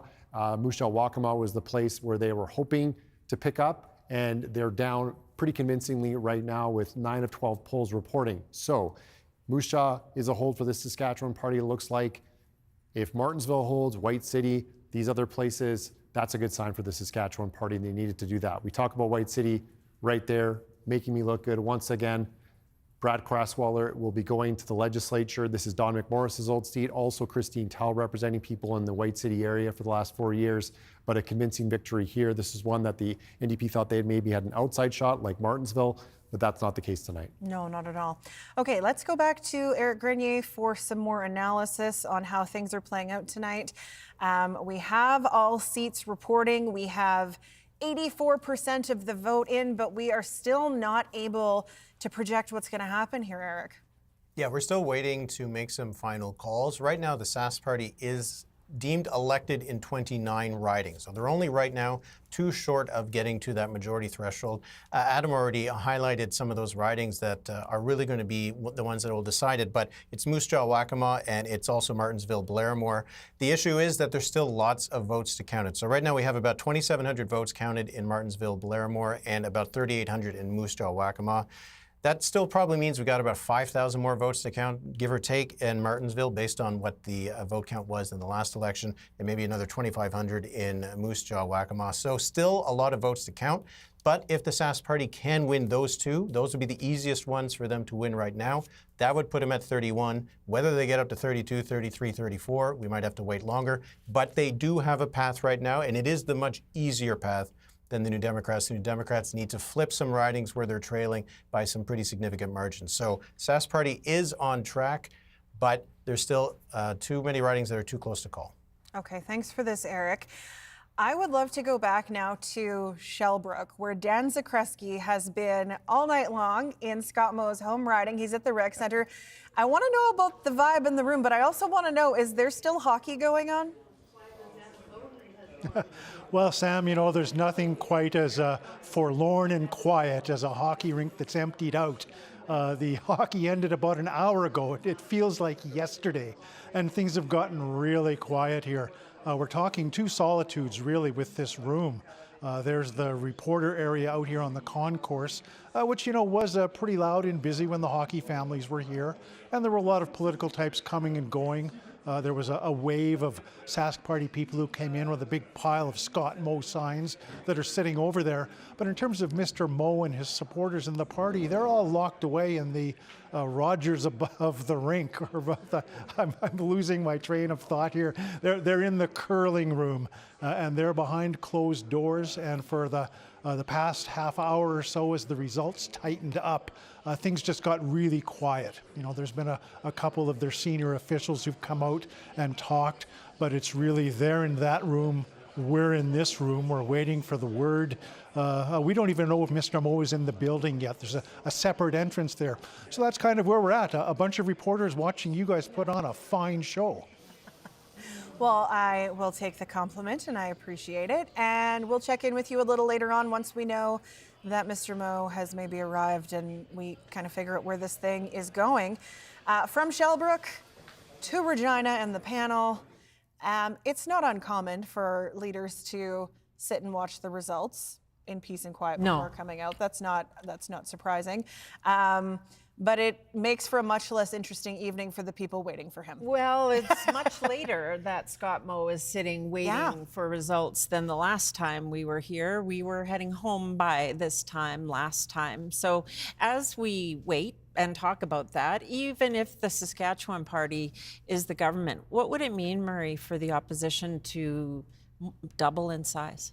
Well, it's tremendous because they have that many more resources, because the resources that they render from the Ledge Assembly office is based on the number of MLAs. And if I look at 27 compared to 14, that's almost a doubling. So they're twice as rich as they used to be. So this should be a very good night for the NDP.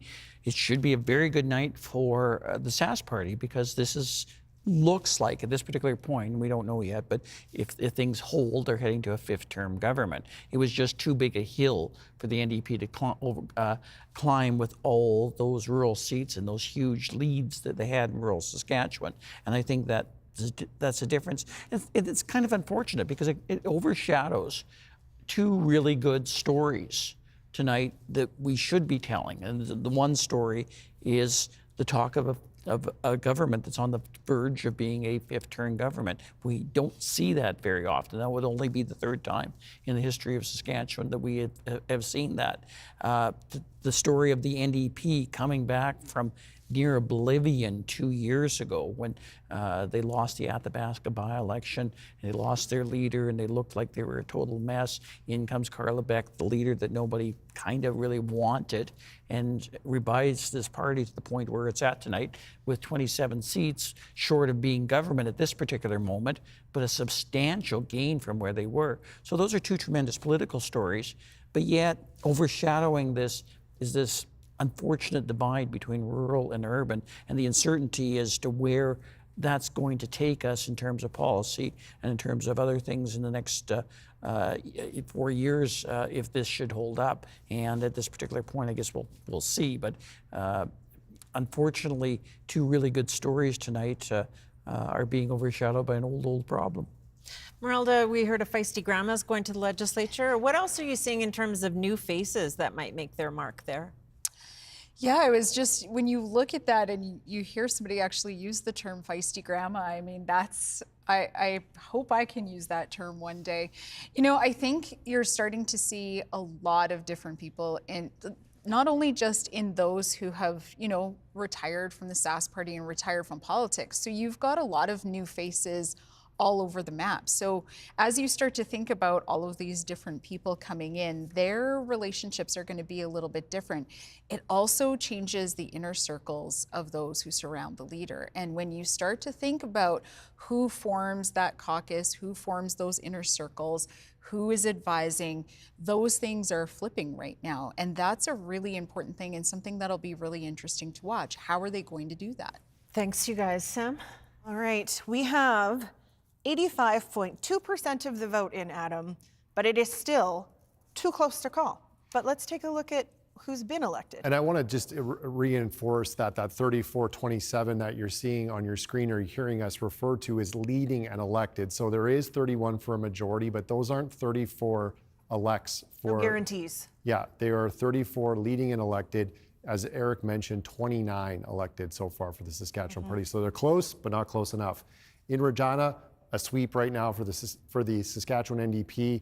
This is what they wanted. This is part of their game plan. They're not doing enough outside of Regina and Saskatoon, but we can send Nicole Sarr back to the legislature. Dominant result for her tonight. Former interim leader, has been a justice critic, corrections critic for the Saskatchewan NDP. So Nicole will be heading back, as will Lena Young, the incumbent for Regina South Albert. Another dominant margin here. So NDP really sending a message, and that's going to tighten up that vote share province-wide once we count more of these city votes. Another dominant result for Betty Napier-Albright, another incumbent in Saskatoon Centre who will be going back to the legislature for the NDP. That's 3 women elected. We had Joan Pratchler already, Erica Ritchie. You're seeing a pattern here, Carla Beck. So the NDP already had a big female contingent.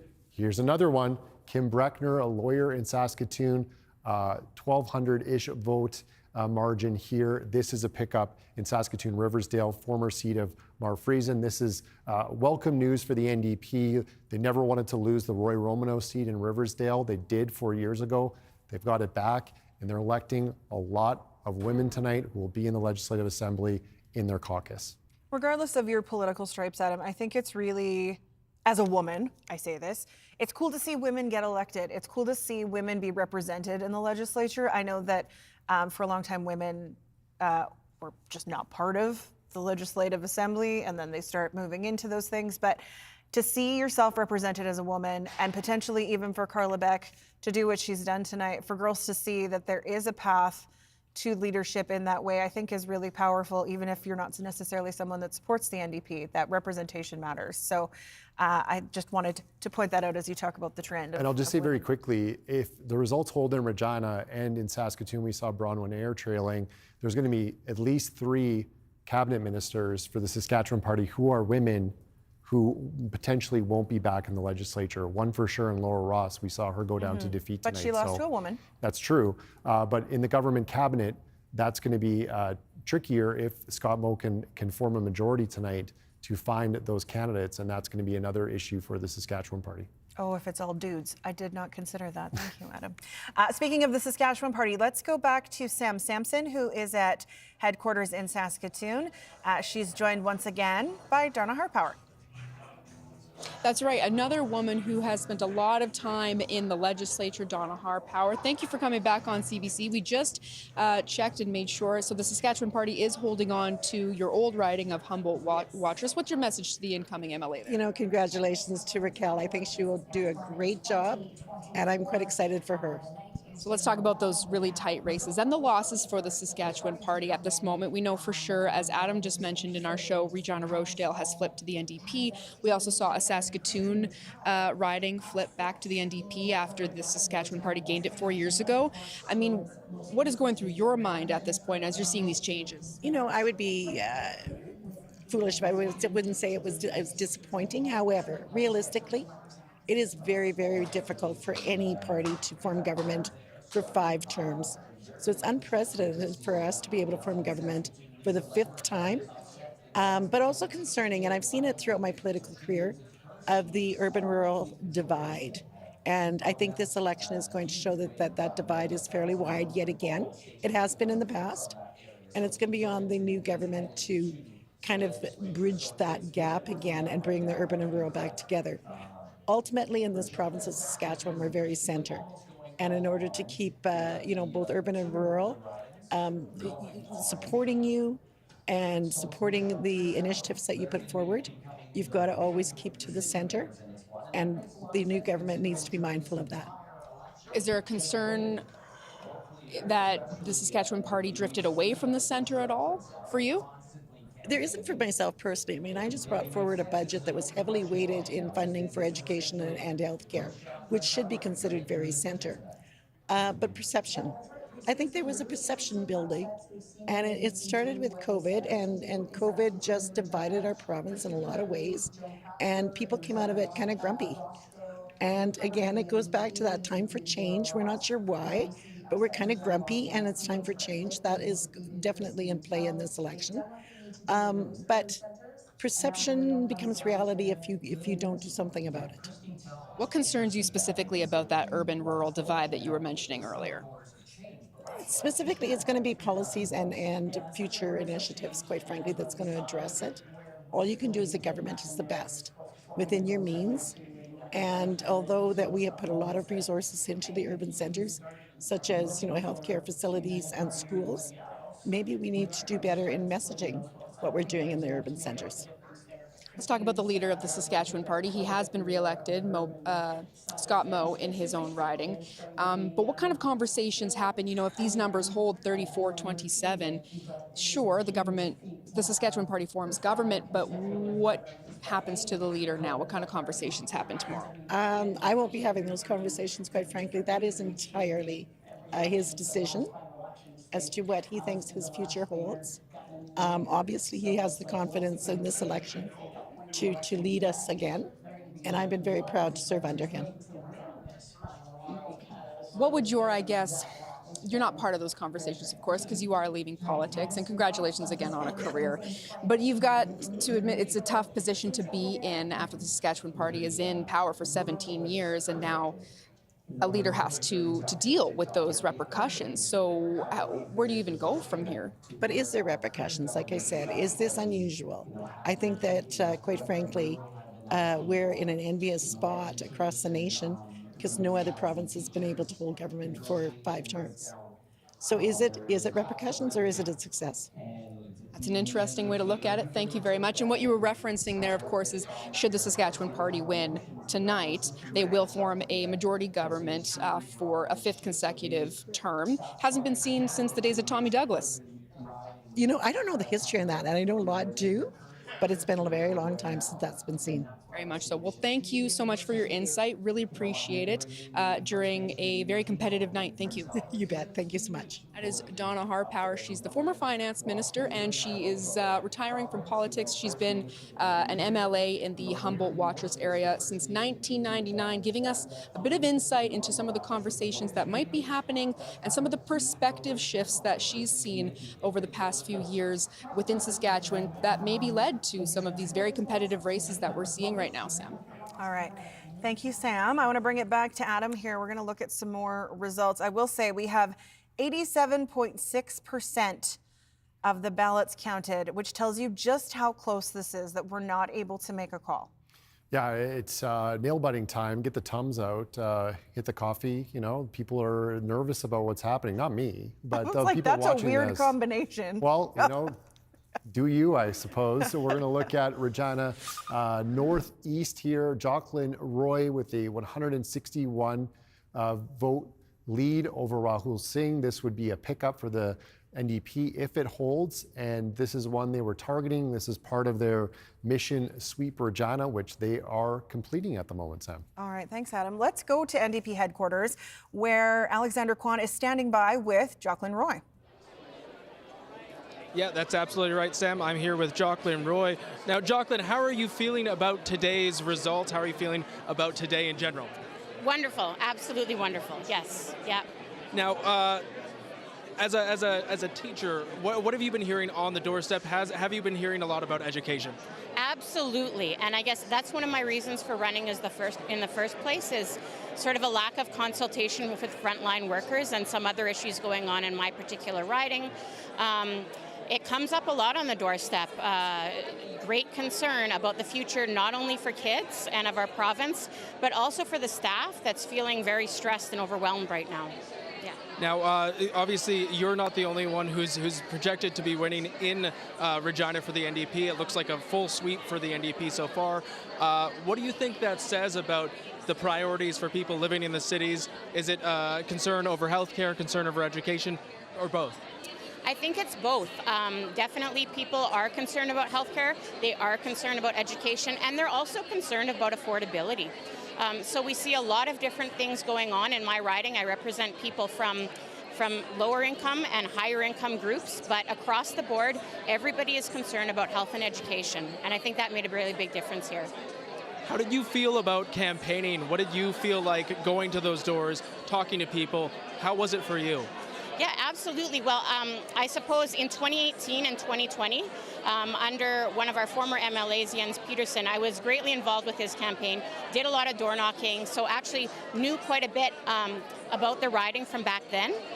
So getting back out there was wonderful. It is one of my favorite things to be on the doorstep, listening to people, because that is what is important, is accountability and transparency with those that you represent. Now, is it different going from a door knocker, a volunteer with a campaign, to being a candidate? Absolutely. I see that's Brent.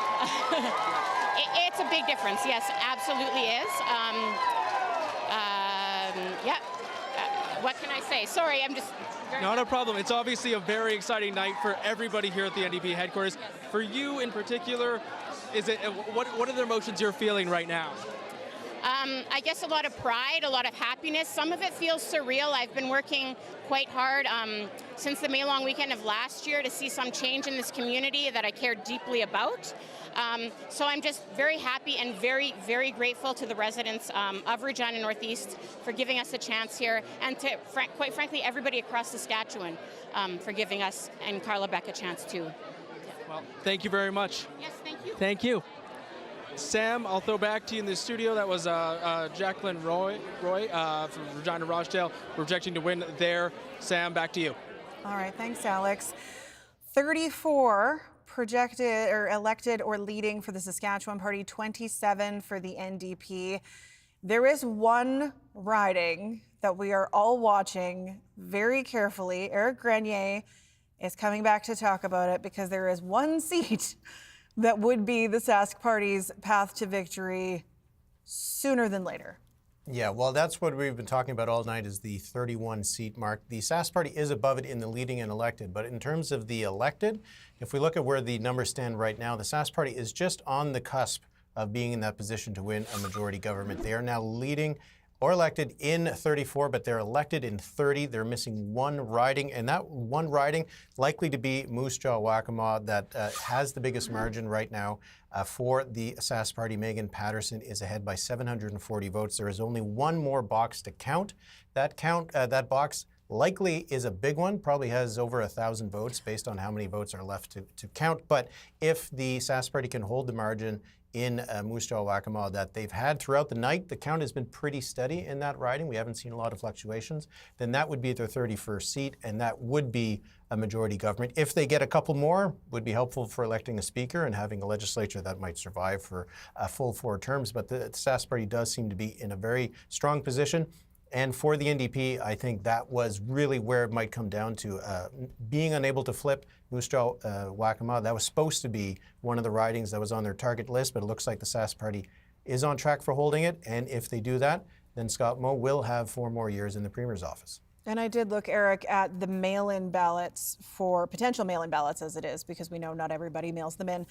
There's only 419 for Moose Jaw Waccamaw, so even with the current lead, it wouldn't change anything. Yeah, that's right. And there's a number of ridings that we are going to be watching for that mail ballot count that could end up flipping. So the final count could be a bit different from what we're looking at right now, just based on how that count will go over the next few days. But we are taking that into account to decide whether we can call these ridings, and a riding like Moose Jaw Waccamaw will be decided tonight.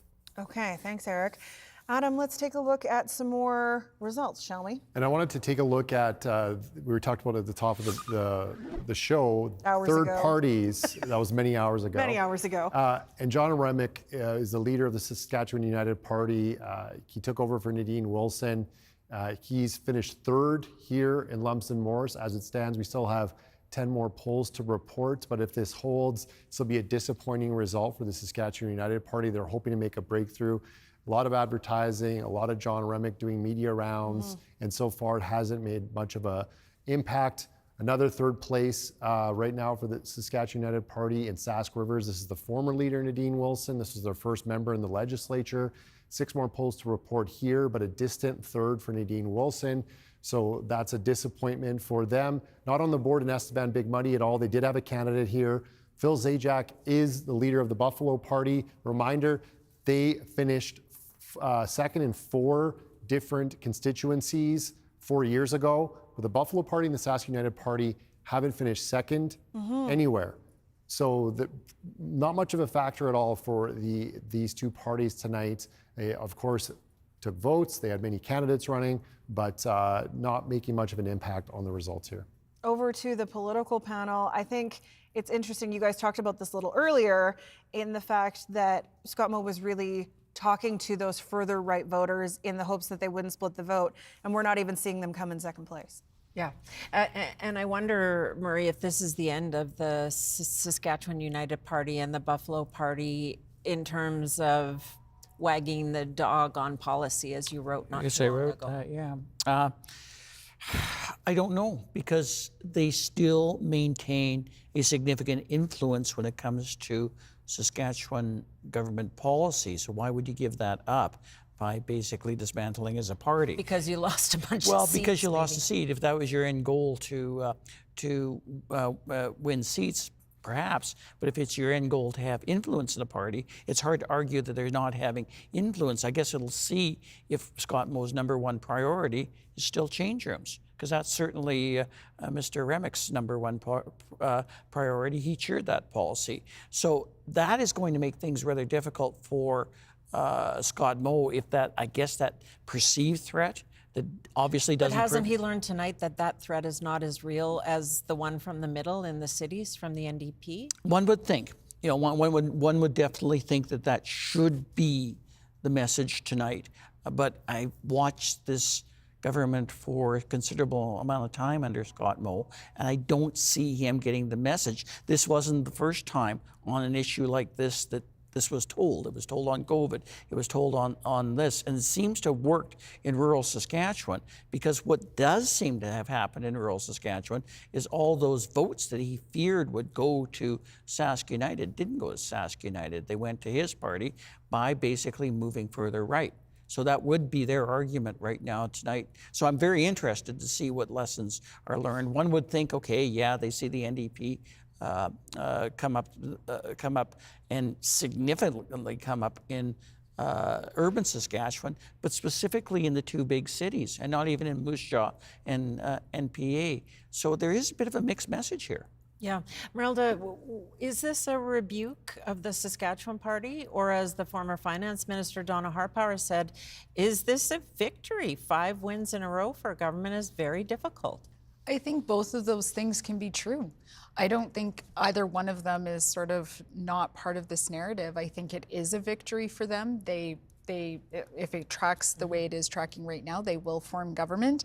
I think, though, they also have to do some real soul searching. And I think those that are left, those who are coming in, the new people who are coming in, I think have to ask themselves, all of those people who got up in front of reporters and at press conferences and rallies and said, this party has left me, I didn't leave them. That message, I think, resounded with a lot of people, and they will have to think through how they work that. What do you think the Saskatchewan Party could do to win those people back? I mean, if it has to elect a speaker, how does it even deal with that after what happened with the last one? Well, that's a good question. They're not in bad shape, and everybody likes that job because it pays a bit of coin, and it's they'll find someone, to run for it. But will they text that person 700 times to make the rulings they want? You'd think they learned that lesson, but I'm not 100% sure. Maybe only 600. I honestly don't know, but there are going to be tremendous difficulties. Both managing caucus and managing this party. Like, what do you do with the caucus where you really don't have the same depth that or the equivalent depth to what you've lost? And if you think about the Gord Wyants and the Don Morgans and the Dustin Duncans and the Donna Harpowers, they've lost a considerable amount of talent. I didn't see a lot of similar talent coming in. Now, in fairness, some people come in, they just prove themselves. Mm-hmm. They were kind of hoping that of Jeremy Cockrell, and they were kind of hoping that of other people. And sometimes it works out, and sometimes it doesn't work out in terms of a government election. You get who you get elected. So there's going to be those challenges.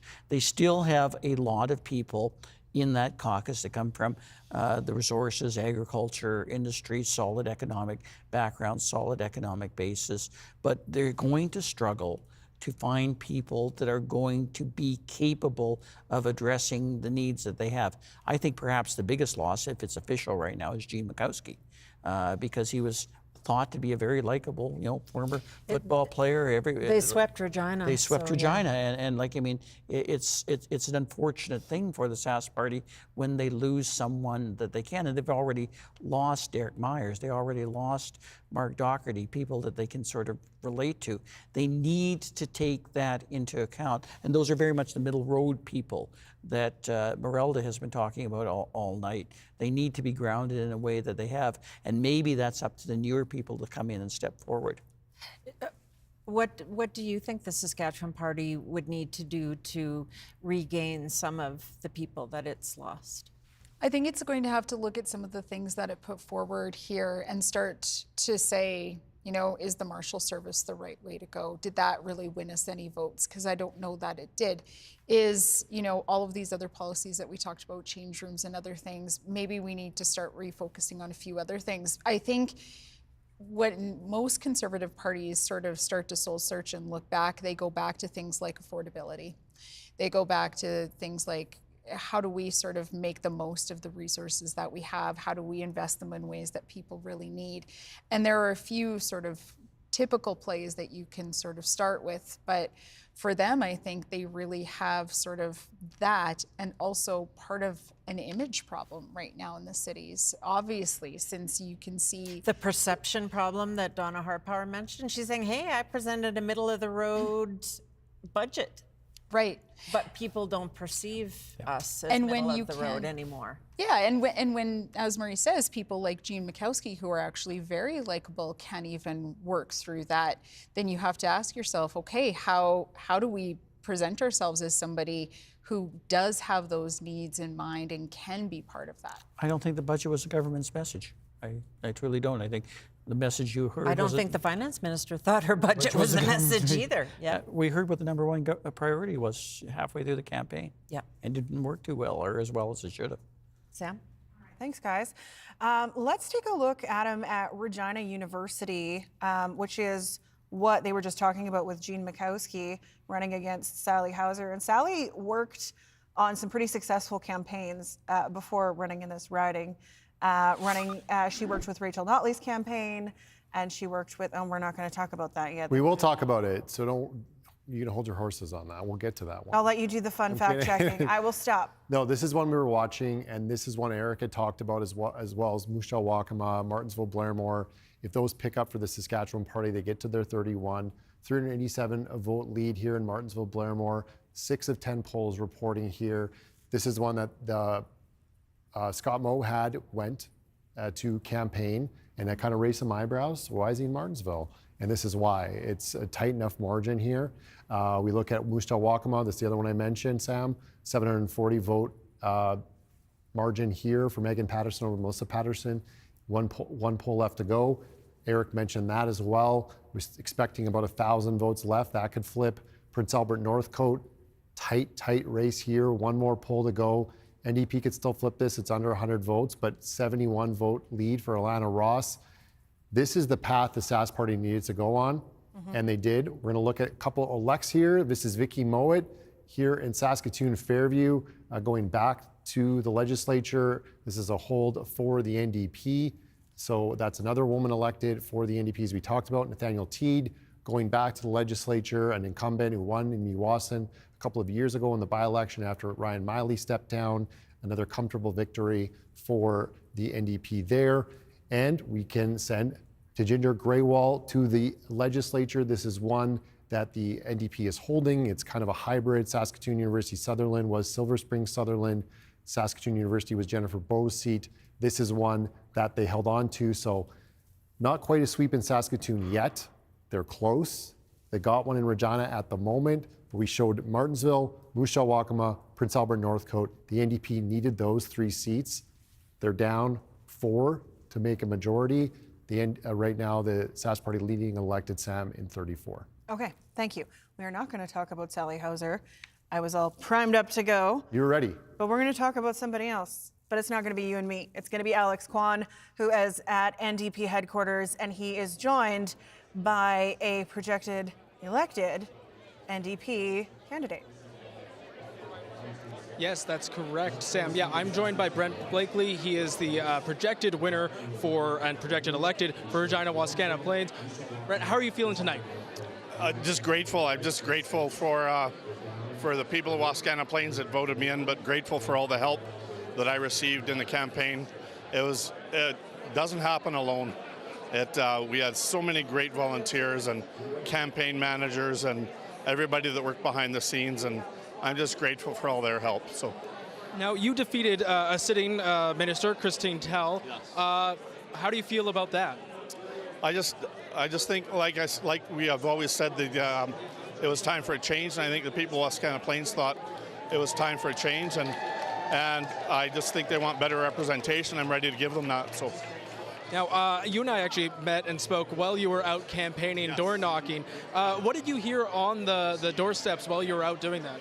Just lots of positive stuff. I was anticipating this might happen just from all the things that I heard, and it was such positive energy on the doorsteps, and which kind of energized me to keep going. So, yeah. So what kind of things did you hear while you were out door knocking? Just that people wanted to change, and of course the big things that they wanted to see improvements too were healthcare, education. Those were the two big things that that people want to see improved. Okay. Now, Brent, how are you feeling after obviously winning this? But what do you see? What do you feel when you see that the NDP are sweeping Regina, taking all of the seats there as well?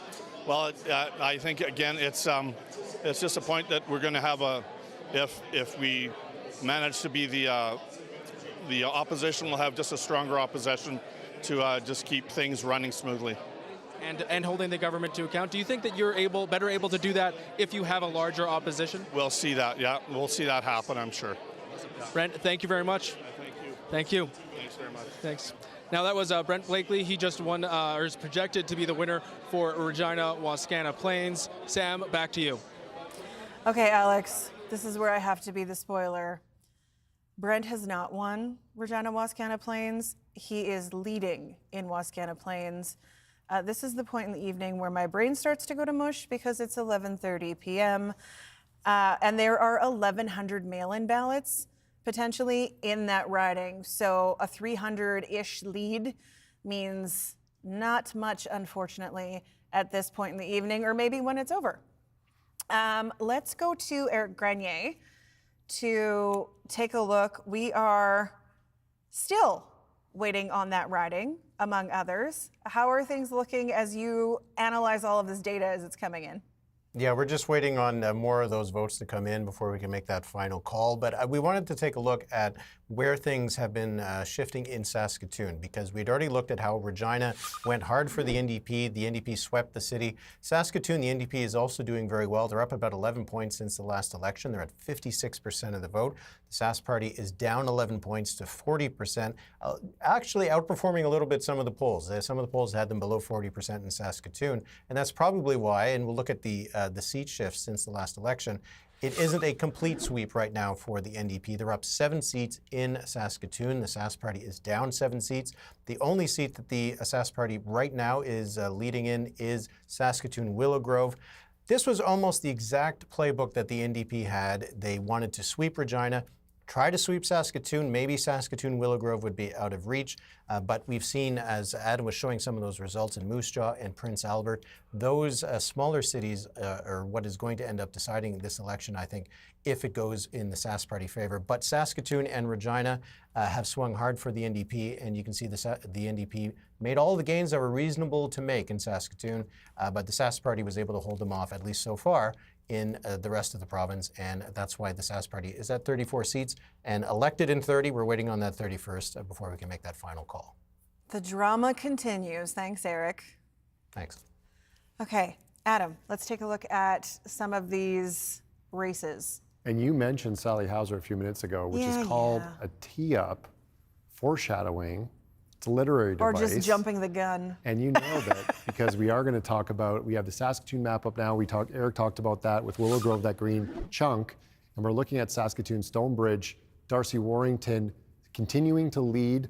Bronwyn Eyre, the Justice Minister, 700 vote lead. We still have 3 polls left. That's why there's no check mark there yet.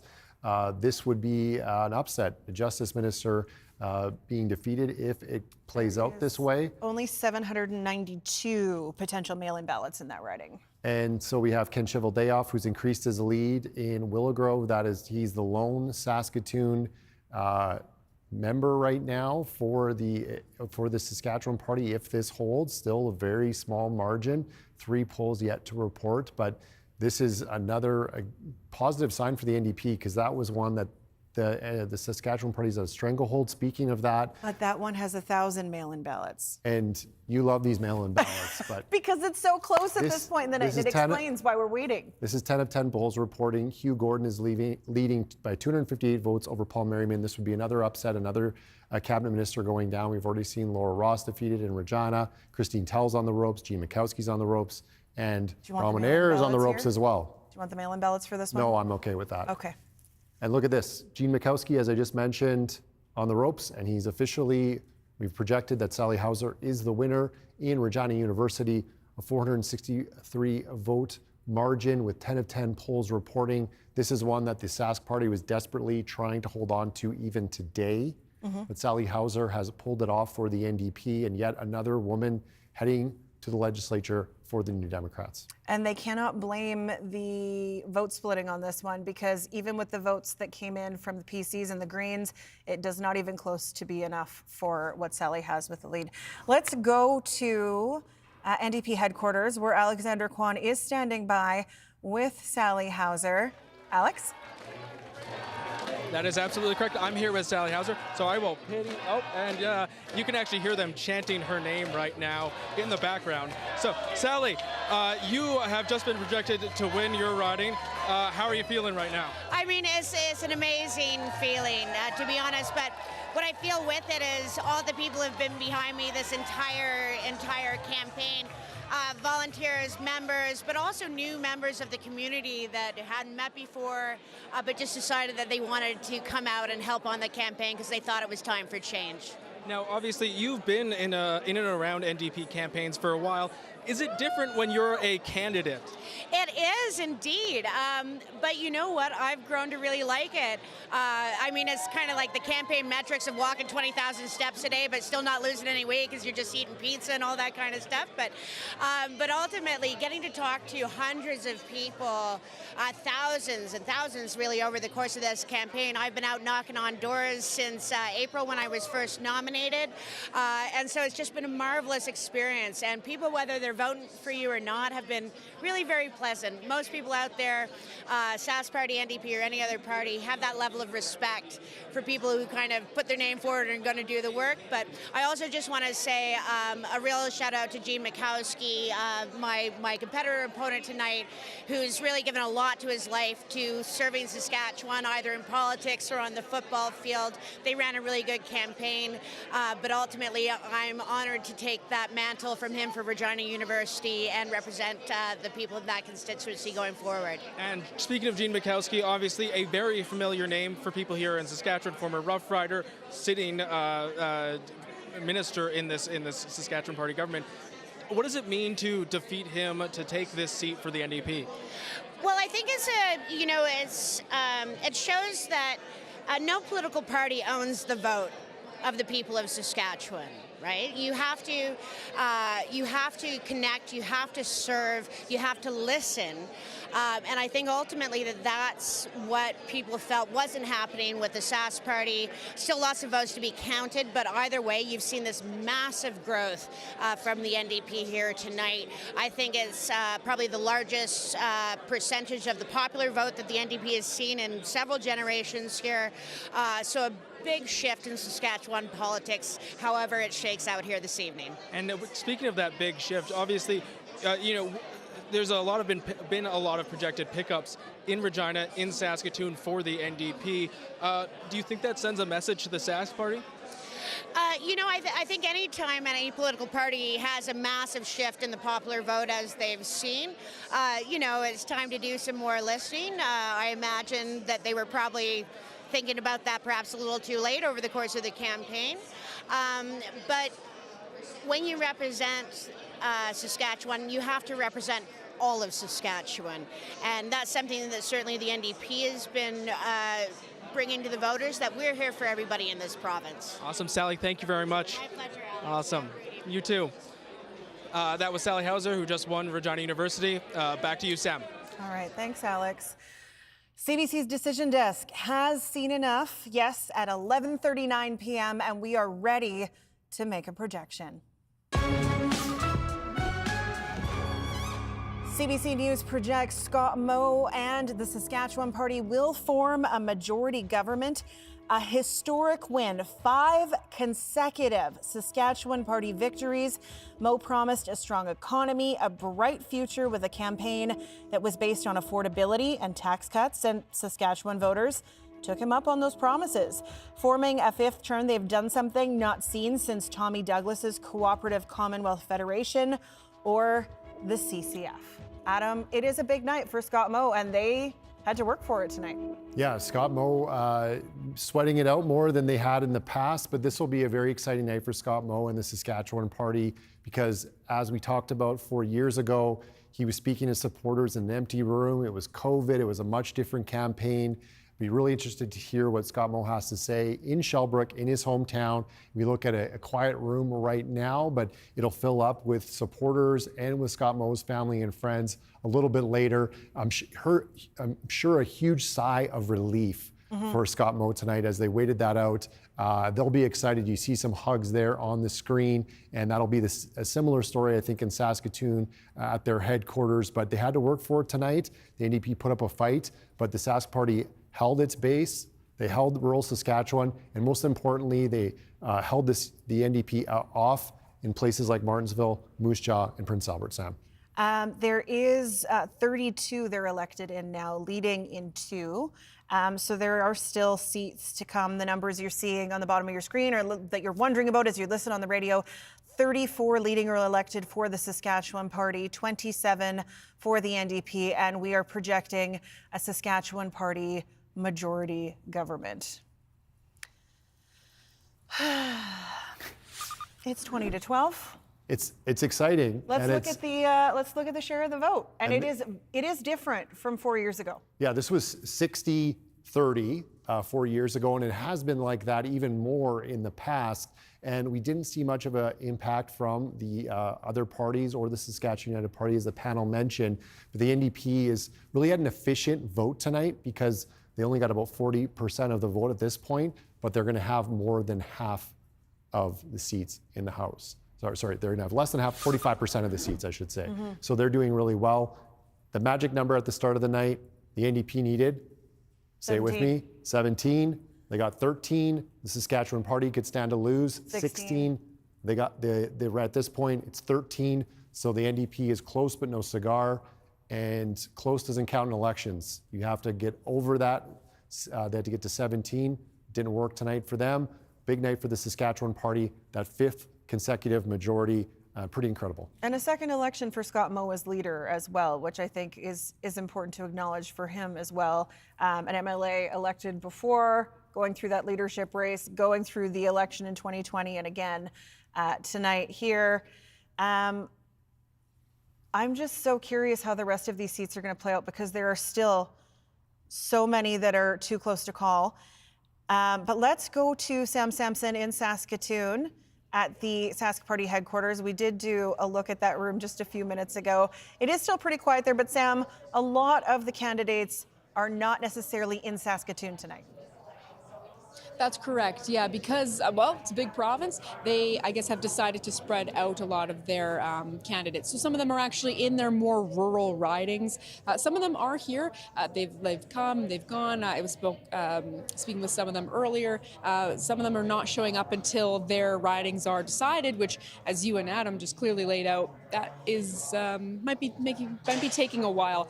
And I think that's really what's driving this emotion, actually. There was a bit of time where it was pretty tense here, but when this crowd understood that there was a projected majority government for the Saskatchewan Party, there was quite a bit of cheering.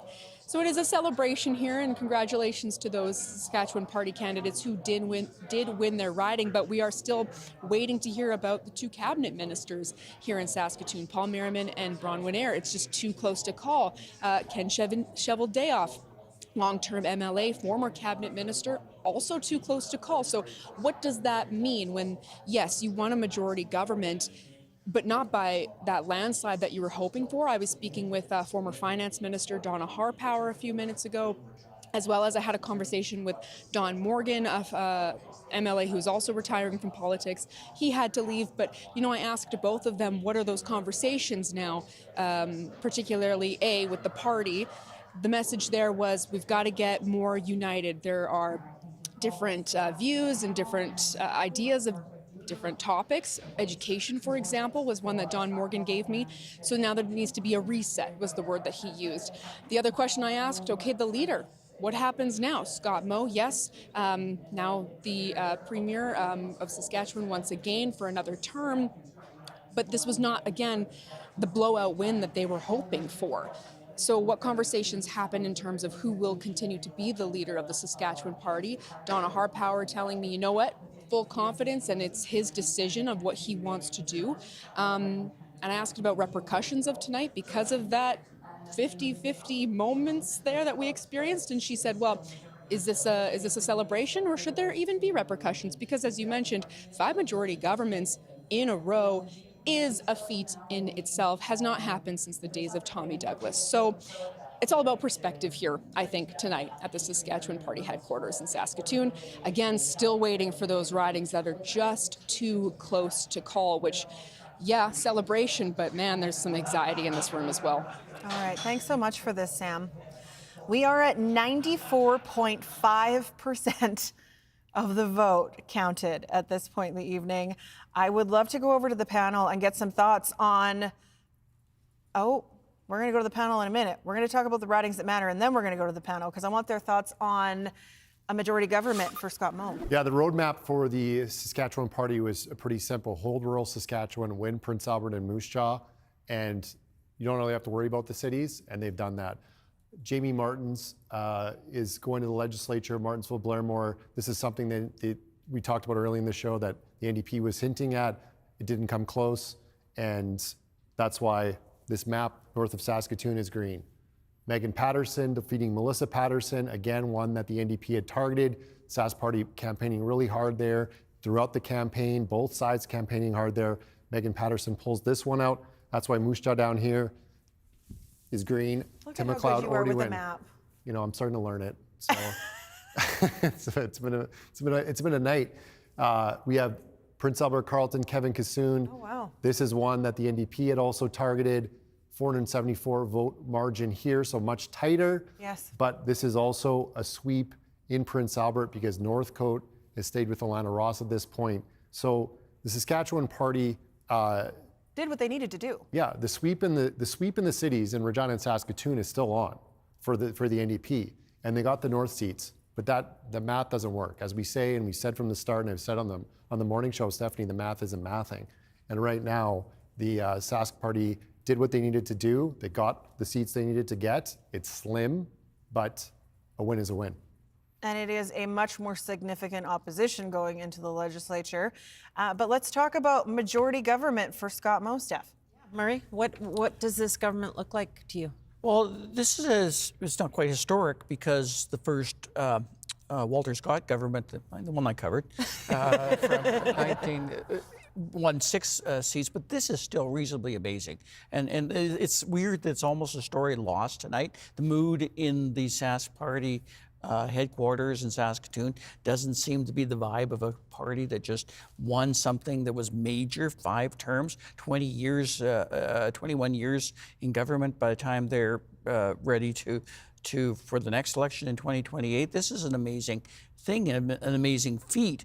Also a rather amazing feat, of course, with Carla Beck at the NDP getting 27 seats from oblivion 2 years ago after losing the Athabasca by-election and not knowing where this party was going. So, as I think I said earlier, kind of a bit of a victory for both parties, but there are some significant questions to be asked in terms of that we've been talking about all night about what is the nature of this government? How do you bring the province together? We have the former finance minister asking that very question about how do we bridge the rural-urban divide? Significant challenges ahead for the Sask Party right now.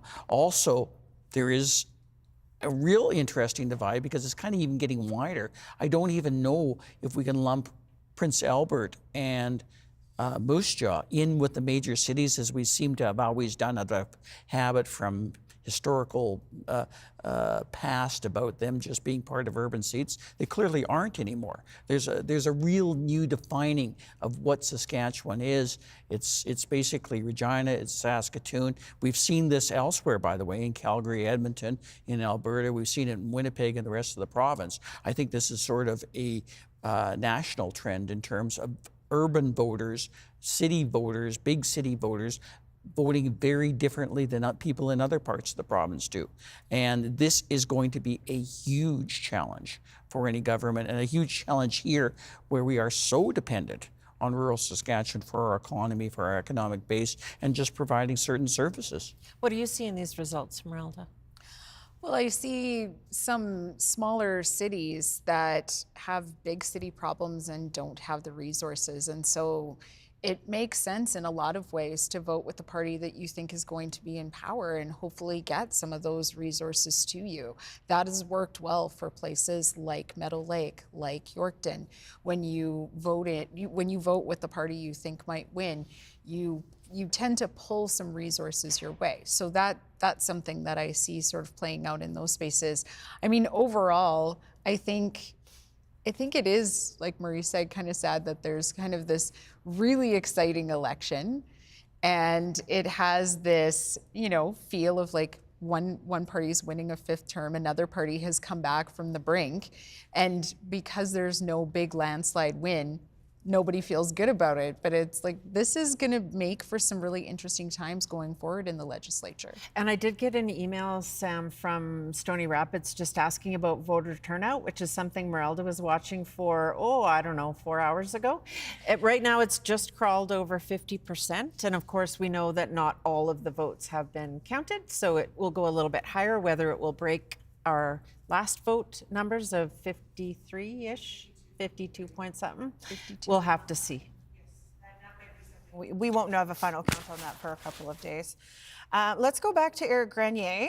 Now that we know we have that Sask Party majority government, we can stop staring at the ratings that we were so carefully watching for.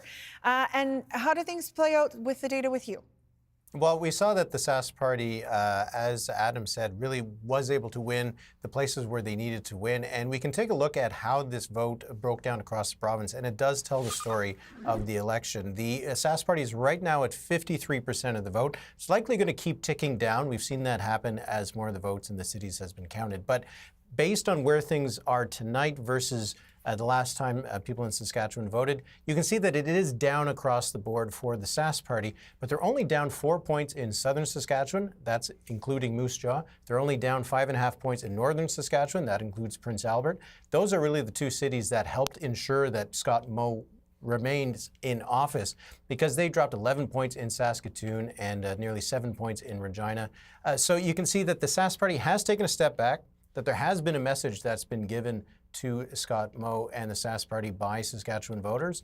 Not a message that they don't want them in office anymore, maybe a message of a little more humility going forward, but a big win nevertheless for the Sask Party. We should point out that, as it's been said, this is 5 consecutive victories for the Saskatchewan Party in the province. To still get over 50% of the vote, if that's where things end up at the end of the count after this much time in office, is still a testament to the performance of the Sask Party, Scott Moe and Brad Wall, and how they've really transformed the province. So it's still a big win, a bit of a setback certainly for the Sask Party, but a win's a win. And if you can still get 50% of the vote after 17 years in office, it is a message as well that voters in Saskatchewan are happy enough with the performance of Scott Moe and the Sask Party. Eric, we are just waiting to hear from NDP leader Carla Beck, but as we wait for that, I wanted to ask you about voter turnout, because we saw record numbers in early voting. 253,000 people casting ballots before today as election day. How has those early voting translated into more or less voter turnout in other elections across the country? Yeah, we've seen this pattern actually pretty consistently, that as electoral bodies make more opportunities open for voters to cast a ballot, as we've seen with Election Saskatchewan having this voting week before Election Day, more people take advantage of that convenience. It is not always a sign that there is increased enthusiasm or interest in an election. There's enthusiasm and interest in getting the vote out of the way. So I think that is probably what we're going to see here when all the votes are counted, that turnout might not be all that much higher than last time. Even if it was higher in the advanced polls, more of a reflection of people taking advantage of that extra convenience, and also maybe a sign that for a lot of voters, minds are made up pretty early in a campaign, and voting a few days ahead of Election Day, not a problem for them. All right, thanks for this, Eric. As we await Carla Beck speaking tonight, Stephanie, I don't know that this leaves a lot of questions, this result, about her future as the leader. Oh, she'll definitely keep her job. I'm wondering what you two, as I watch to see when she walks in, will be listening for from her tonight, given the rural-urban split that we've seen. Merelda? I think we want to sort of listen to see how she's going to develop that message of, we want to represent everyone. We want Team Saskatchewan. We want... Not orange or green. Yeah, not orange or green, Team Saskatchewan. We want to present a united front you know, when we go forward and deal with our federal counterparts or work with our municipalities, we want to be on the same team. So I wonder how she will put that message forward now, given that it's just so very clear what the divide is. And what do you think, Murray, that she would need to do to help with some of the very stark rural-urban divide that we're seeing? I think it goes beyond tonight. It will be what kind of opposition she chooses to lead, because one of the problems, even going into this election, is this felt like a very urban party. Feels more like a very urban party with a couple northern seats right now.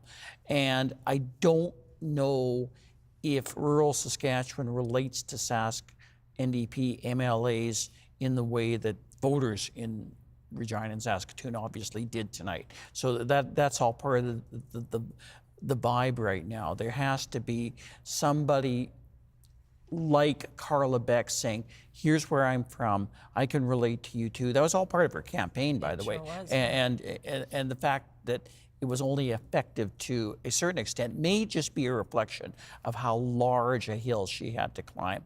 To be quite frank, I'm more interested in what Scott Moe has to say tonight, and because he suffered the way bigger loss. And will this be humbling? Will this be interesting? Interested in both. Thanks. All right. We are still waiting for Carla Beck to come in. I see them shaking signs. This tells me that she may be coming in any second now. Let's go back to Eric Grenier. Eric, when it comes to leaders and seats won and lost, can you draw any threads from the other elections that we've seen over the last couple weeks?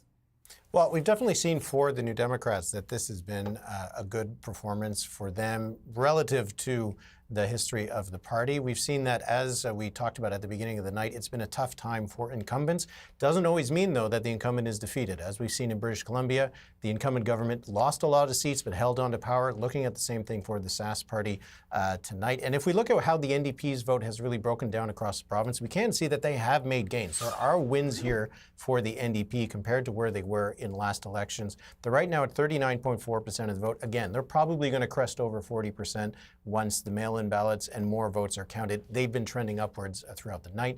You can see a big gain in Saskatoon. This is why they've been able to make so much progress, almost sweep the city. 11 points, they at 56% in Saskatoon, 56% in Regina. The two cities are almost identical when it comes to each party's support, but they weren't able to make enough gains in northern Saskatchewan, only up 3 points. They weren't able to make enough gains in southern Saskatchewan, only up 5 points.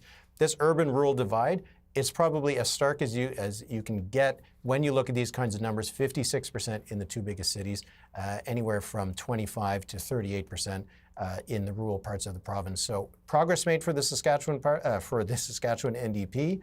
They can look at this map. They can probably find the ridings they can target for 2028, but clearly it wasn't going to happen tonight. Though this is a big result for the NDP, their best result since they formed government. Okay, let's listen in. Carla Beck has entered the room at NDP headquarters in Regina, making her way through a very happy and excited room. Of course, Carla keeping her seat. She will lead the opposition. And let's listen in to what they have to say and the cheers for her as they make their way through. Adam, we're seeing some familiar candidates there as well. Yeah, she's giving hugs to a bunch of winners tonight in Regina. Feeling good by the Sheepdogs, local music content, Saskatoon's own. So that gives you a bit of a sense that she's hugging Trent Wotherspoon there, one of her closest confidants in caucus, her biggest supporters. There's Carla Beck.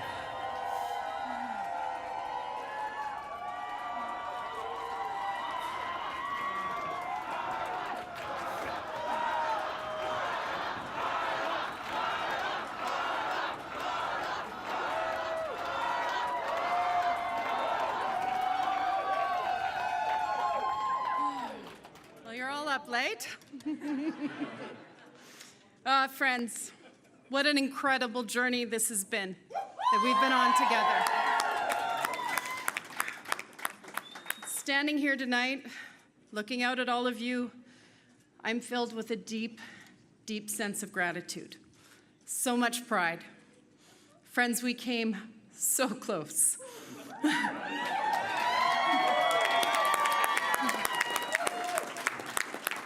You know, when we started this campaign, many people didn't give us much of a chance, but we believed.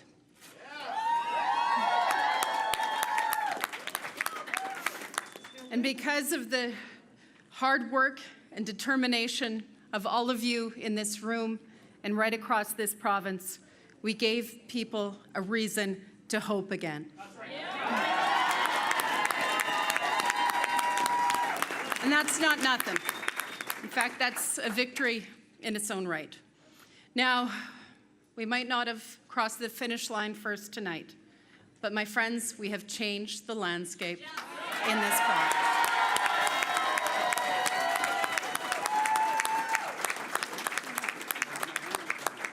To our entire team, to my family, to every volunteer who poured their heart into this campaign, and we had a lot of fun while we did it. I want to say thank you for every phone call, every door you knocked, every conversation. You made a difference. You truly did. And tonight, I'm incredibly proud of what we accomplished together.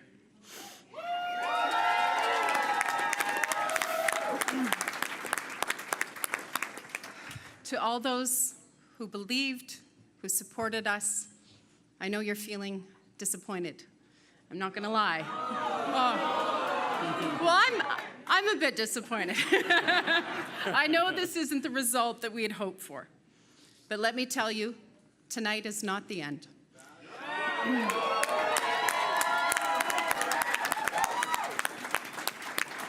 This election has proven that Saskatchewan wants positive change. Across this province, people are feeling tired of being left behind, seeing the healthcare system crumble, struggling as costs grow faster than their paychecks. The close result tonight is a message that the people of Saskatchewan want and deserve a government that puts them first, and we are not going to stop until that vision is a reality.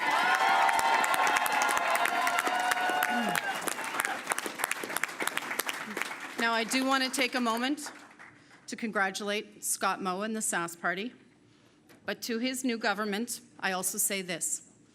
Tens of thousands of Saskatchewan people have sent you a message that they want better for their province, and we'll be there to hold you accountable every step of the way.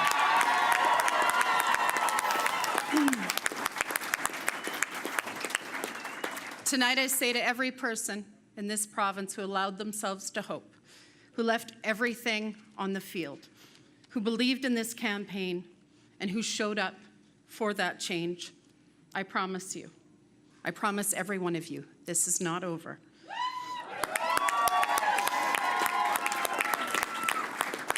We've built something incredible. We've built something lasting. We have awakened hope in this province, and we're only going to grow it from here.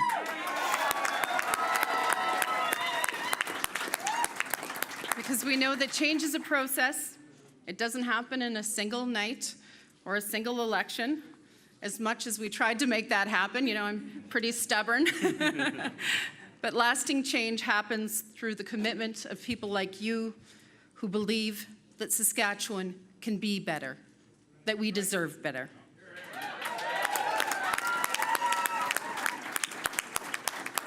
So tonight, let's celebrate how far we've come, and tomorrow we're going to get up and we're going to continue the work.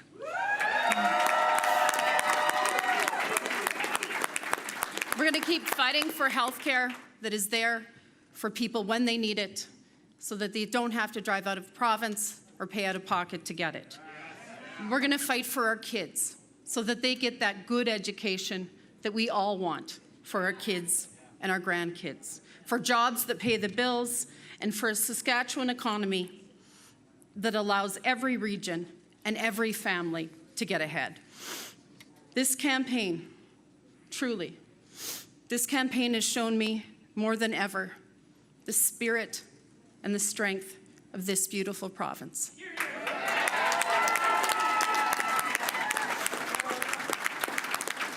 From cities to small towns, from the north to the south, people have shown their desire for a brighter future. And you know, I've had the privilege of traveling all over this province. And I have fallen even more deeply and completely in love with the people in this province from corner to corner. And that's been really a joy.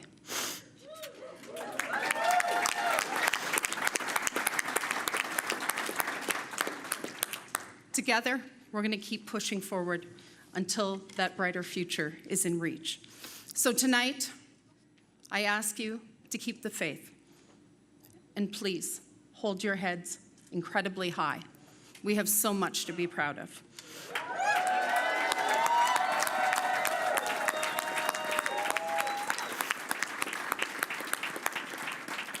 We are stronger than ever because we did this together. And I have a message for those newly elected MLAs tonight. It wasn't so long ago that I don't remember that feeling. Never forget how incredibly special it is for your neighbors to select you to be their representative. And this, I'd like to say also a huge thank you to everyone who put their name on a ballot in this election. We thank all of you.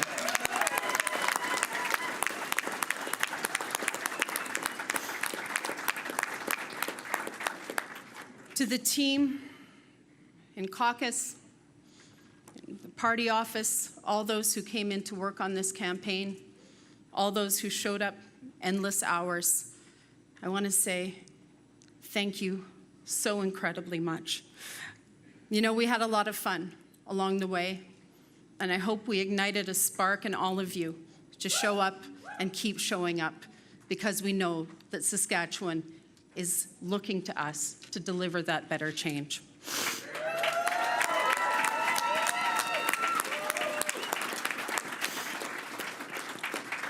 If you'll indulge me a quick word to my family, my husband, Guy, my son, Guy, my rock, thank you for your unwavering support. To our kids, Maya, Nolan, Hannah, Chloe, who's with us here, please know that you are my reason why. And despite the outcome tonight, how lucky am I to have such a beautiful and caring, supportive family.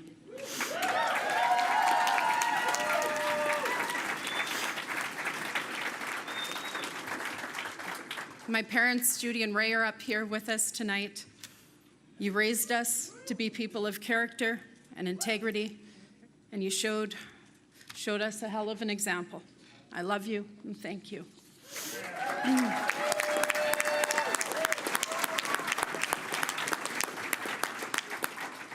Friends, from tonight, from the lessons learned on this campaign, we will grow, we will learn, and together we will continue this journey towards a Saskatchewan that works for everyone.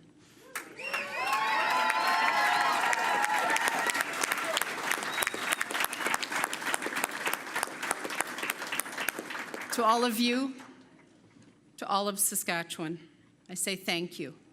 This is only the beginning. Let's continue to fight for the future that we believe in. Let's continue to fight for a Saskatchewan that truly is stronger together. Thank you all.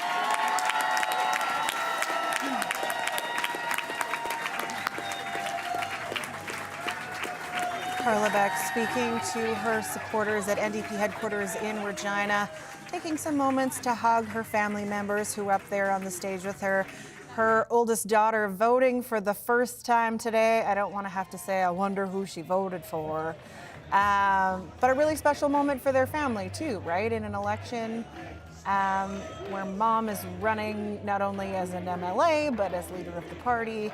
And while it was a concession speech, to me, Adam, that sounded more like a promise of what's to come. And I'm sure her kids didn't see her for the last 22 days, 27 days Right. from the start of the campaign, because she's been everywhere multiple places today, crisscrossing the province in that pickup truck. I saw her driving to the Rough Rider game the other day in her truck, and she went into the game, had a jersey on, and talking to people. So yeah, it's a way different. I've been in the room when the NDP has been decimated. I've been there when they've chosen a new leader a couple of times. This is a different vibe. This is a different NDP, and this is an NDP that's hopeful. That they have, they're sending 26, 27-ish potentially members to the legislature, and that is that's a success for Carla Beck. I know her supporters there, Sam, were cheering her on when she said, "Wait, I'm disappointed." So I think that's the message that she's trying to tell people. You know, this isn't good enough. Right. That we're close, but we didn't win, and we were trying to win. And you mentioned earlier in the show that that message has flipped over the last little bit from Campaigning for change to time for change. we're going to win this. We're going to win this, and they were close. And they got that taste, right? Yes. Of getting so close. We could get into the sports analogies of coming into the end. And here comes Scott Moe and his wife Krista. Sam is late night. That's what would be my first takeaway. It's late evening. Okay, let's listen in as Dan Zakreski managed to get a microphone in there as Scott Moe was walking with his wife Krista to the podium. Rambo, you're in the way.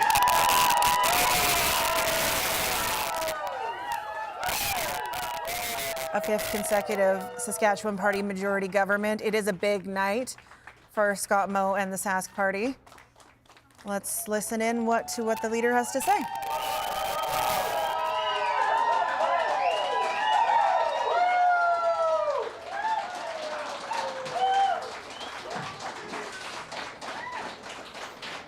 I was going to say good evening, but I think I'll actually say good morning. What a great day to be in Saskatchewan. And I want to begin by saying thank you to a number of people here. First of all, to all the people of Saskatchewan, all who went out and exercised their democratic right to vote and voted for a strong economy and a bright future in our province. Thank you once again, Saskatchewan, for placing your trust in our party, in the Saskatchewan Party. And thank you for electing a majority Saskatchewan Party government.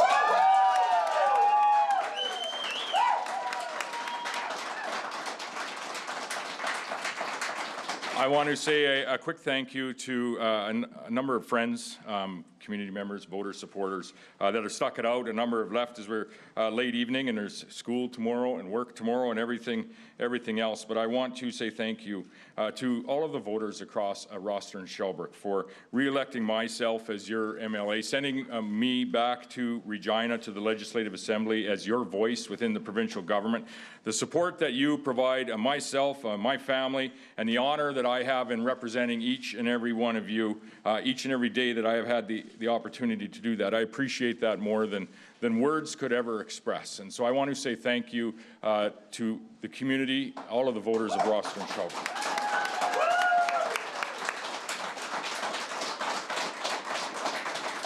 And of course, and I say this often when we're in Regina, but no one serves in public office by themselves. They only do so with the love and support of their families. So I want to say thank you to my children, but most importantly, thank you to my wife of now 31 years.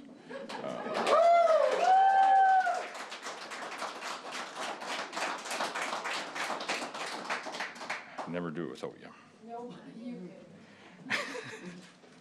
Thank you as well to our Roster and Shelburne campaign team that is delinquent, one MLA throughout the campaign as we travel the province. Thank you to Patrick Bundrock and all of the Saskatchewan Party team that is at headquarters. And thank you to the small group of folks that traveled across the province with me in what is now affectionately known as the truck. I want to say a thank you as well to all the candidates from all the parties that ran in this election. Whether you were successful or not, thank you for putting your name on a ballot. It's no small thing to put your name on that ballot, your name on a line sign, and to put yourself out in the public arena. To stand up and say you want to represent your community, you want to represent your neighbors, and you want to represent your friends. And so I would say to each and every candidate that put their name on a ballot this election, I appreciate the fact that you did that, and I thank you for doing that.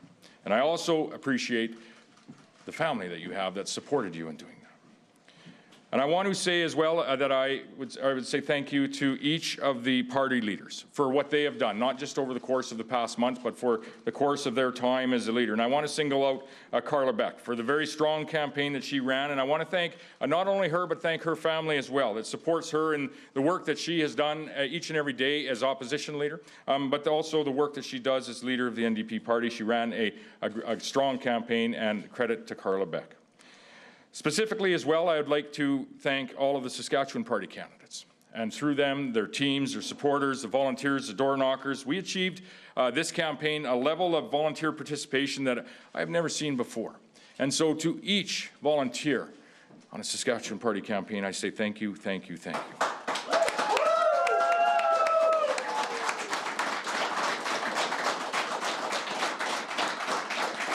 We knew when we started this campaign that it was going to be a challenging campaign. Recent history has not been kind to incumbent majority governing parties in this nation or around the world.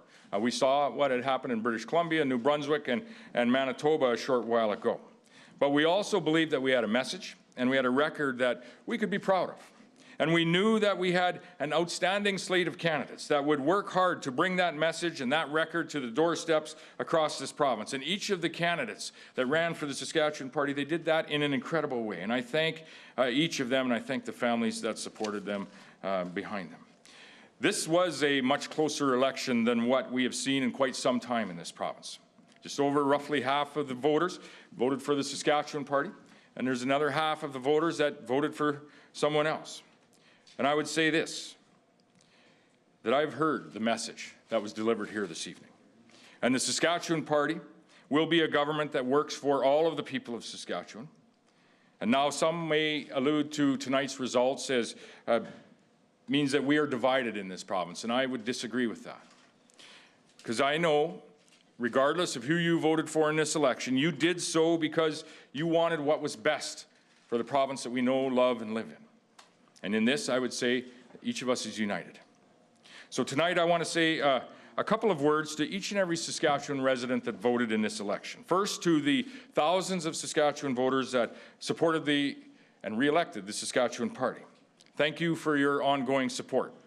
17 years ago, you elected a new government in our province, and tonight, 17 years later, you voted to re-elect that very same Saskatchewan Party to govern.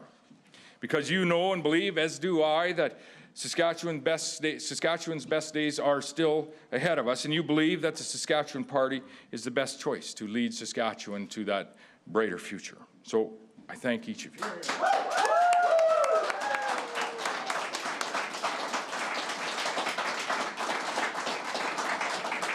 Now to the thousands of voters that may have supported another party in this election. With the commemoration of 80 years since D-Day this past summer, a place where our forefathers fought and so many made the ultimate sacrifice to defend our democracy and to defend the very right that we have in this province and in this nation to vote, and thereby collectively elect a government.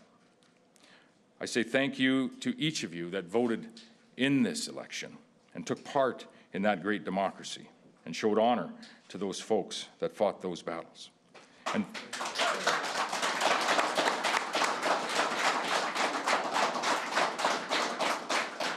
And I thank those that supported or voted for another party this election for the message that was delivered tonight. I've heard that message, and our team has heard that message, and we must do better, and we most certainly will. When you look at the results tonight, there are many people who voted for the Saskatchewan Party in the past, but chose not to in this election. We have lost your support, whether it be due to management of healthcare or education or the cost of living pressures that we're all feeling in this province and across this nation. All of us in government, and it starts with myself, we're going to take a little bit of time, we're going to reflect on the message that was sent here this evening, to reflect on just what exactly that means. And you have my word that we are going to do that. And we will strive to earn back your support. We have heard on the doorsteps and in our communities that your expectations of a government is of a government that will do better when it comes to accessing healthcare services. Your expectations is to have a government that will do better in supporting our children in their education. a government that will do better in representing you. Tomorrow, we're going to go back to work. We're going to do just that.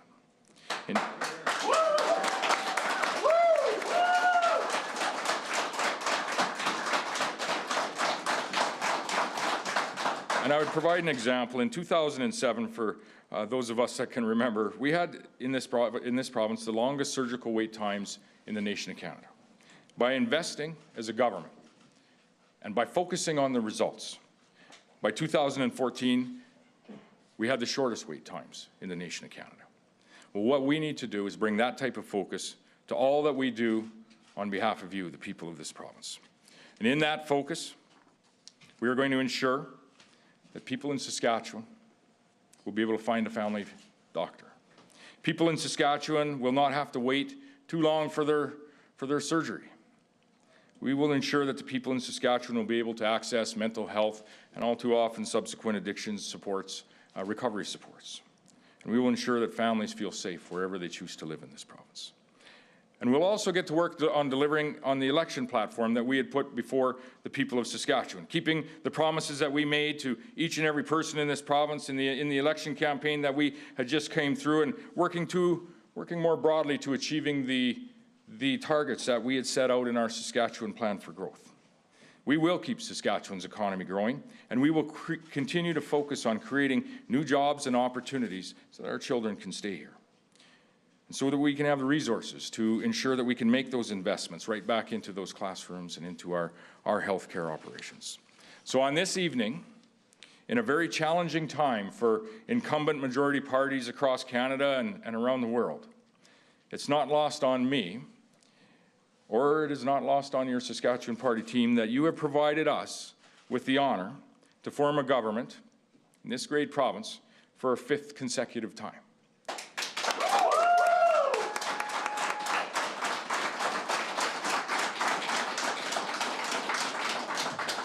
That hasn't happened very many times in Saskatchewan. In fact, it has happened 3 times, and it hasn't happened since 1960. It's also not lost on me the message that has been sent this evening to our government, to this 5th-term government. There is a message that has been sent, and I'd say that that message has been received. We are the Saskatchewan Party, and thanks to the voters of this province, we are still the Saskatchewan government. And our pledge to you this evening is that we will always work and focus on what matters to you and what matters to the people that we represent across this province. And tomorrow, we're going to get back to work, building a strong economy and a bright future for everyone that lives here.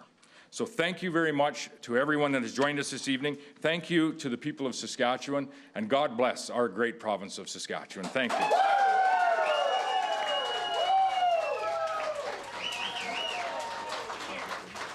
Scott Moe with his victory speech in his home constituency of Shellbrook. You can't tell from where they are, but they are at a hockey rink this hour, and the hockey was over hours ago. The counting took a little bit of time tonight, but the Sask Party, maybe not with the victory they wanted, but a victory nonetheless, Adam.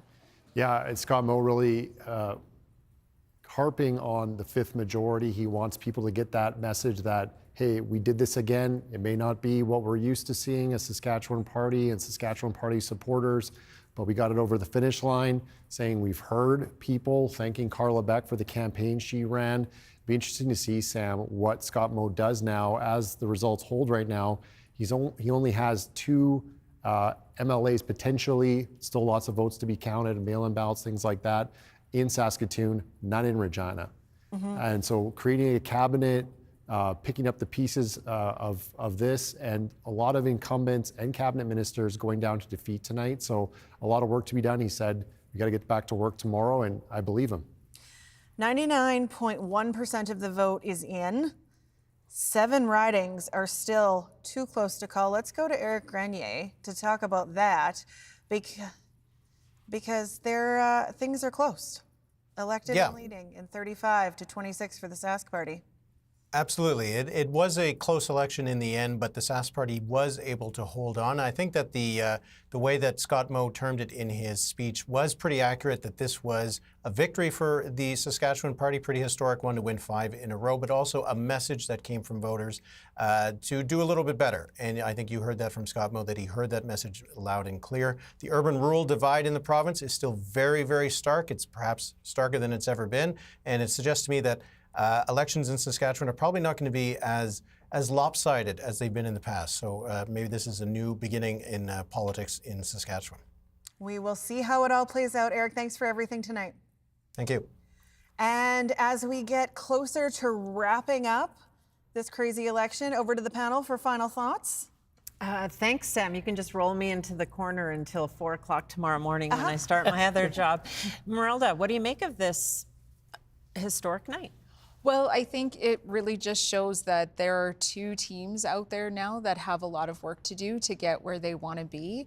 Some have been, told that the direction they went was not the direction that was wanted, and others have been given an opportunity that they really can't afford to squander. What did you hear in those 2 speeches? 2 really humbled leaders, particularly a premier, because he has not been able to play the humble card all that well this term. And I think he hit on an awful lot of right notes: health, education. We heard you. We heard what the message of those, I think, who voted NDP, because obviously that would be the majority of people that didn't vote for him. And I think that's an important message for the Premier to deliver and to hold for the next 4 years. It's going to be interesting to see where it was, because you know how it gets in the legislature, how competitive it is. But it isn't just the rural divide, it's the social issue divide. It's the divide of education needs and healthcare needs versus other government spending versus other things. It's a province right now that somebody has to step up and find a way to bring us together. And I hope I heard the right things tonight that will move us towards that. I guess we'll see in the next 4 years. I guess we'll see, Sam. I guess we'll see, Adam. There's no one for you to say that to. What are your final thoughts tonight as we get closer to also getting to go to bed? I think, as someone who covers the legislature with Murray, I'm fascinated to see how the quorum is going to be. Yeah. The quorum wasn't great with a 48-13, 47-14, and a speaker who is allegedly being bullied.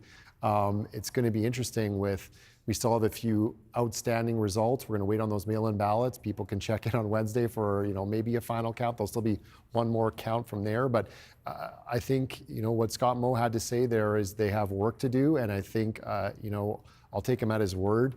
In Regina and Saskatoon right now, it's a near sweep for the NDP, which is what they wanted, what they'd hoped for, but no one expected that 4 weeks ago.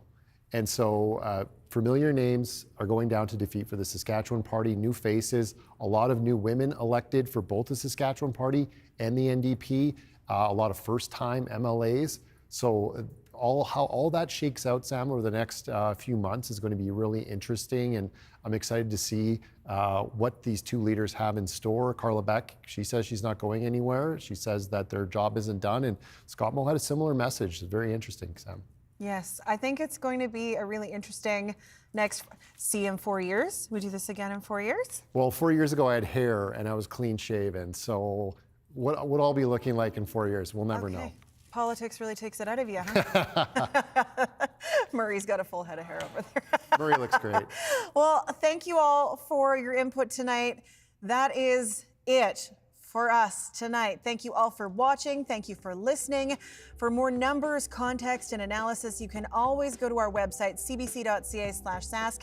You can find me and our team on the CBC Saskatchewan News at 6 tomorrow. And you can find Adam and Murray and Stephanie on the morning edition tomorrow morning. From all of us here at CBC Saskatchewan, have a great night.